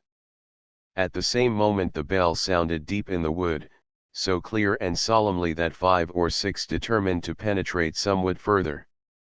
It was so thick, and the foliage so dense, that it was quite fatiguing to proceed. Wood roof and anemones grew almost too high, blooming convolvuluses and blackberry bushes hung in long garlands from tree to tree, where the nightingale sang and the sunbeams were playing. It was very beautiful, but it was no place for girls to go, their clothes would get so torn. Large blocks of stone lay there, overgrown with moss of every color. The fresh spring bubbled forth, and made a strange gurgling sound. "That surely cannot be the bell," said one of the children, lying down and listening. "This must be looked to." So he remained, and let the others go on without him. They afterwards came to a little house, made of branches and the bark of trees. A large wild apple tree bent over it, as if it would shower down all its blessings on the roof, where roses were blooming. The long stems twined round the gable, on which there hung a small bell. Was it that which people had heard? Yes, everybody was unanimous on the subject, except one, who said that the bell was too small and too fine to be heard at so great a distance, and besides it was very different tones to those that could move a human heart in such a manner. It was a king's son who spoke, whereon the others said, "Such people always want to be wiser than everybody else." They now let him go on alone, and as he went, his breast was filled more and more with the forest's solitude, but he still heard the little bell with which the others were so satisfied, and now and then, when the wind blew, he could also hear the people singing who were sitting at tea where the confectioner had his tent, but the deep sound of the bell rose louder, it was almost as if an organ were accompanying it, and the tones came from the left hand, the side where the heart is placed. A rustling was heard in the bushes, and a little boy stood before the king's son, a boy in wooden shoes, and with so short a jacket that one could see what long wrists he had. Both knew each other. The boy was that one among the children who could not come because he had to go home and return his jacket and boots to the innkeeper's son. This he had done, and was now going on in wooden shoes and in his humble dress, for the bell sounded with so deep a tone, and with such strange power, that proceed he must. "Why, then, we can go together," said the king's son. But the poor child that had been confirmed was quite ashamed. He looked at his wooden shoes, pulled at the short sleeves of his jacket, and said that he was afraid he could not walk so fast. Besides, he thought that the bell must be looked for to the right, for that was the place where all sorts of beautiful things were to be found. "But there we shall not meet," said the king's son, nodding at the same time to the poor boy, who went into the darkest, thickest part of the wood, where thorns tore his humble dress, and scratched his face and hands and feet till they bled. The king's son got some scratches too, but the sun shone on his path, and it is him that we will follow, for he was an excellent and resolute youth. "I must and will find the bell," said he, "even if I am obliged to go to the end of the world." The ugly apes sat upon the trees, and grinned. "Shall we thrash him?" said they. "Shall we thrash him? He is the son of a king." But on he went, without being disheartened, deeper and deeper into the wood, where the most wonderful flowers were growing. There stood white lilies with blood-red stamina, sky-blue tulips, which shone as they waved in the winds, and apple trees, the apples of which looked exactly like large soap bubbles, so only think how the trees must have sparkled in the sunshine. Around the nicest green meads, where the deer were playing in the grass, grew magnificent oaks and beeches, and if the bark of one of the trees was cracked, their grass and long creeping plants grew in the crevices. And there were large calm lakes there too, in which white swans were swimming, and beat the air with their wings. The king's son often stood still and listened. He thought the bell sounded from the depths of these still lakes, but then he remarked again that the tone proceeded not from there, but farther off, from out the depths of the forest. The sun now set, the atmosphere glowed like fire. It was still in the woods, so very still, and he fell on his knees, sung his evening hymn, and said, "I cannot find what I seek, the sun is going down, and night is coming, the dark, dark night. Yet perhaps I may be able once more to see the round red sun before he entirely disappears. I will climb up yonder rock." And he seized hold of the creeping plants, and the roots of trees climbed up the moist stones where the water snakes were writhing and the toads were croaking, and he gained the summit before the sun had quite gone down. How magnificent was the sight from this height! The sea, the great, the glorious sea, that dashed its long waves against the coast, was stretched out before him. And yonder, where sea and sky meet, stood the sun, like a large shining altar, all melted together in the most glowing colors. And the wood and the sea sang a song of rejoicing, and his heart sang with the rest. All nature was a vast holy church, in which the trees and the buoyant clouds were the pillars, flowers and grass the velvet carpeting, and heaven itself the large cupola. The red colors above faded away as the sun vanished, but a million stars were lighted, a million lamps shone, and the king's son spread out his arms towards heaven and wood and sea, when at the same moment, coming by a path to the right, appeared, in his wooden shoes and jacket, the poor boy who had been confirmed with him. He had followed his own path, and had reached the spot just as soon as the son of the king had done. They ran towards each other, and stood together hand in hand in the vast church of nature and of poetry, while over them sounded the invisible holy bell. Blessed spirits floated around them, and lifted up their voices in a rejoicing hallelujah.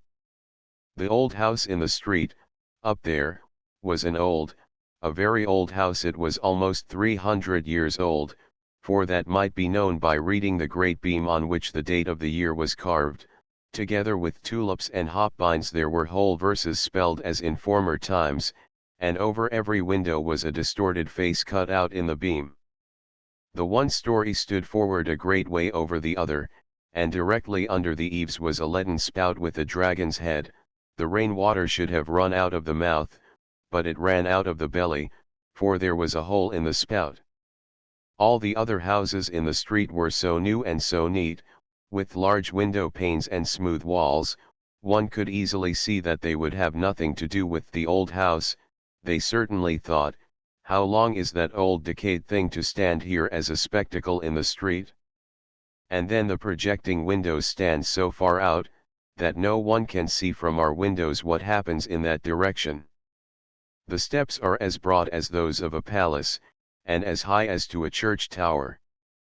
The iron railings look just like the door to an old family vault, and then they have brass tops that's so stupid. On the other side of the street were also new and neat houses, and they thought just as the others did, but at the window opposite the old house there sat a little boy with fresh rosy cheeks and bright beaming eyes. He certainly liked the old house best, and that both in sunshine and moonshine. And when he looked across at the wall where the mortar had fallen out, he could sit and find out there the strangest figures imaginable, exactly as the street had appeared before, with steps, projecting windows, and pointed gables. He could see soldiers with halberds, and spouts where the water ran, like dragons and serpents. That was a house to look at, and there lived an old man, who wore plush breeches, and he had a coat with large brass buttons, and a wig that one could see was a real wig. Every morning there came an old fellow to him who put his rooms in order, and went on errands. Otherwise, the old man in the plush breeches was quite alone in the old house. Now and then he came to the window and looked out, and the little boy nodded to him, and the old man nodded again, and so they became acquaintances, and then they were friends, although they had never spoken to each other, but that made no difference. The little boy heard his parents say, "The old man opposite is very well off, but he is so very, very lonely." The Sunday following, the little boy took something, and wrapped it up in a piece of paper, went downstairs, and stood in the doorway, and when the man who went on errands came past, he said to him, "I say, master, will you give this to the old man over the way from me? I have 2 pewter soldiers, this is one of them, and he shall have it, for I know he is so very, very lonely." And the old errand man looked quite pleased, nodded, and took the pewter soldier over to the old house. Afterwards there came a message. It was to ask if the little boy himself had not a wish to come over and pay a visit, and so he got permission of his parents, and then went over to the old house. And the brass balls on the iron railings shone much brighter than ever. One would have thought they were polished on account of the visit, and it was as if the carved out trumpeters, for there were trumpeters, who stood in tulips, carved out on the door, blew with all their might. Their cheeks appeared so much rounder than before. Yes, they blew trituratra. The little boy comes. Trituratra. And then the door opened. The whole passage was hung with portraits of knights in armor, and ladies in silken gowns, and the armor rattled, and the silken gowns rustled. And then there was a flight of stairs which went a good way upwards, and a little way downwards, and then one came on a balcony which was in a very dilapidated state, sure enough, with large holes and long crevices, but grass grew there and leaves out of them altogether, for the whole balcony outside, the yard, and the walls, were overgrown with so much green stuff, that it looked like a garden, only a balcony. Here stood old flower pots with faces and asses' ears, and the flowers grew just as they liked. One of the pots was quite overrun on all sides with pinks, that is to say, with the green part. Shoot stood by shoot, and it said quite distinctly, "The air has cherished me, the sun has kissed me, and promised me a little flower on Sunday, a little flower on Sunday." And then they entered a chamber where the walls were covered with hog's leather, and printed with gold flowers. "The gilding decays, but hog's leather stays," said the walls. And there stood easy chairs, with such high backs, and so carved out, and with arms on both sides. sit down," said they. "Ugh, how I creak, now I shall certainly get the gout, like the old cloth esprits, ugh." And then the little boy came into the room where the projecting windows were, and where the old man Saturday. "I thank you for the pewter soldier, my little friend," said the old man. "And I thank you because you come over to me."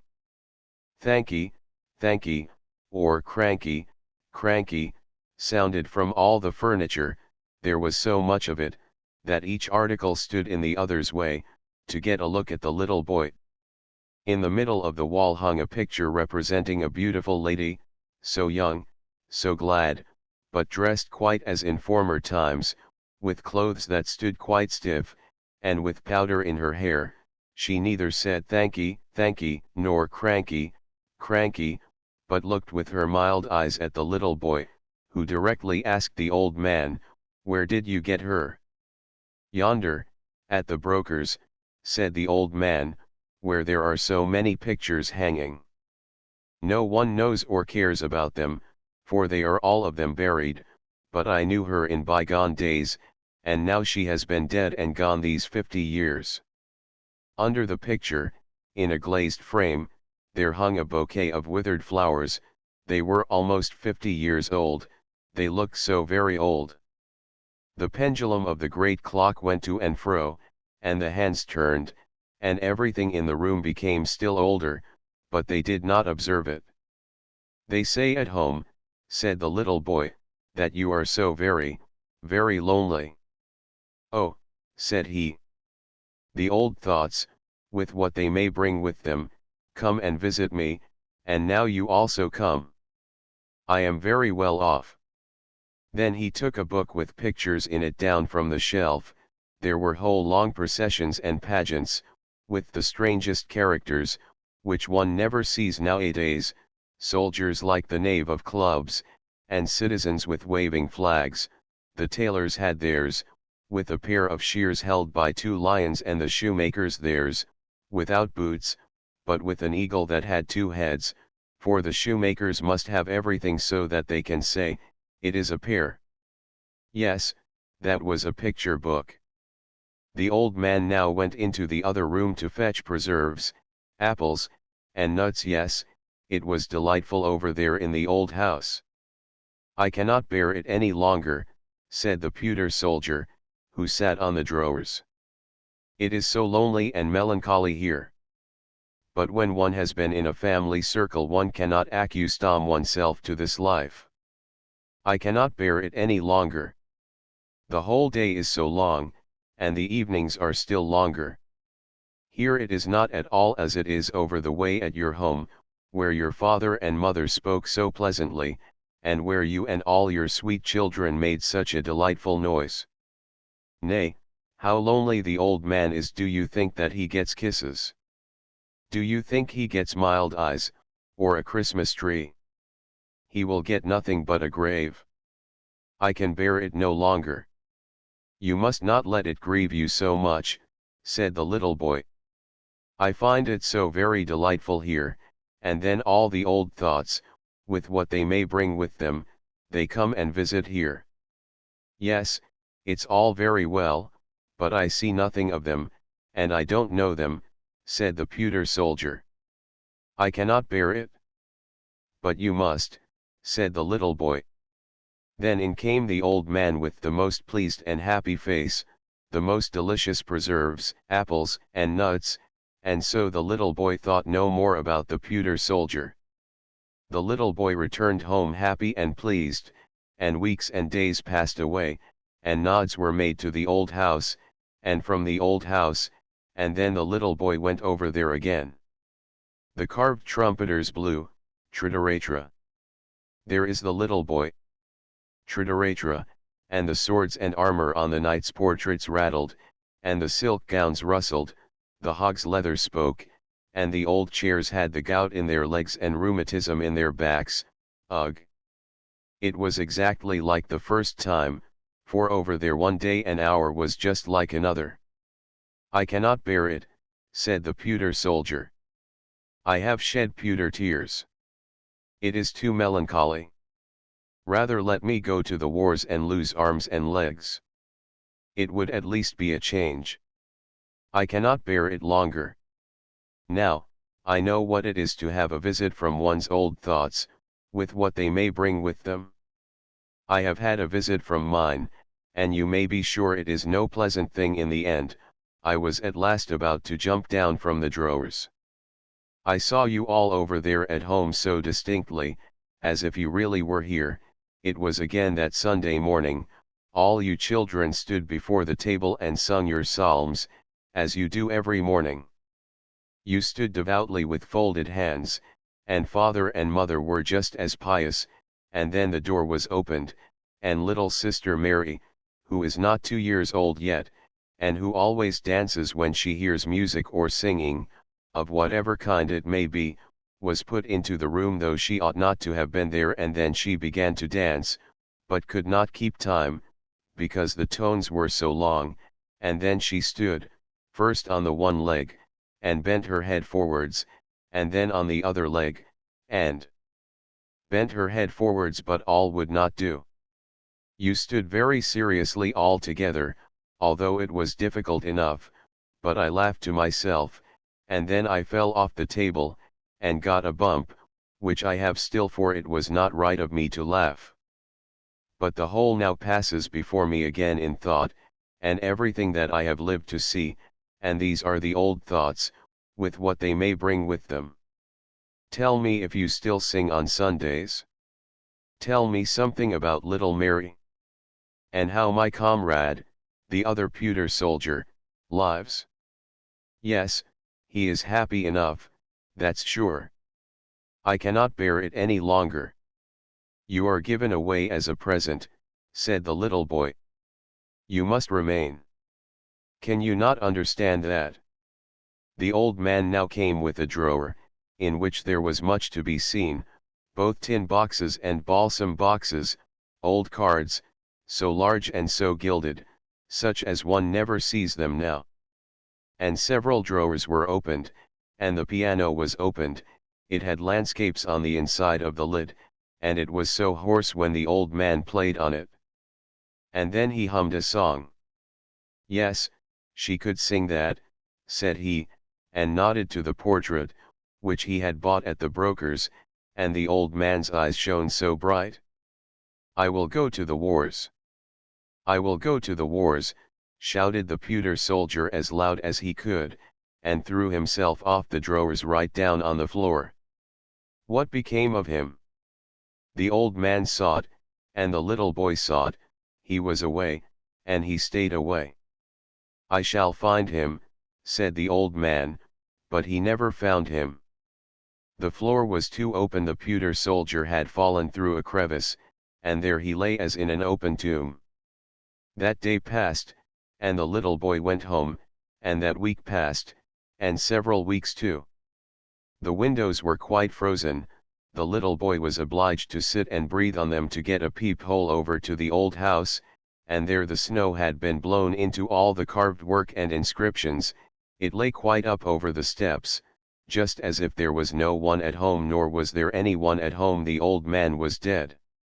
In the evening there was a hearse seen before the door, and he was borne into it in his coffin. He was now to go out into the country, to lie in his grave. He was driven out there, but no one followed.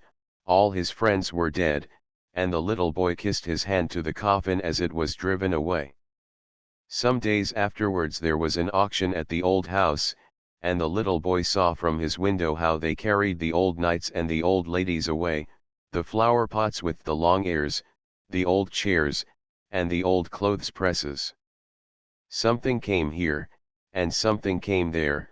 The portrait of her who had been found at the broker's came to the broker's again, and there it hung, for no one knew her more, no one cared about the old picture. In the spring they pulled the house down, for, as people said, it was a ruin. One could see from the street right into the room with the hog's leather hanging, which was slashed and torn, and the green grass and leaves about the balcony hung quite wild about the falling beams. And then it was put to rights. That was a relief, said the neighboring houses.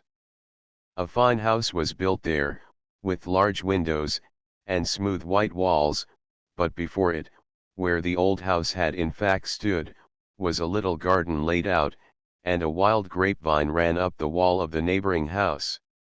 Before the garden there was a large iron railing with an iron door. It looked quite splendid, and people stood still and peeped in, and the sparrows hung by scores in the vine, and chattered away at each other as well as they could, but it was not about the old house, for they could not remember it. So many years had passed, so many that the little boy had grown up to a whole man, yes, a clever man, and a pleasure to his parents, and he had just been married, and, together with his little wife, had come to live in the house here, where the garden was, and he stood by her there whilst she planted a field flower that she found so pretty. She planted it with her little hand, and pressed the earth around it with her fingers. Oh! What was that? She had stuck herself. There sat something pointed, straight out of the soft mold. It was, yes, guess. It was the pewter soldier, he that was lost up at the old man's, and had tumbled and turned about amongst the timber and the rubbish, and had at last laid for many years in the ground. The young wife wiped the dirt off the soldier, first with a green leaf, and then with her fine handkerchief. It had such a delightful smell, that it was to the pewter soldier just as if he had awaked from a trance. "Let me see him," said the young man. He laughed, and then shook his head. "Nay, it cannot be he, but he reminds me of a story about a pewter soldier which I had when I was a little boy."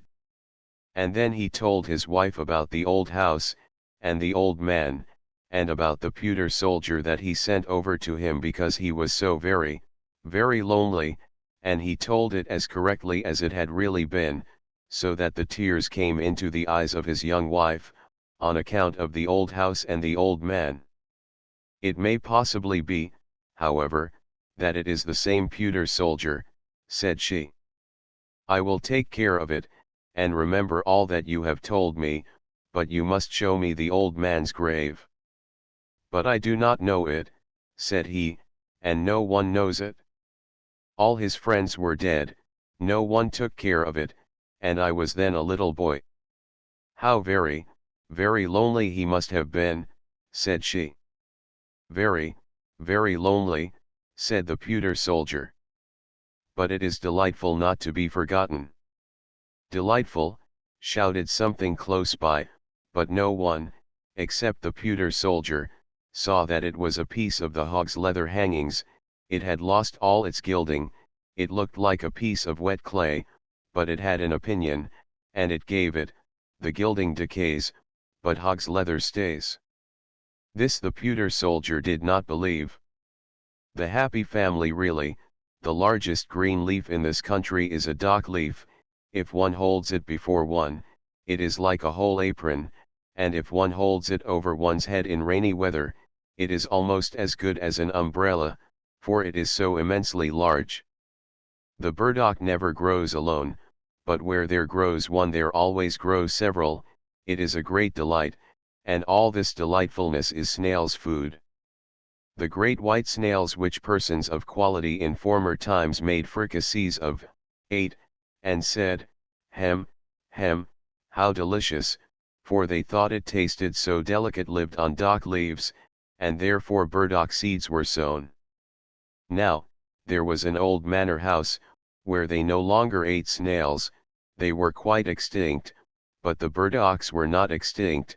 They grew and grew all over the walks and all the beds, they could not get the mastery over them. It was a whole forest of burdocks. Here and there stood an apple and a plum tree, or else one never would have thought that it was a garden. All was burdocks, and there lived the two last venerable old snails.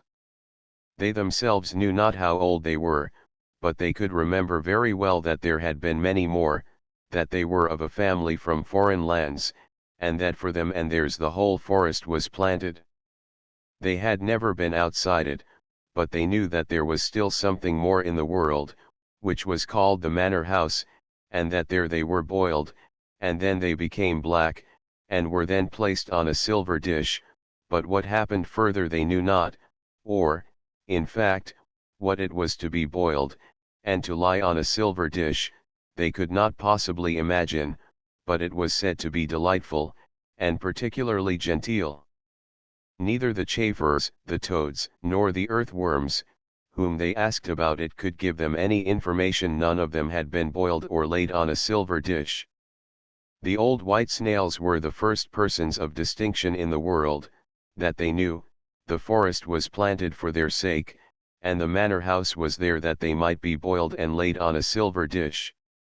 Now they lived a very lonely and happy life, and as they had no children themselves, they had adopted a little common snail, which they brought up as their own, but the little one would not grow, for he was of a common family, but the old ones, especially Dame Mother Snail, thought they could observe how he increased in size, and she begged father, if he could not see it, that he would at least feel the little snail's shell, and then he felt it, and found the good dame was right. One day there was a heavy storm of rain. "Hear how it beats like a drum on the dock leaves," said Father Snail. "There are also raindrops," said Mother Snail. And now the rain pours right down the stalk. You will see that it will be wet here. I am very happy to think that we have our good house, and the little one has his also. There is more done for us than for all other creatures, sure enough, but can you not see that we are folks of quality in the world? We are provided with a house from our birth, and the burdock forest is planted for our sakes. I should like to know how far it extends, and what there is outside. There is nothing at all, said Father Snail. No place can be better than ours, and I have nothing to wish for. Yes, said the dame. I would willingly go to the manor house, be boiled, and laid on a silver dish. All our forefathers have been treated so, there is something extraordinary in it, you may be sure. The manor house has most likely fallen to ruin, said Father Snail. Or the burdocks have grown up over it, so that they cannot come out. There need not, however, be any haste about that, but you are always in such a tremendous hurry, and the little one is beginning to be the same. Has he not been creeping up that stalk these 3 days? It gives me a headache when I look up to him. You must not scold him, said Mother Snail. He creeps so carefully, he will afford us much pleasure and we have nothing but him to live for. But have you not thought of it? Where shall we get a wife for him? Do you not think that there are some of our species at a great distance in the interior of the burdock forest? Black snails, I dare say, there are enough of, said the old one. Black snails without a house, but they are so common, and so conceited. But we might give the ants a commission to look out for us, they run to and fro as if they had something to do, and they certainly know of a wife for our little snail. I know one, sure enough the most charming one, said one of the ants. But I am afraid we shall hardly succeed, for she is a queen. That is nothing, said the old folks. Has she a house?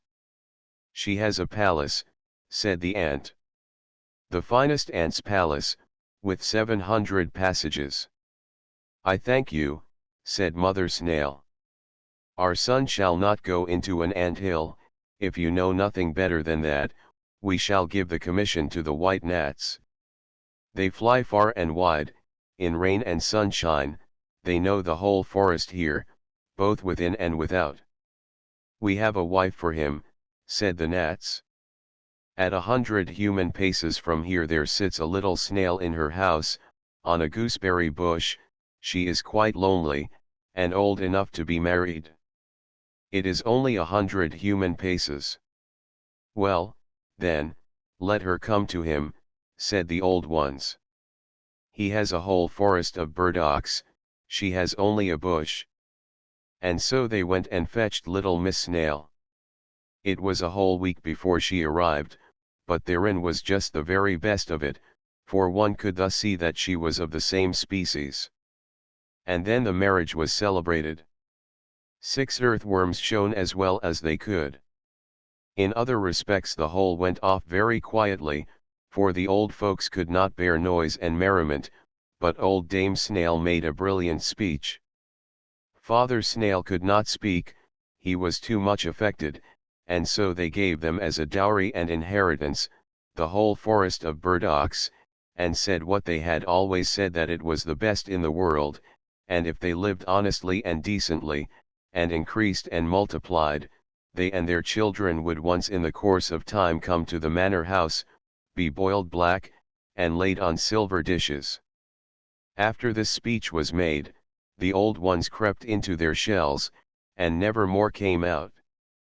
They slept, the young couple governed in the forest, and had a numerous progeny, but they were never boiled, and never came on the silver dishes, so from this they concluded that the manor house had fallen to ruins, and that all the men in the world were extinct, and as no one contradicted them, so, of course it was so. And the rain beat on the dock leaves to make drum music for their sake, and the sun shone in order to give the burdock forest a color for their sakes, and they were very happy, and the whole family was happy, for they, indeed were so. The story of a mother. A mother sat there with her little child. She was so downcast, so afraid that it should die. It was so pale, the small eyes had closed themselves, and it drew its breath so softly, now and then, with a deep respiration, as if it sighed, and the mother looked still more sorrowfully on the little creature. Then a knocking was heard at the door, and in came a poor old man wrapped up as in a large horse cloth, for it warms one, and he needed it, as it was the cold winter season. Everything out of doors was covered with ice and snow, and the wind blew so that it cut the face. As the old man trembled with cold, and the little child slept a moment, the mother went and poured some ale into a pot and set it on the stove, that it might be warm for him. The old man sat and rocked the cradle, and the mother sat down on a chair close by him, and looked at her little sick child that drew its breath so deep, and raised its little hand. "Do you not think that I shall save him?" said she. "Our Lord will not take him from me." And the old man, it was Death himself, he nodded so strangely, it could just as well signify yes as no. And the mother looked down in her lap, and the tears ran down over her cheeks, her head became so heavy she had not closed her eyes for 3 days and nights, and now she slept, but only for a minute, when she started up and trembled with cold. "What is that?" said she, and looked on all sides, but the old man was gone, and her little child was gone. He had taken it with him, and the old clock in the corner burred, and burred, the great leaden weight ran down to the floor, bump. And then the clock also stood still. But the poor mother ran out of the house and cried aloud for her child. Out there, in the midst of the snow, there sat a woman in long, black clothes, and she said, "Death has been in thy chamber, and I saw him hasten away with thy little child. He goes faster than the wind, and he never brings back what he takes." "Oh, only tell me which way he went," said the mother. "Tell me the way, and I shall find him." "I know it," said the woman in the black clothes. "But before I tell it, thou must first sing for me all the songs thou hast sung for thy child. I am fond of them. I have heard them before. I am night, I saw thy tears whilst thou sangest them. I will sing them all, said the mother. "But do not stop me now, I may overtake him, I may find my child." But Night stood still and mute. Then the mother wrung her hands, sang and wept, and there were many songs, but yet many more tears, and then Night said, "Go to the right, into the dark pine forest, thither I saw Death take his way with thy little child." The roads crossed each other in the depths of the forest, and she no longer knew whither she should go. Then there stood a thorn bush, there was neither leaf nor flower on it, it was also in the cold winter season, and ice flakes hung on the branches. "Hast thou not seen Death go past with my little child?" said the mother. "Yes," said the thorn bush, "but I will not tell thee which way he took, unless thou wilt first warm me up at thy heart. I am freezing to death, I shall become a lump of ice." And she pressed the thorn bush to her breast, so firmly, that it might be thoroughly warmed, and the thorns went right into her flesh, and her blood flowed in large drops, but the thorn bush shot forth fresh green leaves, and there came flowers on it in the cold winter night. The heart of the afflicted mother was so warm, and the thorn bush told her the way she should go. She then came to a large lake, where there was neither ship nor boat. The lake was not frozen sufficiently to bear her, neither was it open, nor low enough that she could wade through it, and across it she must go if she would find her child.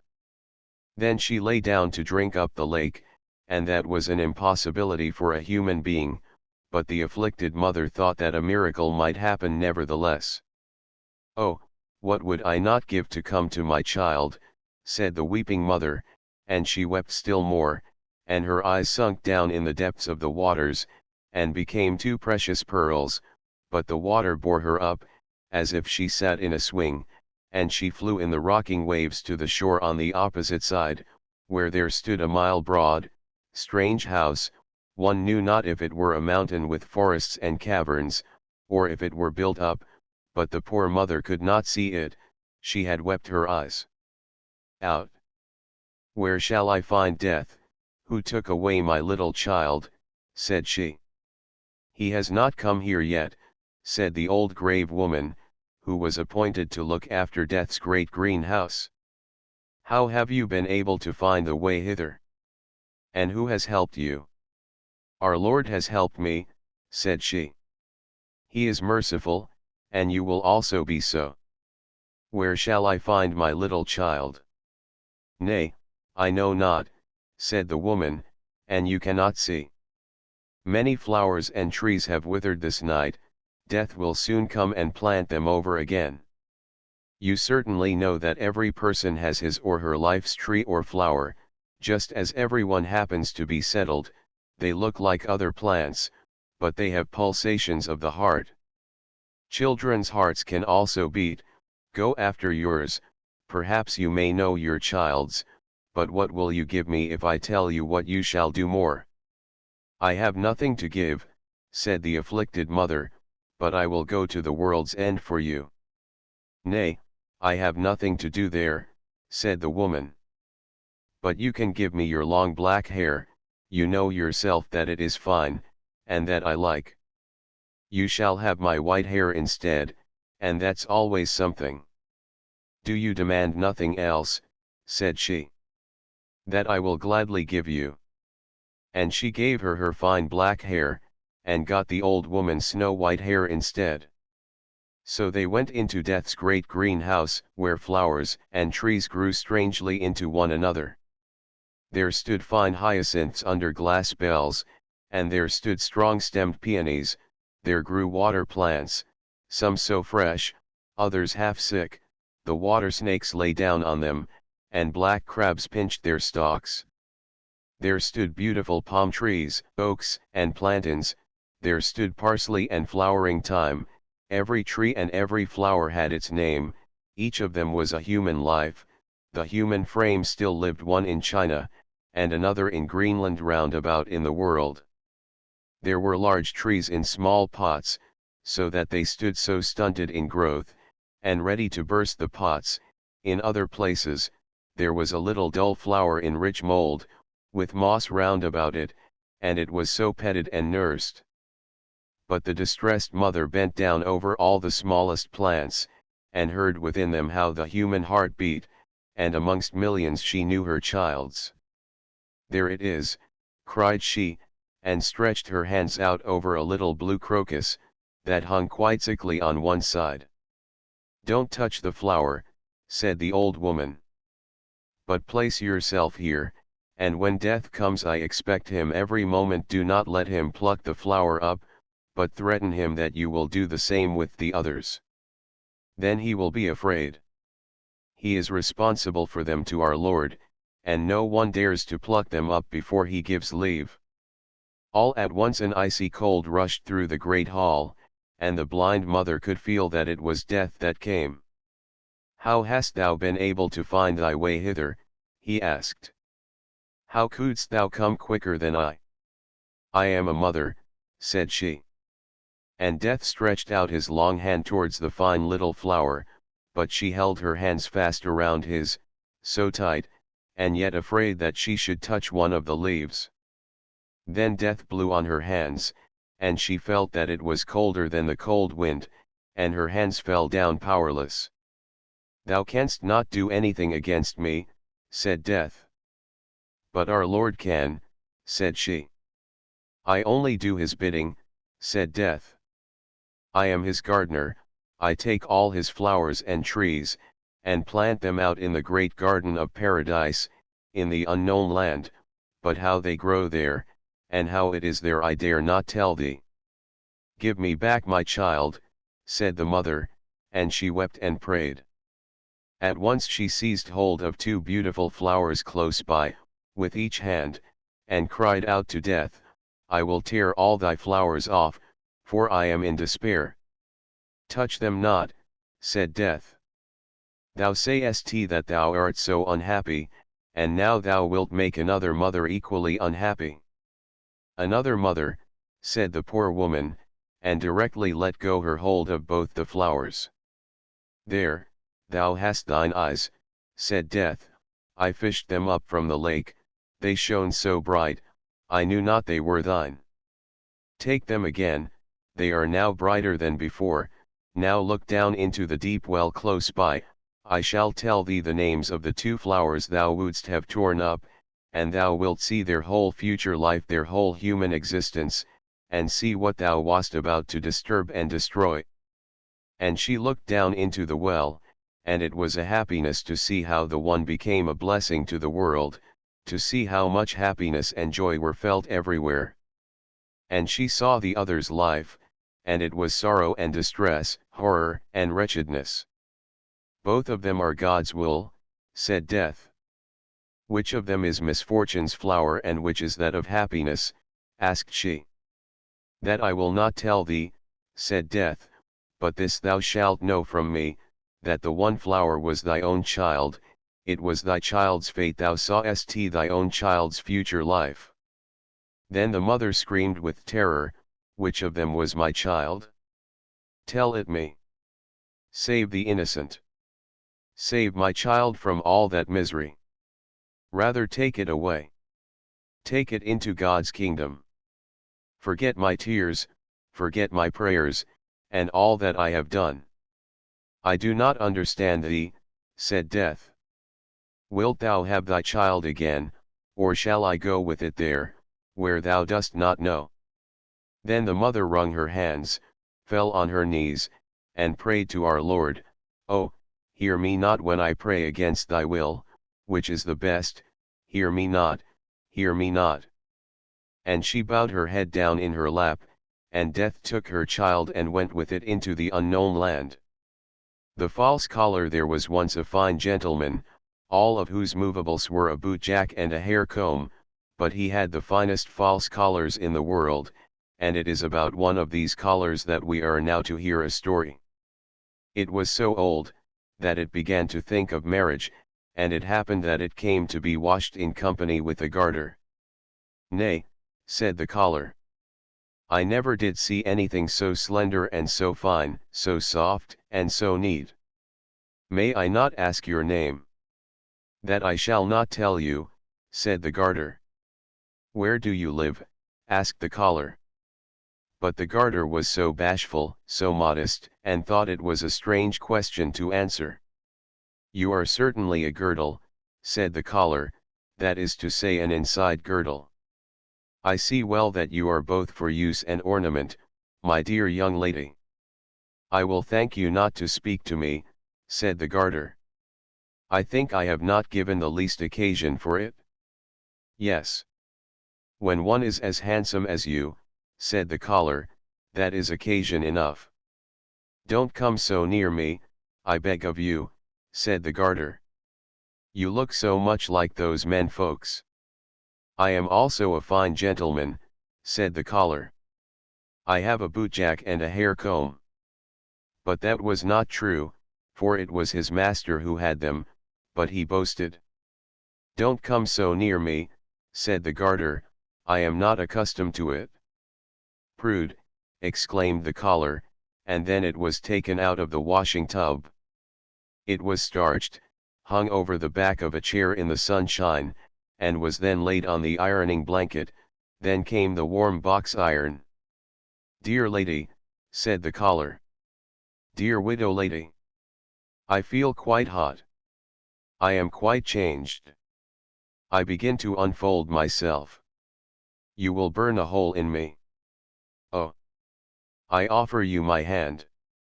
Rag, said the box iron, and went proudly over the collar, for she fancied she was a steam engine, that would go on the railroad and draw the wagons. Rag, said the box iron. The collar was a little jagged at the edge, and so came the long scissors to cut off the jagged part. Oh, said the collar. You are certainly the first opera dancer. How well you can stretch your legs out. It is the most graceful performance I have ever seen. No one can imitate you. I know it, said the scissors. You deserve to be a baroness, said the collar. All that I have is a fine gentleman, a bootjack, and a hair comb. If I only had the barony. Do you seek my hand, said the scissors, for she was angry, and without more ado, she cut him, and then he was condemned. I shall now be obliged to ask the hair comb. It is surprising how well you preserve your teeth, miss, said the collar. Have you never thought of being betrothed? Yes, of course, you may be sure of that, said the hair comb. I am betrothed to the bootjack. Betrothed, exclaimed the collar. Now there was no other to court, and so he despised it. A long time passed away, then the collar came into the rag chest at the paper mill. There was a large company of rags, the fine by themselves, and the coarse by themselves, just as it should be. They all had much to say, but the collar the most, for he was a real boaster. I have had such an immense number of sweethearts, said the collar. I could not be in peace. It is true, I was always a fine starched-up gentleman. I had both a bootjack and a hair comb, which I never used. You should have seen me then, you should have seen me when I lay down. I shall never forget my first love. She was a girdle, so fine, so soft, and so charming, she threw herself into a tub of water for my sake. There was also a widow, who became glowing hot, but I left her standing till she got black again. There was also the first opera dancer, she gave me that cut which I now go with, she was so ferocious. My own hair comb was in love with me, she lost all her teeth from the heartache. Yes, I have lived to see much of that sort of thing, but I am extremely sorry for the garter, I mean the girdle that went into the water tub. I have much on my conscience, I want to become white paper. And it became so, all the rags were turned into white paper, but the collar came to be just this very piece of white paper we here see, and on which the story is printed, and that was because it boasted so terribly afterwards of what had never happened to it. It would be well for us to beware, that we may not act in a similar manner, for we can never know if we may not, in the course of time, also come into the rag chest, and be made into white paper, and then have our whole life's history printed on it, even the most secret, and be obliged to run about and tell it ourselves, just like this collar. The shadow it is in the hot lands that the sun burns, sure enough. There the people become quite a mahogany brown, and in the hottest lands they are burnt to negroes. But now it was only to the hot lands that a learned man had come from the cold. There he thought that he could run about just as when at home, but he soon found out his mistake. He, and all sensible folks, were obliged to stay within doors. The window shutters and doors were closed the whole day, it looked as if the whole house slept, or there was no one at home. The narrow street with the high houses, was built so that the sunshine must fall there from morning till evening. It was really not to be borne. The learned man from the cold lands, he was a young man, and seemed to be a clever man, sat in a glowing oven. It took effect on him, he became quite meagre, even his shadow shrunk in, for the sun had also an effect on it. It was first towards evening, when the sun was down, that they began to freshen up again. In the warm lands every window has a balcony, and the people came out on all the balconies in the street, for one must have air, even if one be accustomed to be mahogany. It was lively both up and down the street. Tailors, and shoemakers, and all the folks, moved out into the street. Chairs and tables were brought forth, and candles burnt. Yes, above 1,000 lights were burning, and the one talked and the other sung, and people walked, and church bells rang, and asses went along with a dingle-dingle-dong. For they too had bells on. The street boys were screaming and hooting, and shouting and shooting, with devils and detonating balls, and there came corpse bearers and hood wearers, for there were funerals with psalm and hymn, and then the din of carriages driving and company arriving. Yes, it was, in truth, lively enough down in the street. Only in that single house, which stood opposite that in which the learned foreigner lived, it was quite still, and yet some one lived there, for there stood flowers in the balcony, they grew so well in the sun's heat, and that they could not do unless they were watered, and some one must water them, there must be somebody there. The door opposite was also opened late in the evening, but it was dark within, at least in the front room. Further in there was heard the sound of music. The learned foreigner thought it quite marvelous, but now it might be that he only imagined it, for he found everything marvelous out there, in the warm lands, if there had only been no sun.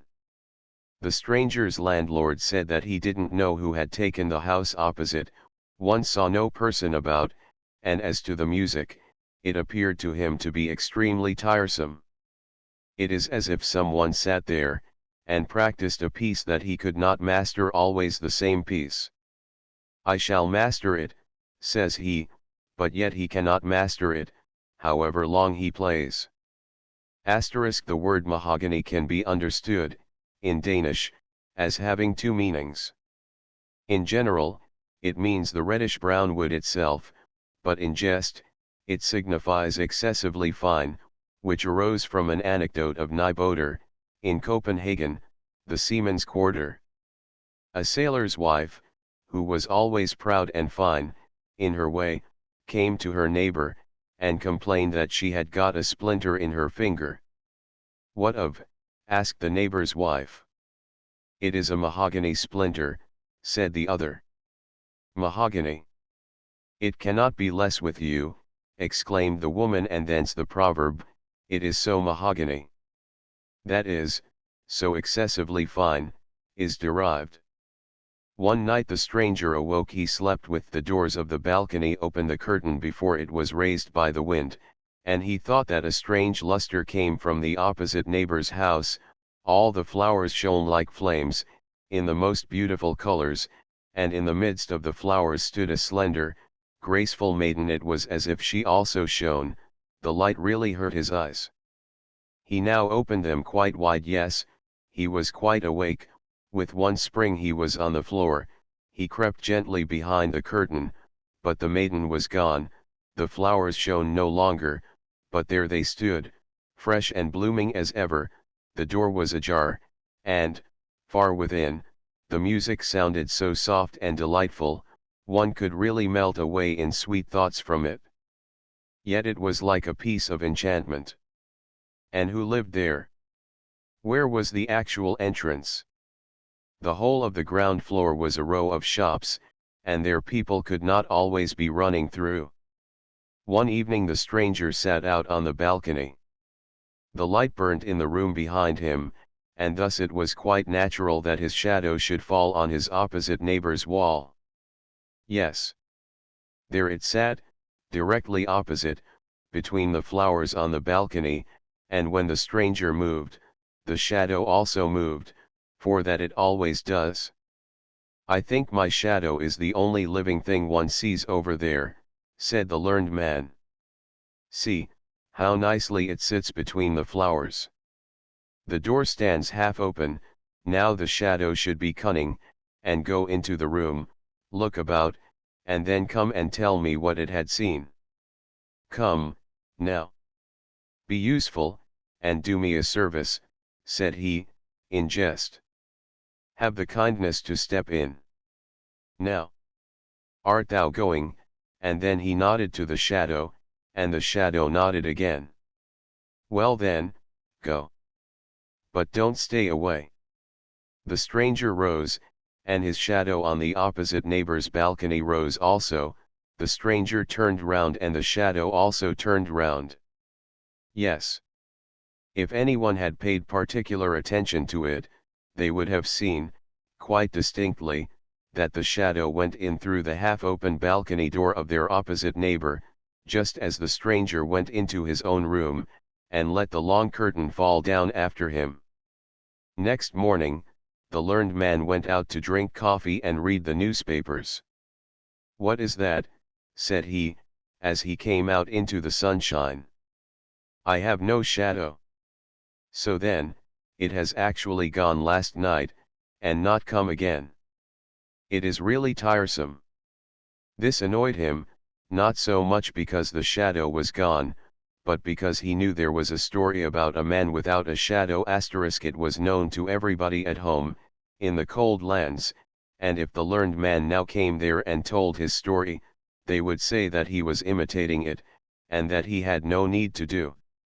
He would, therefore, not talk about it at all, and that was wisely thought. Peter Schlemihl, the shadowless man. In the evening he went out again on the balcony. He had placed the light directly behind him, for he knew that the shadow would always have its master for a screen, but he could not entice it. He made himself little, he made himself great, but no shadow came again. He said, "Hem, hem," but it was of no use. It was vexatious, but in the warm lands everything grows so quickly, and after the lapse of 8 days he observed, to his great joy, that a new shadow came in the sunshine.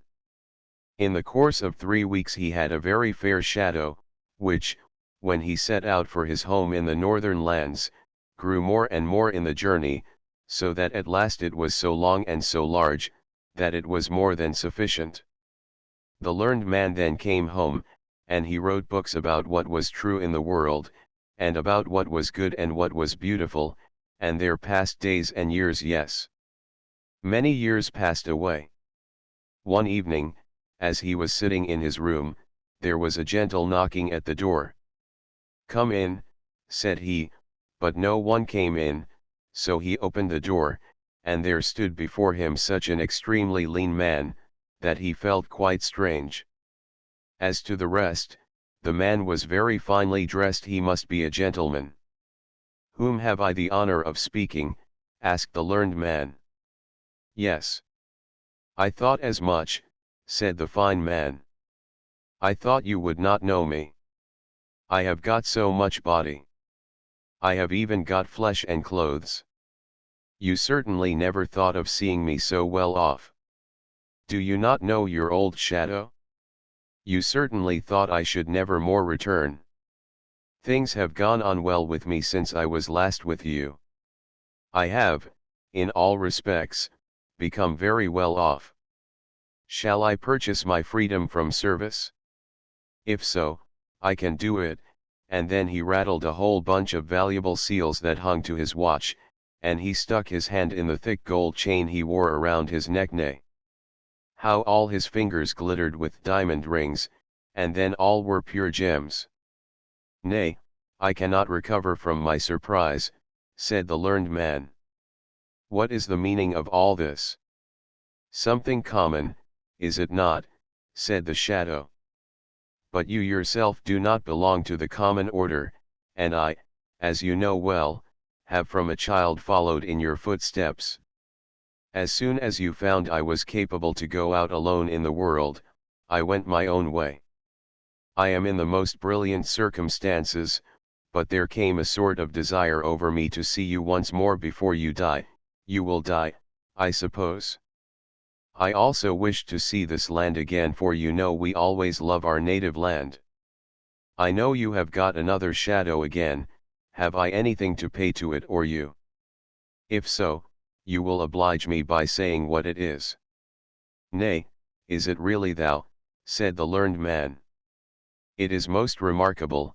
I never imagined that one's old shadow could come again as a man." "Tell me what I have to pay," said the shadow, "for I don't like to be in any sort of debt." "How canst thou talk so?" said the learned man. "What debt is there to talk about? Make thyself as free as anyone else. I am extremely glad to hear of thy good fortune. Sit down, old friend, and tell me a little how it has gone with thee, and what thou hast seen at our opposite neighbors there in the warm lands."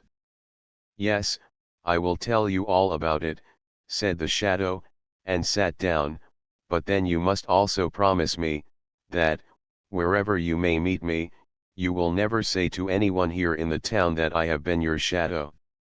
I intend to get betrothed, for I can provide for more than one family. Be quite at thy ease about that, said the learned man. I shall not say to anyone who thou actually art. Here is my hand, I promise it, and a man's bond is his word. A word is a shadow, said the shadow, and as such it must speak. It was really quite astonishing how much of a man it was. It was dressed entirely in black, and of the very finest cloth. It had patent leather boots, and a hat that could be folded together, so that it was bare crown and brim, not to speak of what we already know. It had seals, gold neck chain, and diamond rings. Yes, the shadow was well dressed, and it was just that which made it quite a man. Now I shall tell you my adventures, said the shadow, and then he sat, with the polished boots, as heavily as he could, on the arm of the learned man's new shadow, which lay like a poodle dog at his feet. Now this was perhaps from arrogance, and the shadow on the ground kept itself so still and quiet, that it might hear all that passed. It wished to know how it could get free, and work its way up, so as to become its own master. Do you know who lived in our opposite neighbor's house? Said the shadow. It was the most charming of all beings, it was Posy. I was there for 3 weeks, and that has as much effect as if one had lived 3,000 years, and read all that was composed and written. That is what I say, and it is right. I have seen everything and I know everything. Posy, cried the learned man. Yes, yes, she often dwells a recluse in large cities. Posy. Yes, I have seen her a single short moment, but sleep came into my eyes. She stood on the balcony and shone as the aurora borealis shines. Go on, thou wert on the balcony, and went through the doorway, and then I was in the ante-chamber, said the shadow. You always sat and looked over to the ante-chamber. There was no light, there was a sort of twilight, but the one door stood open directly opposite the other through a long row of rooms and saloons, and there it was lighted up. I should have been completely killed if I had gone over to the maiden, but I was circumspect. I took time to think, and that one must always do. And what didst thou then see? Asked the learned man.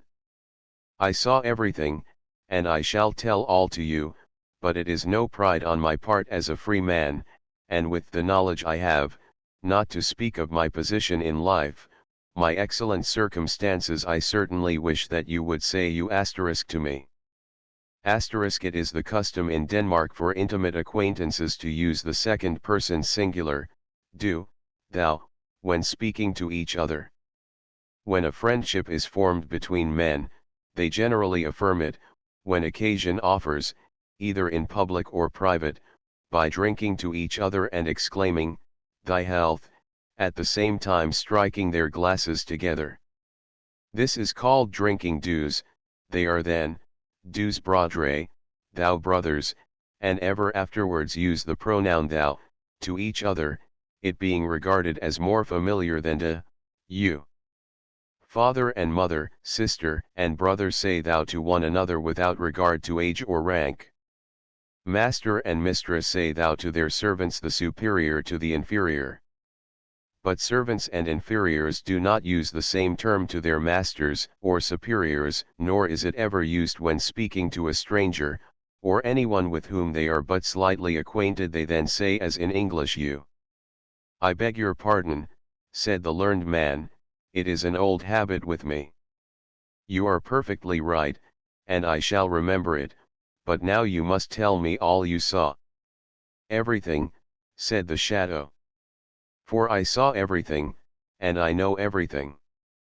How did it look in the furthest saloon? Asked the learned man. Was it there as in the fresh woods? Was it there as in a holy church? Were the saloons like the starlit firmament when we stand on the high mountains? Everything was there, said the shadow. I did not go quite in, I remained in the foremost room, in the twilight, but I stood there quite well, I saw everything, and I know everything. I have been in the ante-chamber at the court of Poesy. But what did you see? Did all the gods of the olden times pass through the large saloons? Did the old heroes combat there? Did sweet children play there, and relate their dreams?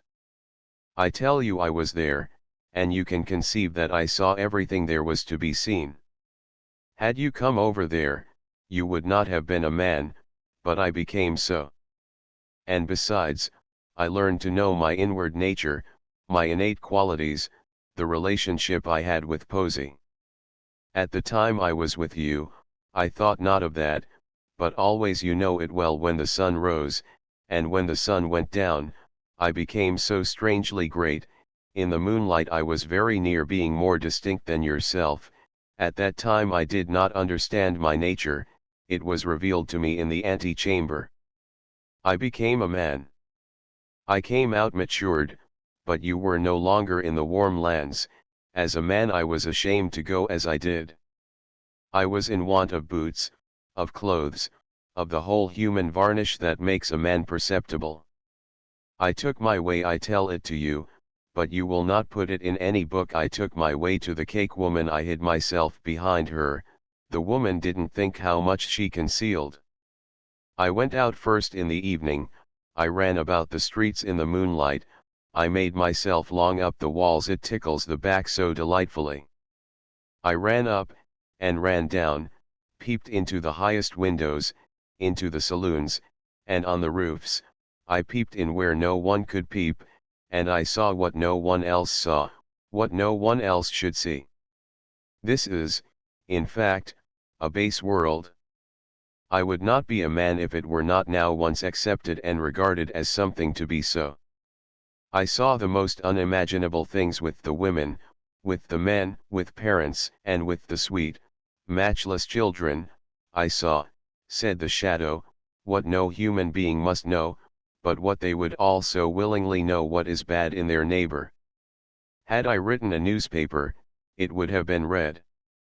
But I wrote direct to the persons themselves, and there was consternation in all the towns where I came. They were so afraid of me, and yet they were so excessively fond of me.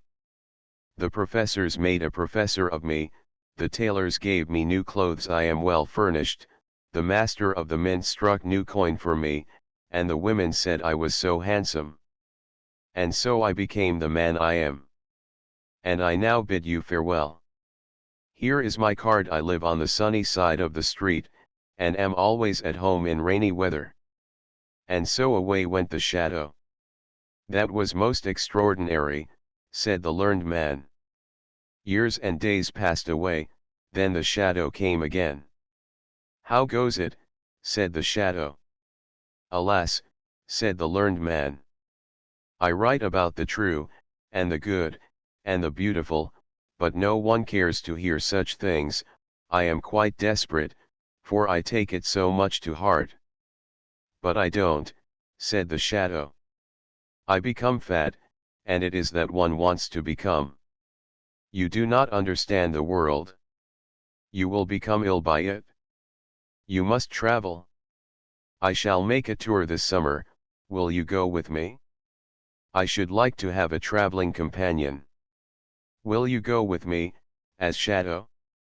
It will be a great pleasure for me to have you with me, I shall pay the traveling expenses. Nay, this is too much, said the learned man. It is just as one takes it, said the shadow.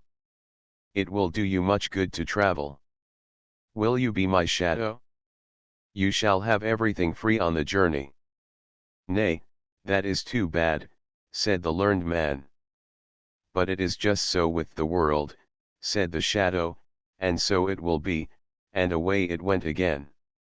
The learned man was not at all in the most enviable state, grief and torment followed him, and what he said about the true, and the good, and the beautiful, was, to most persons, like roses for a cow. He was quite ill at last. You really look like a shadow, said his friends to him, and the learned man trembled, for he thought of it. "You must go to a watering place," said the shadow, who came and visited him. "There is nothing else for it. I will take you with me for old acquaintance sake. I will pay the traveling expenses, and you write the descriptions, and if they are a little amusing for me on the way. I will go to a watering place. My beard does not grow out as it ought. That is also a sickness, and one must have a beard. Now you be wise and accept the offer. We shall travel as comrades." And so they traveled. The shadow was master, and the master was the shadow. They drove with each other, they rode and walked together, side by side, before and behind, just as the sun was. The shadow always took care to keep itself in the master's place. Now the learned man didn't think much about that. He was a very kind-hearted man, and particularly mild and friendly, and so he said one day to the shadow, "As we have now become companions, and in this way have grown up together from childhood, shall we not drink thou together? It is more familiar." "You are right," said the shadow, who was now the proper master. "It is said in a very straightforward and well-meant manner. You, as a learned man, certainly know how strange nature is. Some persons cannot bear to touch grey paper, or they become ill. Others shiver in every limb if one rub a pane of glass with a nail. I have just such a feeling on hearing you say thou to me.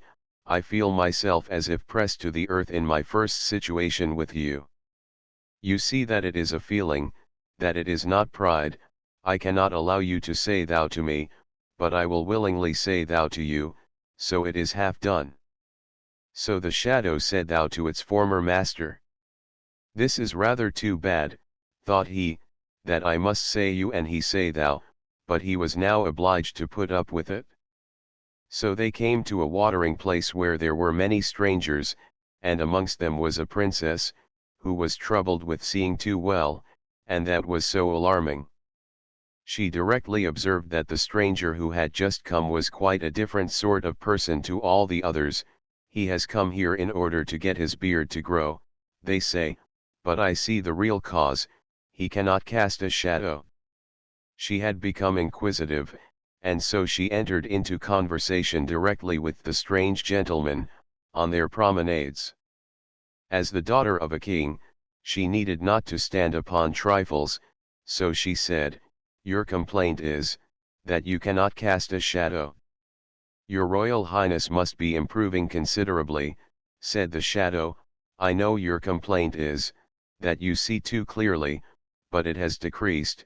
You are cured. I just happen to have a very unusual shadow.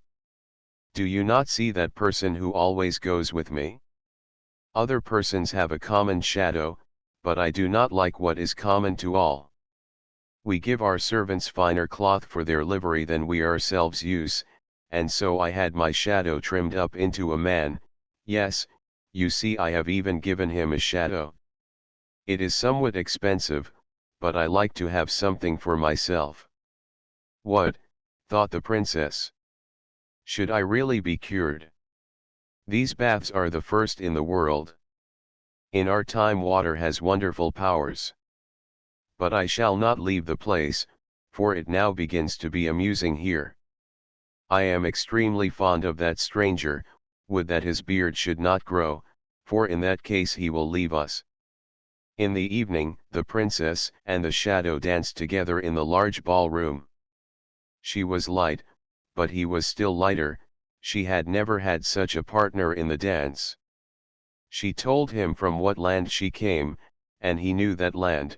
He had been there, but then she was not at home. He had peeped in at the window, above and below he had seen both the one and the other, and so he could answer the princess, and make insinuations, so that she was quite astonished. He must be the wisest man in the whole world. She felt such respect for what he knew. So that when they again danced together she fell in love with him, and that the shadow could remark, for she almost pierced him through with her eyes. So they danced once more together, and she was about to declare herself, but she was discreet, she thought of her country and kingdom, and of the many persons she would have to reign over. He is a wise man, said she to herself, it is well, and he dances delightfully, that is also good, but has he solid knowledge? That is just as important. He must be examined.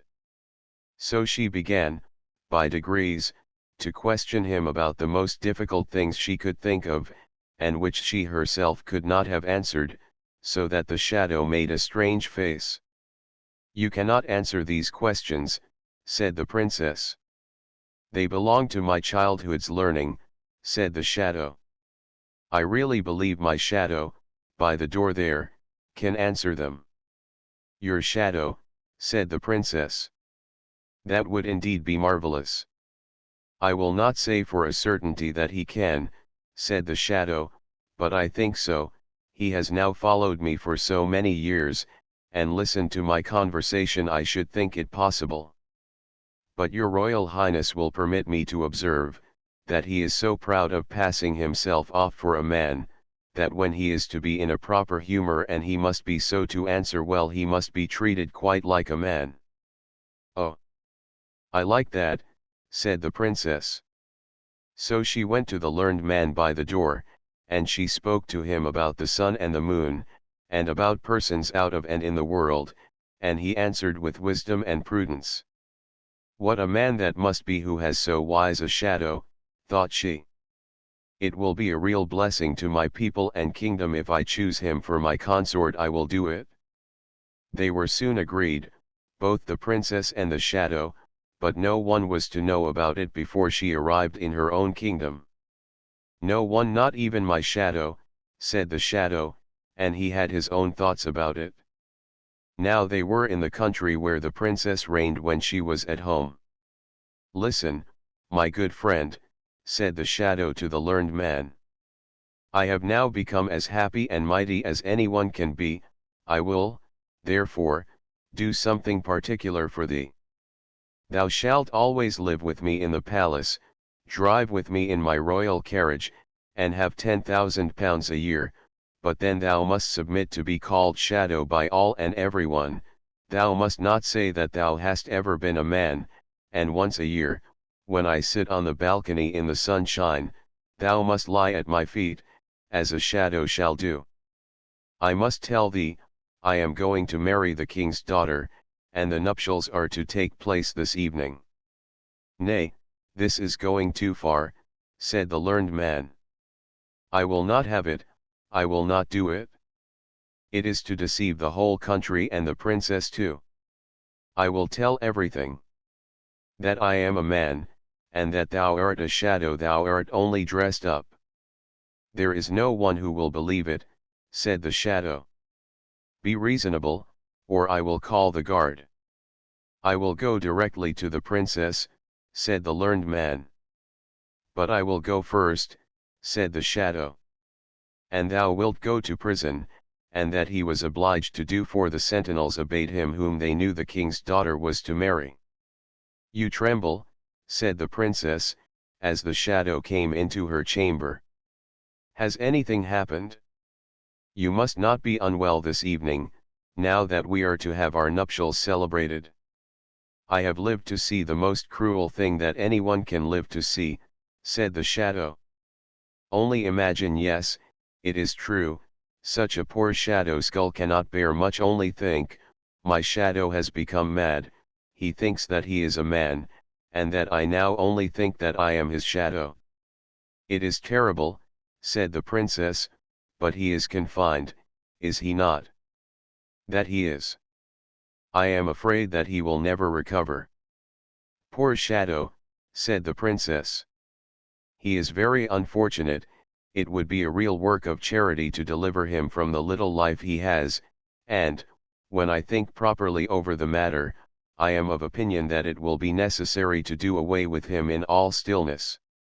It is certainly hard, said the shadow, for he was a faithful servant, and then he gave a sort of sigh.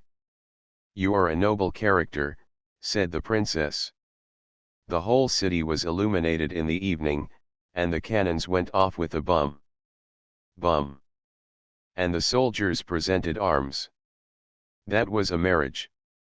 The princess and the shadow went out on the balcony to show themselves, and get another hurrah. The learned man heard nothing of all this, for they had deprived him of life. The little match girl, most terribly cold it was, it snowed, and was nearly quite dark, an evening, the last evening of the year. In this cold and darkness there went along the street a poor little girl, bareheaded, and with naked feet. When she left home she had slippers on, it is true, but what was the good of that? They were very large slippers, which her mother had hitherto worn, so large were they, and the poor little thing lost them as she scuffled away across the street, because of two carriages that rolled by dreadfully fast. One slipper was nowhere to be found, the other had been laid hold of by an urchin, and off he ran with it. He thought it would do capitally for a cradle when he some day or other should have children himself. So the little maiden walked on with her tiny naked feet, that were quite red and blue from cold. She carried a quantity of matches in an old apron, and she held a bundle of them in her hand. Nobody had bought anything of her the whole livelong day, no one had given her a single farthing. She crept along trembling with cold and hunger, a very picture of sorrow, the poor little thing. The flakes of snow covered her long fair hair, which fell in beautiful curls around her neck, but of that, of course, she never once now thought. From all the windows the candles were gleaming, and it smelt so deliciously of roast goose, for you know it was New Year's Eve. Yes, of that she thought. In a corner formed by two houses, of which one advanced more than the other, she seated herself down and cowered together. Her little feet she had drawn close up to her, but she grew colder and colder, and to go home she did not venture, for she had not sold any matches and could not bring a farthing of money. From her father she would certainly get blows, and at home it was cold too, for above her she had only the roof, through which the wind whistled, even though the largest cracks were stopped up with straw and rags. Her little hands were almost numbed with cold. Oh! A match might afford her a world of comfort, if she only dared take a single one out of the bundle, draw it against the wall, and warm her fingers by it. She drew one out. Risked, how it blazed, how it burnt! It was a warm, bright flame, like a candle. As she held her hands over it, it was a wonderful light. It seemed really to the little maiden as though she were sitting before a large iron stove, with burnished brass feet and a brass ornament at top. The fire burned with such blessed influence, it warmed so delightfully. The little girl had already stretched out her feet to warm them too, but the small flame went out, the stove vanished, she had only the remains of the burnt-out match in her hand. She rubbed another against the wall, it burned brightly, and where the light fell on the wall, there the wall became transparent like a veil, so that she could see into the room. On the table was spread a snow-white tablecloth, upon it was a splendid porcelain service, and the roast goose was steaming famously with its stuffing of apple and dried plums. And what was still more capital to behold was, the goose hopped down from the dish, reeled about on the floor with knife and fork in its breast, till it came up to the poor little girl, when the match went out and nothing but the thick, cold, damp wall was left behind. She lighted another match. Now there she was sitting under the most magnificent Christmas tree, it was still larger, and more decorated than the one which she had seen through the glass door in the rich merchant's house. Thousands of lights were burning on the green branches, and gaily colored pictures, such as she had seen in the shop windows, looked down upon her. The little maiden stretched out her hands towards them when the match went out. The lights of the Christmas tree rose higher and higher, she saw them now as stars in heaven, one fell down and formed a long trail of fire. "Someone is just dead," said the little girl, for her old grandmother, the only person who had loved her, and who was now no more, had told her, that when a star falls, a soul ascends to God. She drew another match against the wall, it was again light, and in the luster there stood the old grandmother, so bright and radiant, so mild, and with such an expression of love. "Grandmother," cried the little one. "Oh, take me with you. You go away when the match burns out, you vanish like the warm stove, like the delicious roast goose, and like the magnificent Christmas tree." And she rubbed the whole bundle of matches quickly against the wall, for she wanted to be quite sure of keeping her grandmother near her. And the matches gave such a brilliant light that it was brighter than at noonday.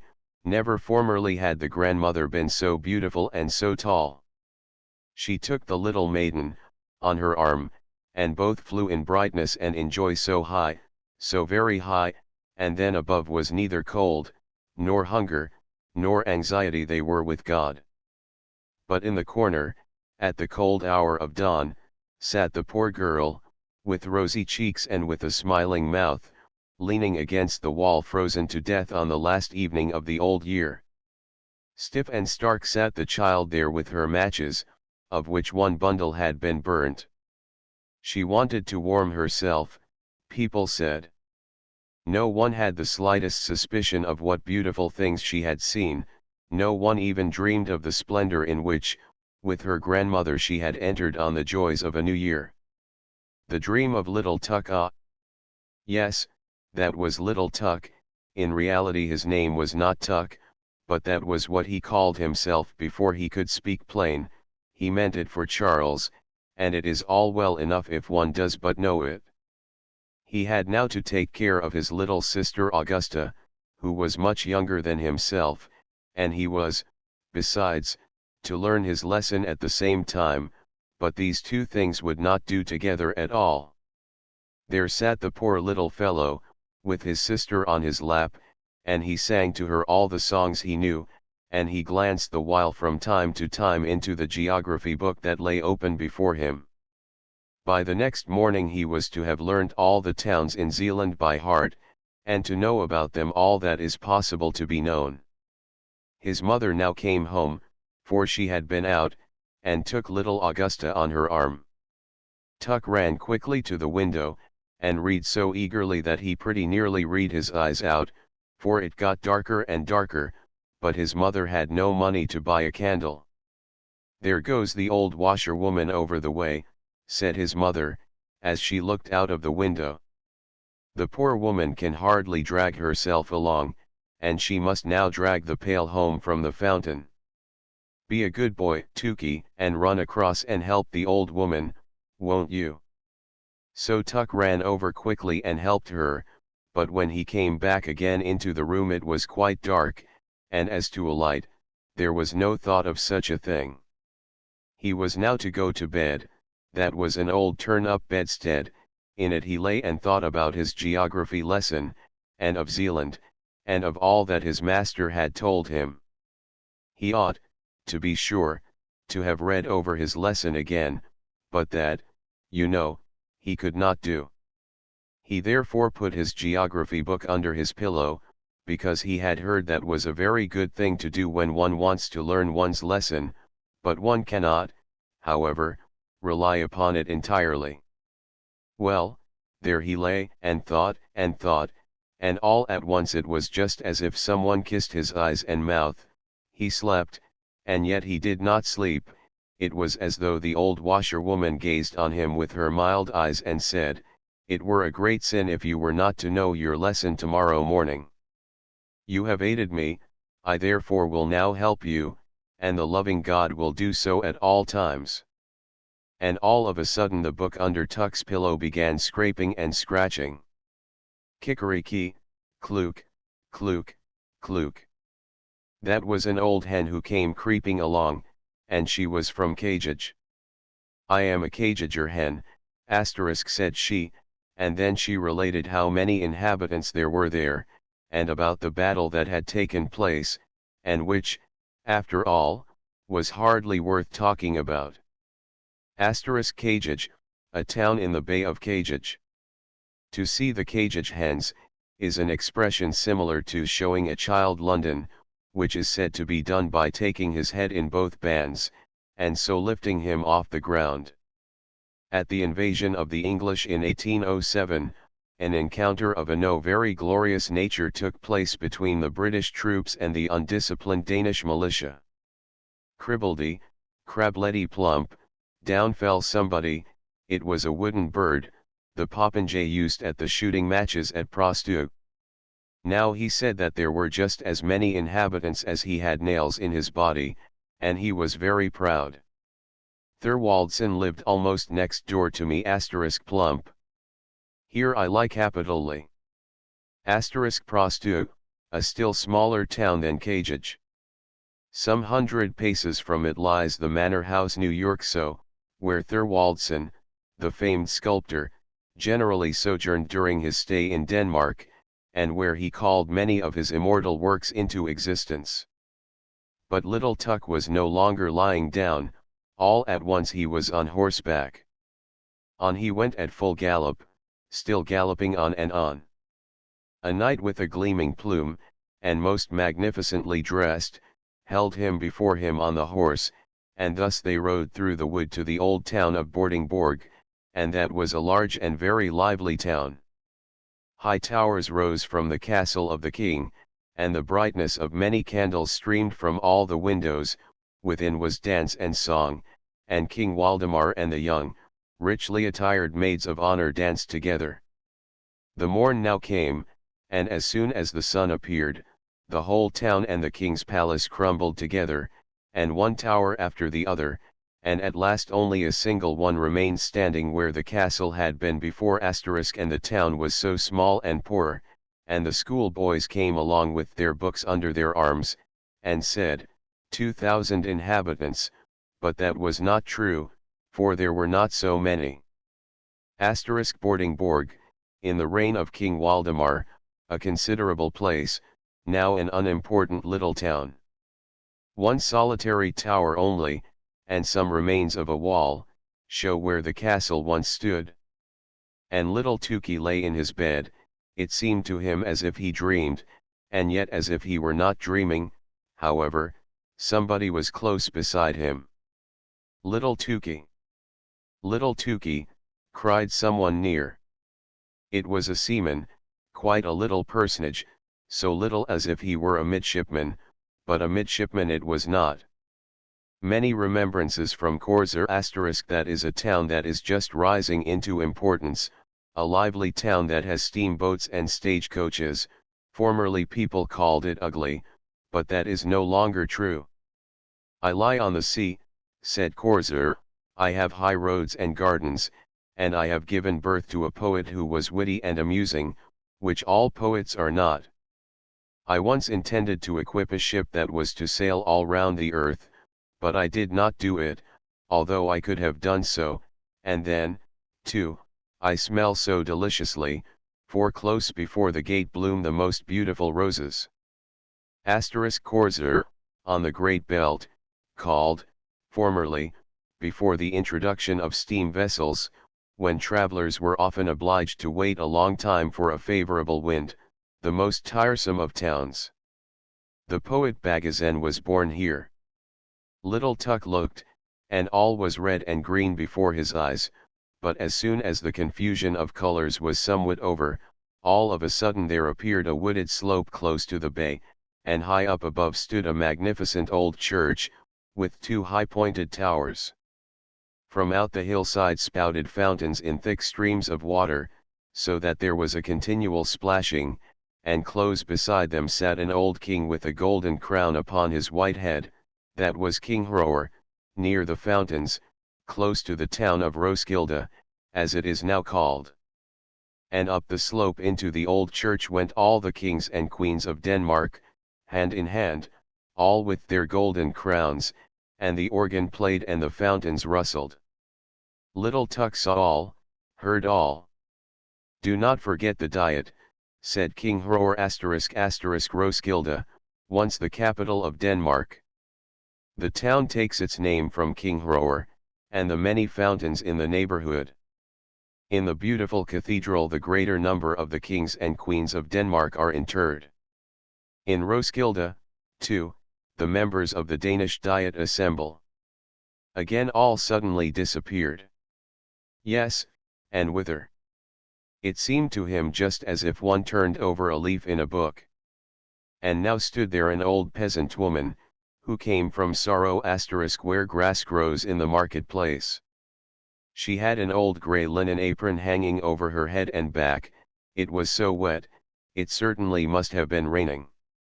Yes, that it has, said she, and she now related many pretty things out of Hallberg's comedies, and about Waldemar and Absalon, but all at once she cowered together, and her head began shaking backwards and forwards, and she looked as she were going to make a spring. Croak, croak, said she. It is wet, there is such a pleasant death-like stillness in Sorby. She was now suddenly a frog, croak, and now she was an old woman. One must dress according to the weather, said she. It is wet, it is wet.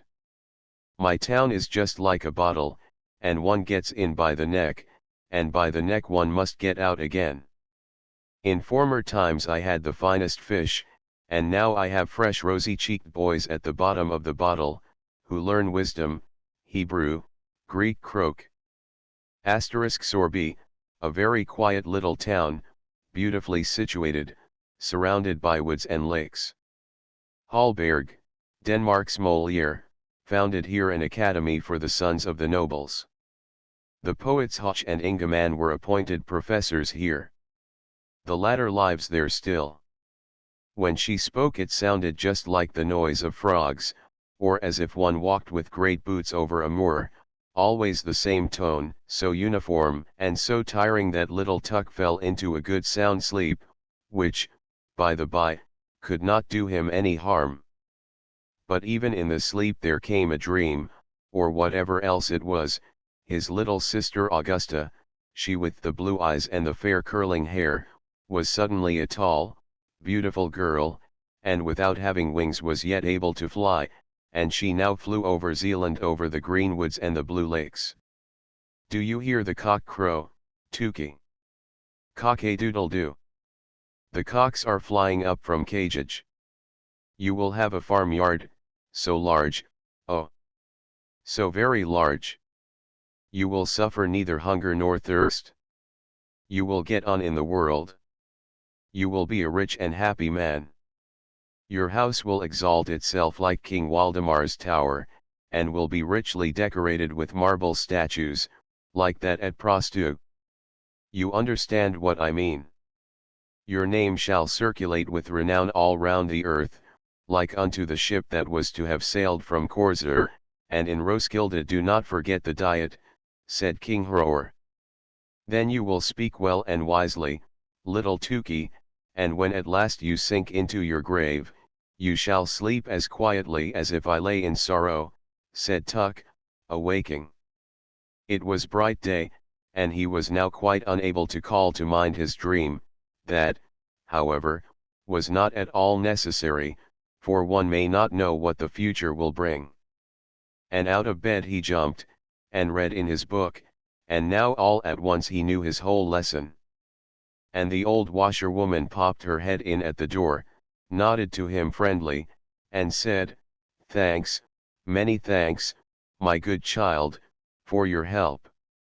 May the good ever-loving God fulfill your loveliest dream." Little Tukey did not at all know what he had dreamed, but the loving God knew it. The naughty boy. A long time ago, there lived an old poet, a thoroughly kind old poet. As he was sitting one evening in his room, a dreadful storm arose without, and the rain streamed down from heaven, but the old poet sat warm and comfortable in his chimney corner, where the fire blazed and the roasting apple hissed. "Those who have not a roof over their heads will be wetted to the skin," said the good old poet. "Oh, let me in! Let me in!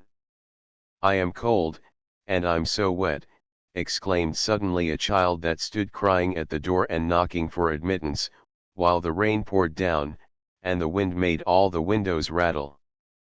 Poor thing, said the old poet, as he went to open the door. There stood a little boy, quite naked, and the water ran down from his long golden hair. He trembled with cold, and had he not come into a warm room he would most certainly have perished in the frightful tempest. Poor child, said the old poet, as he took the boy by the hand. Come in, and I will soon restore thee. Thou shalt have wine and roasted apples, for thou art verily a charming child. And the boy was so really. His eyes were like two bright stars, and although the water trickled down his hair, it waved in beautiful curls. He looked exactly like a little angel, but he was so pale, and his whole body trembled with cold. He had a nice little bow in his hand, but it was quite spoiled by the rain, and the tints of his many-colored arrows ran one into the other. The old poet seated himself beside his hearth, and took the little fellow on his lap. He squeezed the water out of his dripping hair, warmed his hands between his own, and boiled for him some sweet wine. Then the boy recovered, his cheeks again grew rosy, he jumped down from the lap where he was sitting, and danced round the kind old poet. You are a merry fellow, said the old man. What's your name? My name is Cupid, answered the boy. Don't you know me? There lies my bow, it shoots well, I can assure you. Look, the weather is now clearing up, and the moon is shining clear again through the window.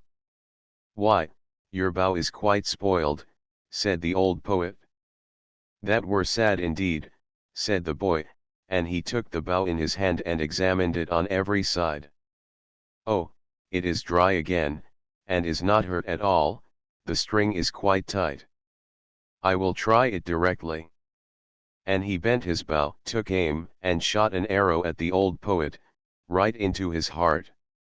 You see now that my bow was not spoiled, said he laughing, and away he ran. The naughty boy, to shoot the old poet in that way, he who had taken him into his warm room, who had treated him so kindly, and who had given him warm wine and the very best apples. The poor poet lay on the earth and wept, for the arrow had really flown into his heart. Fie, said he. How naughty a boy Cupid is. I will tell all children about him, that they may take care and not play with him, for he will only cause them sorrow and many a heartache. And all good children to whom he related the story, took great heed of this naughty Cupid, but he made fools of them still, for he is astonishingly cunning. When the university students come from the lectures, he runs beside them in a black coat, and with a book under his arm. It is quite impossible for them to know him, and they walk along with him arm in arm, as if he, too, were a student like themselves, and then, unperceived, he thrusts an arrow to their bosom. When the young maidens come from being examined by the clergyman, or go to church to be confirmed, there he is again close behind them. Yes, he is forever following people. At the play, he sits in the great chandelier and burns in bright flames, so that people think it is really a flame, but they soon discover it is something else. He roves about in the garden of the palace and upon the ramparts, yes, once he even shot your father and mother right in the heart. Ask them only and you will hear what they'll tell you. Oh, he is a naughty boy, that Cupid, you must never have anything to do with him. He is forever running after everybody. Only think, he shot an arrow once at your old grandmother. But that is a long time ago, and it is all past now, however, a thing of that sort she never forgets. Fie, naughty Cupid. But now you know him, and you know, too, how ill-behaved he is. The Red Shoes. There was once a little girl who was very pretty and delicate, but in summer she was forced to run about with bare feet, she was so poor, and in winter wear very large wooden shoes, which made her little insteps quite red, and that looked so dangerous. In the middle of the village lived old Dame Shoemaker, she sat and sewed together, as well as she could, a little pair of shoes out of old red strips of cloth. They were very clumsy, but it was a kind thought. They were meant for the little girl. The little girl was called Karen. On the very day her mother was buried, Karen received the red shoes, and wore them for the first time. They were certainly not intended for mourning, but she had no others, and with stockingless feet she followed the poor straw coffin in them. Suddenly a large old carriage drove up, and a large old lady sat in it. She looked at the little girl, felt compassion for her, and then said to the clergyman, "Here, give me the little girl. I will adopt her." And Karen believed all this happened on account of the red shoes, but the old lady thought they were horrible, and they were burnt. But Karen herself was cleanly and nicely dressed. She must learn to read and sew, and people said she was a nice little thing, but the looking glass said, "Thou art more than nice, thou art beautiful." Now the queen once traveled through the land, and she had her little daughter with her. And this little daughter was a princess, and people streamed to the castle, and Karen was there also, and the little princess stood in her fine white dress, in a window, and let herself be stared at. She had neither a train nor a golden crown, but splendid red morocco shoes. They were certainly far handsomer than those Dame Shoemaker had made for little Karen. Nothing in the world can be compared with red shoes. Now Karen was old enough to be confirmed. She had new clothes and was to have new shoes also. The rich shoemaker in the city took the measure of her little foot. This took place at his house, in his room, where stood large glass cases, filled with elegant shoes and brilliant boots. All this looked charming, but the old lady could not see well, and so had no pleasure in them. In the midst of the shoes stood a pair of red ones, just like those the princess had worn. How beautiful they were! The shoemaker said also they had been made for the child of a count, but had not fitted. "That must be patent leather," said the old lady. "They shine so." "Yes, they shine," said Karen, "and they fitted, and were bought," but the old lady knew nothing about their being red, else she would never have allowed Karen to have gone in red shoes to be confirmed. Yet such was the case.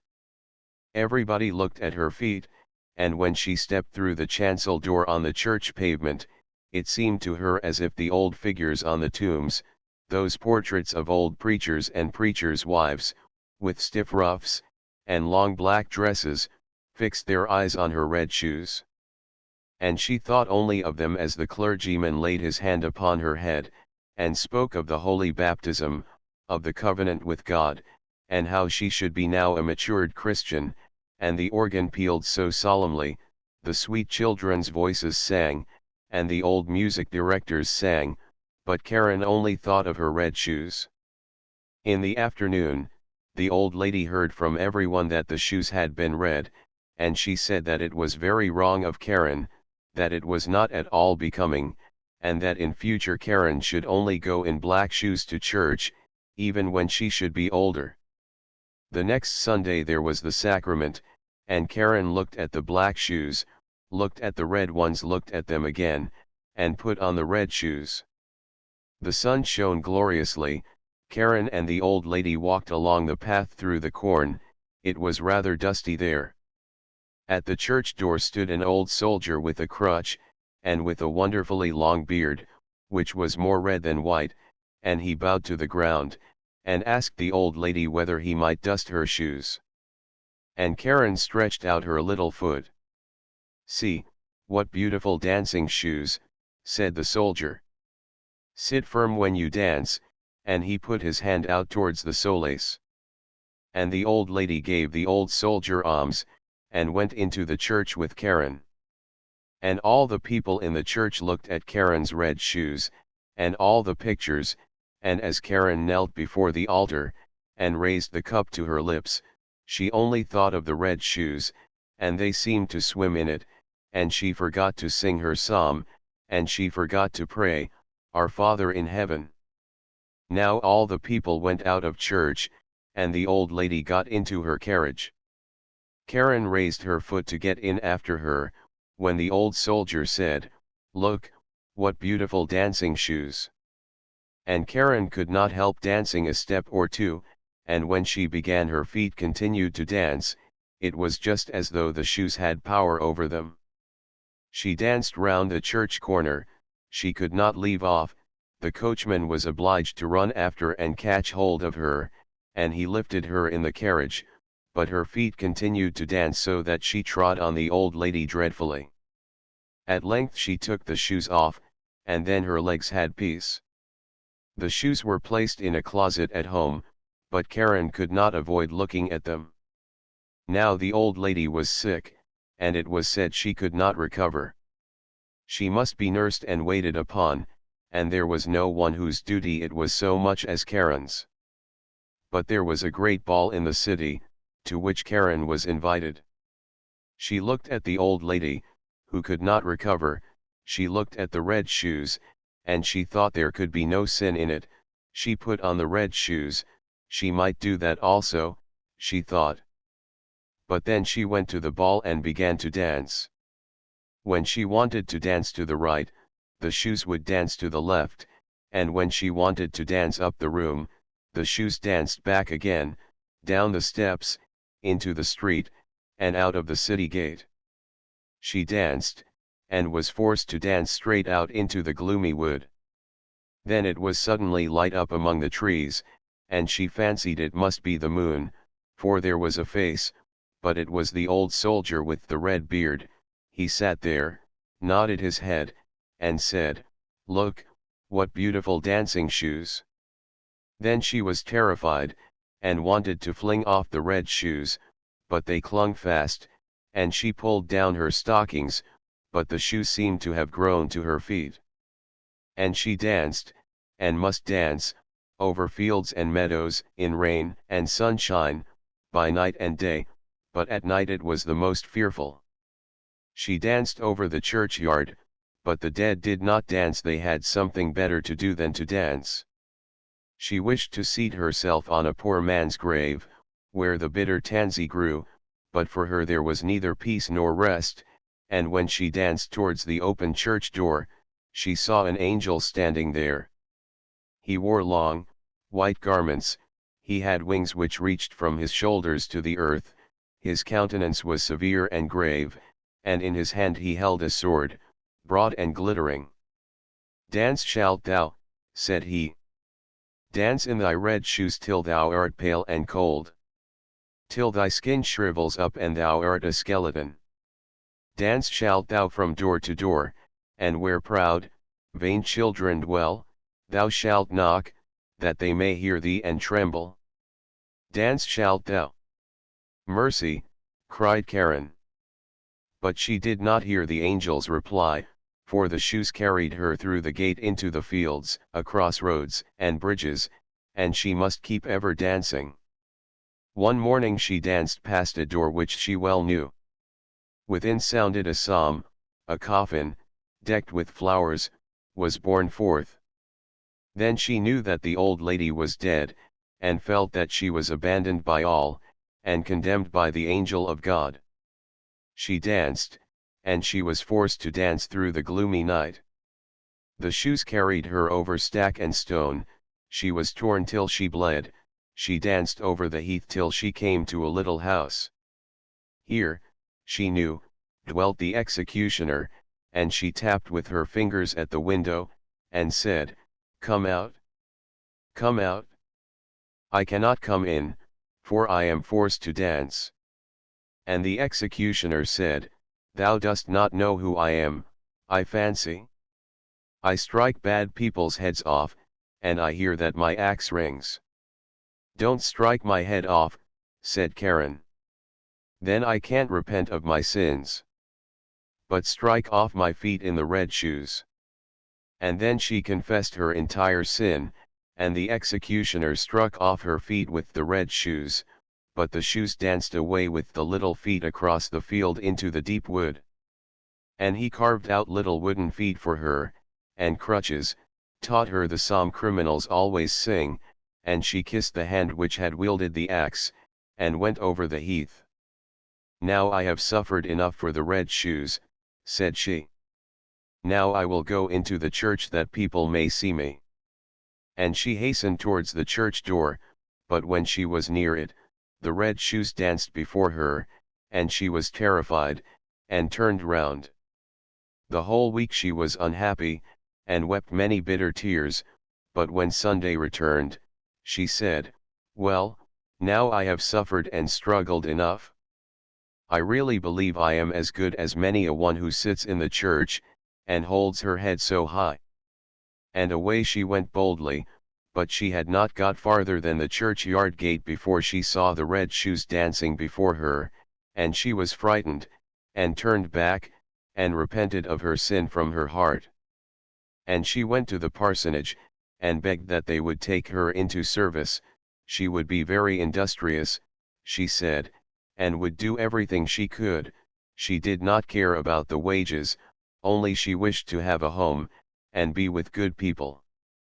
And the clergyman's wife was sorry for her and took her into service, and she was industrious and thoughtful. She sat still and listened when the clergyman read the Bible in the evenings. All the children thought a great deal of her, but when they spoke of dress and grandeur and beauty, she shook her head. The following Sunday, when the family was going to church, they asked her whether she would not go with them, but she glanced sorrowfully, with tears in her eyes, at her crutches. The family went to hear the word of God, but she went alone into her little chamber. There was only room for a bed and chair to stand in it, and here she sat down with her prayer book, and whilst she read with a pious mind, the wind bore the strains of the organ towards her, and she raised her tearful countenance, and said, "O God, help me." And the sun shone so clearly, and straight before her stood the angel of God in white garments, the same she had seen that night at the church door, but he no longer carried the sharp sword, but in its stead a splendid green spray, full of roses. And he touched the ceiling with the spray, and the ceiling rose so high, and where he had touched it there gleamed a golden star. And he touched the walls, and they widened out, and she saw the organ which was playing, she saw the old pictures of the preachers and the preachers' wives. The congregation sat in cushioned seats, and sang out of their prayer books. For the church itself had come to the poor girl in her narrow chamber, or else she had come into the church. She sat in the pew with the clergyman's family, and when they had ended the psalm and looked up, they nodded and said, "It is right that thou art come." "It was through mercy," she said. And the organ pealed, and the children's voices in the choir sounded so sweet and soft. The clear sunshine streamed so warmly through the window into the pew where Karen sat. Her heart was so full of sunshine, peace, and joy, that it broke. Her soul flew on the sunshine to God, and there no one asked after the red shoes. End of the Project Gutenberg ebook. Andersen's Fairy Tales updated editions will replace the previous one. The old editions will be renamed. Creating the works from print editions not protected by U.S. copyright law means that no one owns a United States copyright in these works, so the Foundation, and you, can copy and distribute it in the United States without permission and without paying copyright royalties. Special rules, set forth in the General Terms of Use part of this license, apply to copying and distributing Project Gutenberg trademark electronic works to protect the Project Gutenberg trademark concept and trademark. Project Gutenberg is a registered trademark, and may not be used if you charge for an ebook, except by following the terms of the trademark license, including paying royalties for use of the Project Gutenberg trademark. If you do not charge anything for copies of this ebook, complying with the trademark license is very easy.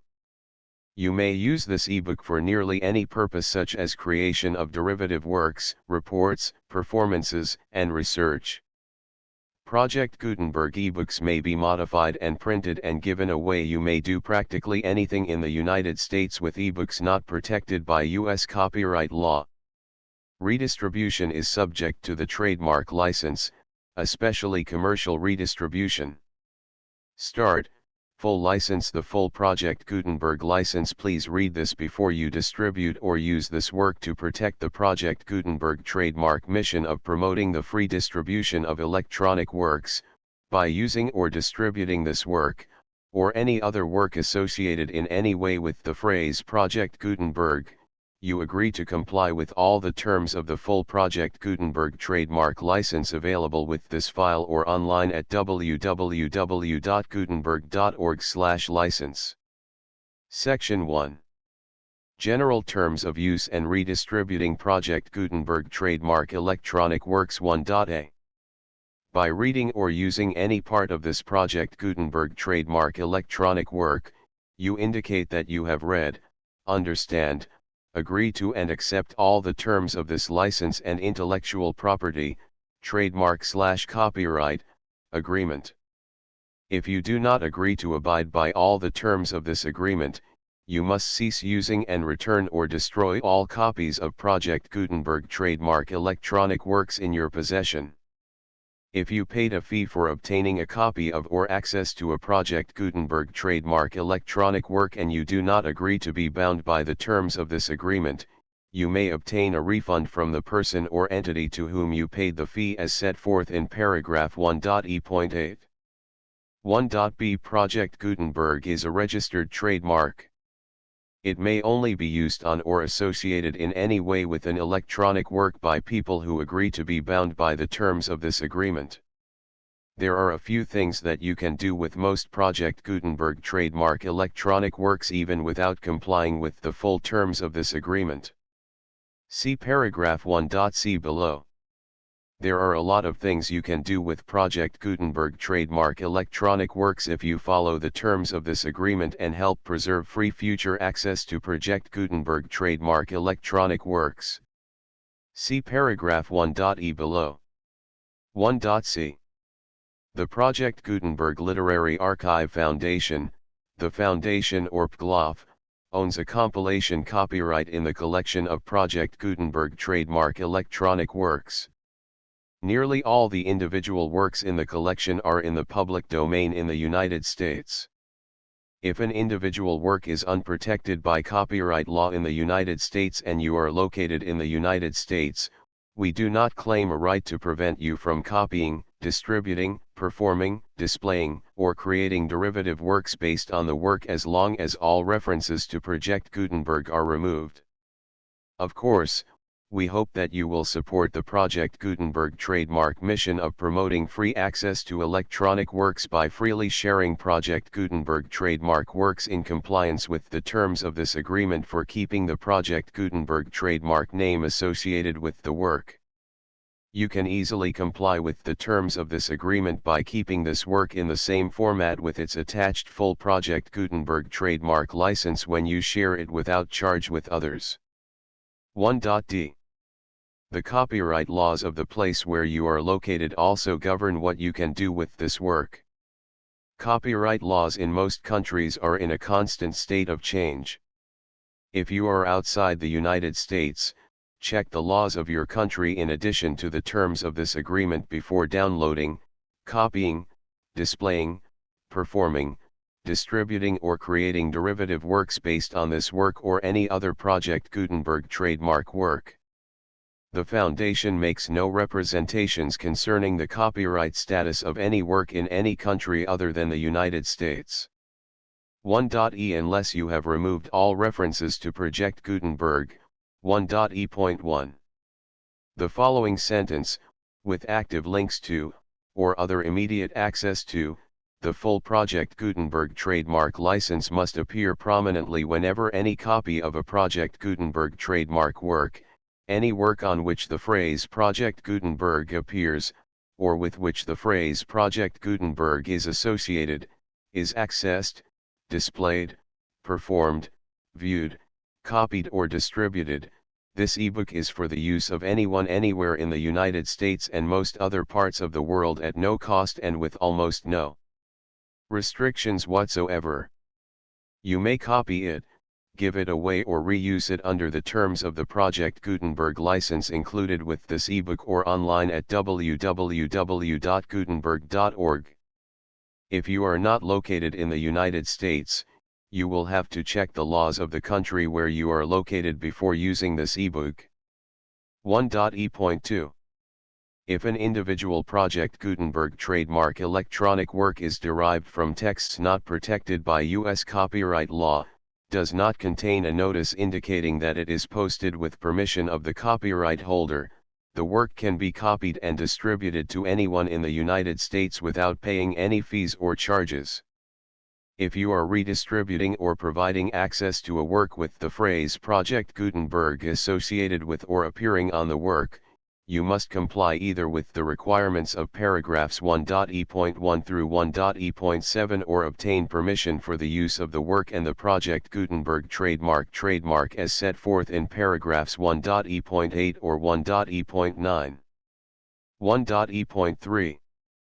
If an individual Project Gutenberg trademark electronic work is posted with the permission of the copyright holder, your use and distribution must comply with both paragraphs 1.e.1 through 1.e.7 and any additional terms imposed by the copyright holder. Additional terms will be linked to the Project Gutenberg trademark license for all works posted with the permission of the copyright holder found at the beginning of this work. 1.e.4. Do not unlink or detach or remove the full Project Gutenberg trademark license terms from this work, or any files containing a part of this work or any other work associated with Project Gutenberg trademark. 1.e.5.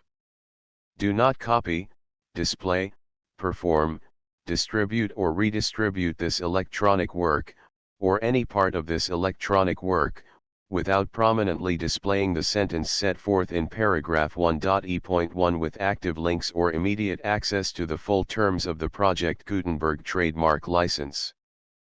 1.e.6. You may convert to and distribute this work in any binary, compressed, marked up, non-proprietary or proprietary form, including any word processing or hypertext form.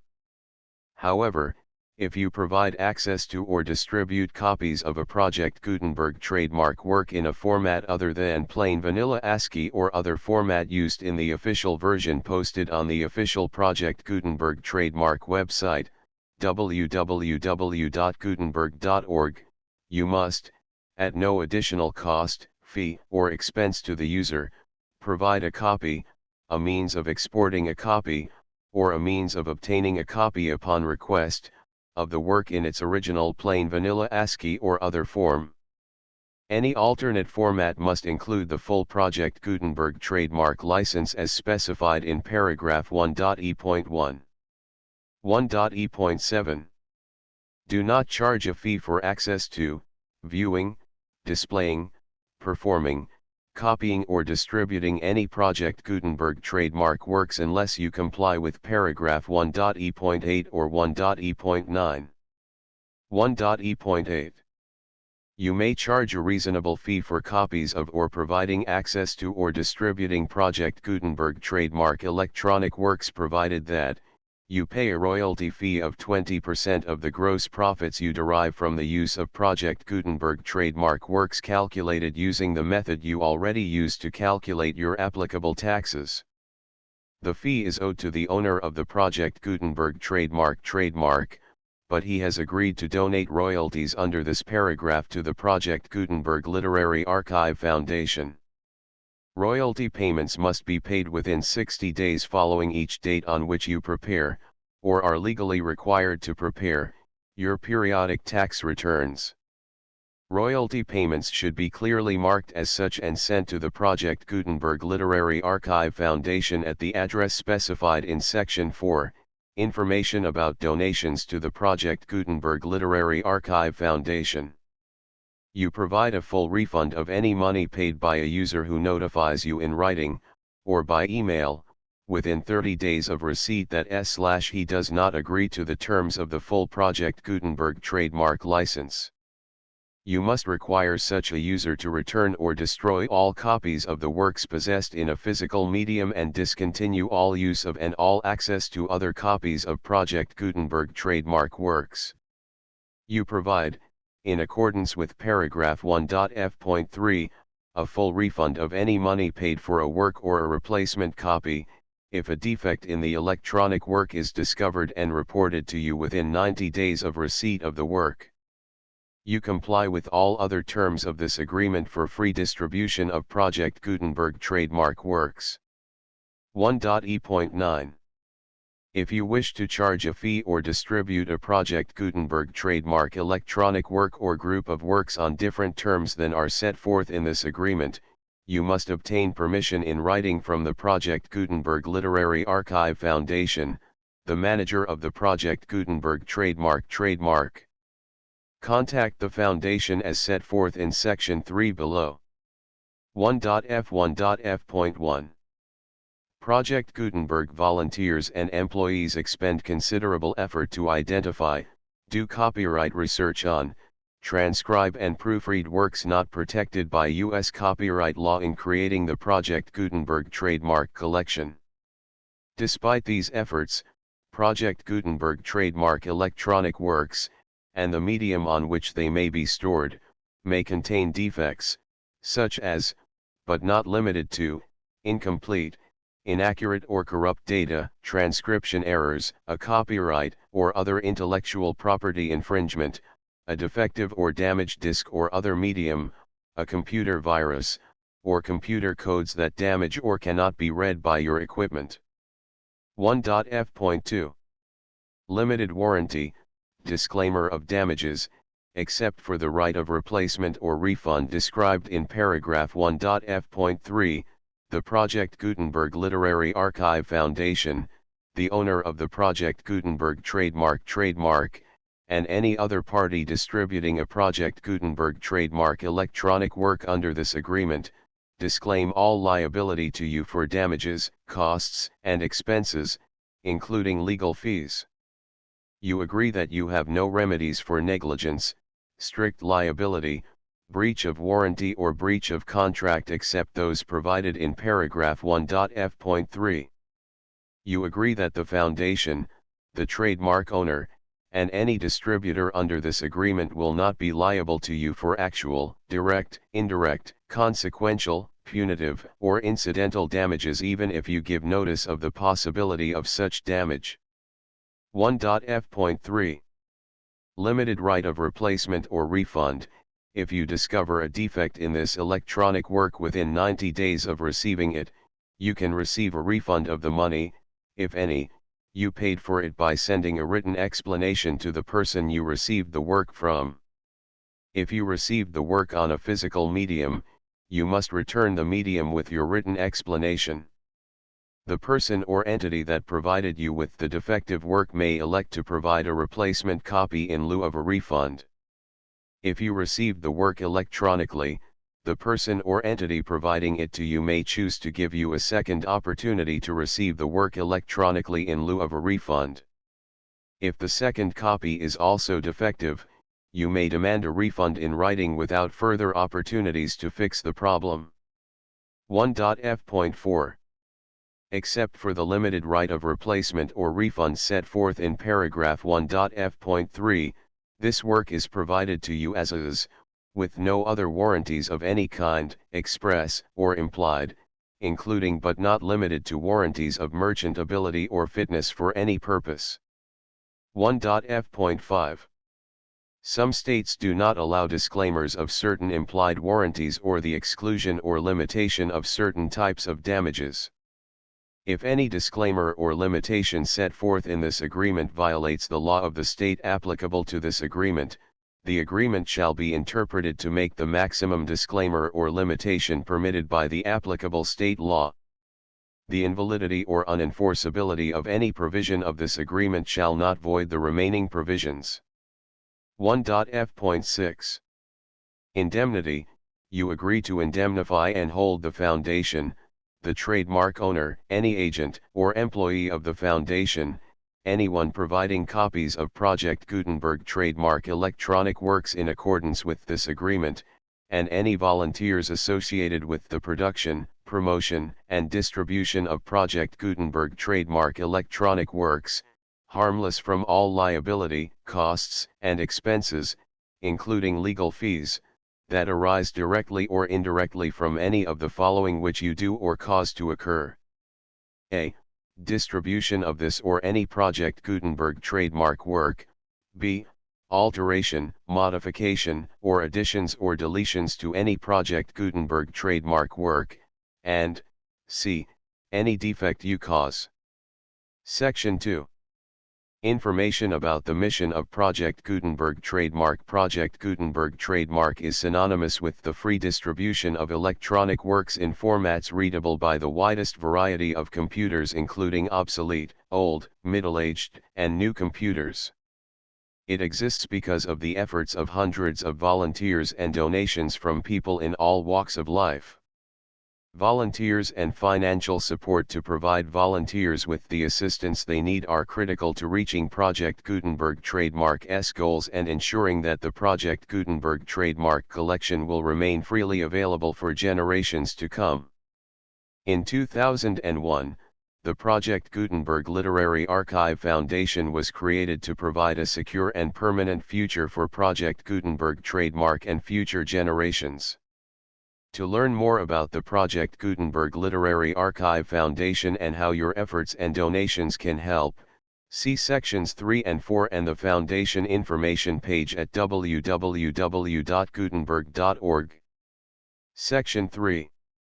Information about the Project Gutenberg Literary Archive Foundation. The Project Gutenberg Literary Archive Foundation is a non-profit 501(c)(3) educational corporation organized under the laws of the state of Mississippi and granted tax-exempt status by the Internal Revenue Service. The Foundation's IN or federal tax identification number is 64-6221541. Contributions to the Project Gutenberg Literary Archive Foundation are tax-deductible to the full extent permitted by U.S. federal laws and your state's laws. The Foundation's business office is located at 809 North 1500 West, Salt Lake City, Utah 841-16801-596-1887. Email contact links and up-to-date contact information can be found at the Foundation's website and official page at www.gutenberg.org/contact. Section 4. Information about donations to the Project Gutenberg Literary Archive Foundation. Project Gutenberg trademark depends upon and cannot survive without widespread public support and donations to carry out its mission of increasing the number of public domain and licensed works that can be freely distributed in machine-readable form accessible by the widest array of equipment, including outdated equipment. Many small donations, $1 to $5,000, are particularly important to maintaining tax-exempt status with the IRS. The Foundation is committed to complying with the laws regulating charities and charitable donations in all 50 states of the United States. Compliance requirements are not uniform and it takes a considerable effort, much paperwork, and many fees to meet and keep up with these requirements. We do not solicit donations in locations where we have not received written confirmation of compliance. To send donations or determine the status of compliance for any particular state, visit www.gutenberg.org/donate. While we cannot and do not solicit contributions from states where we have not met the solicitation requirements, we know of no prohibition against accepting unsolicited donations from donors in such states who approach us with offers to donate. International donations are gratefully accepted, but we cannot make any statements concerning tax treatment of donations received from outside the United States. U.S. laws alone swamp our small staff. Please check the Project Gutenberg web pages for current donation methods and addresses. Donations are accepted in a number of other ways, including checks, online payments, and credit card donations. To donate, please visit www.gutenberg.org/donate. Section 5. General information about Project Gutenberg Trademark Electronic Works. Professor Michael S. Hart was the originator of the Project Gutenberg trademark concept of a library of electronic works that could be freely shared with anyone. For 40 years, he produced and distributed Project Gutenberg trademark ebooks with only a loose network of volunteer support. Project Gutenberg trademark ebooks are often created from several printed editions, all of which are confirmed as not protected by copyright in the US unless a copyright notice is included. Thus, we do not necessarily keep ebooks in compliance with any particular paper edition. Most people start at our website, which has the main PG search facility, www.gutenberg.org. This website includes information about Project Gutenberg trademark, including how to make donations to the Project Gutenberg Literary Archive Foundation, how to help produce our new ebooks, and how to subscribe to our email newsletter to hear about new ebooks. Andersen's fairy tales: The Emperor's New Clothes, The Swineherd, The Real Princess, The Shoes of Fortune, A Beginning, The Fir Tree, The Snow Queen. First story, which treats of a mirror and of the splinters, the leapfrog, the elderbush, the bell, the old house, the happy family, the story of a mother, the false collar, the shadow, the little match girl, the dream of little Tuck, the naughty boy, the red shoes. The full Project Gutenberg license.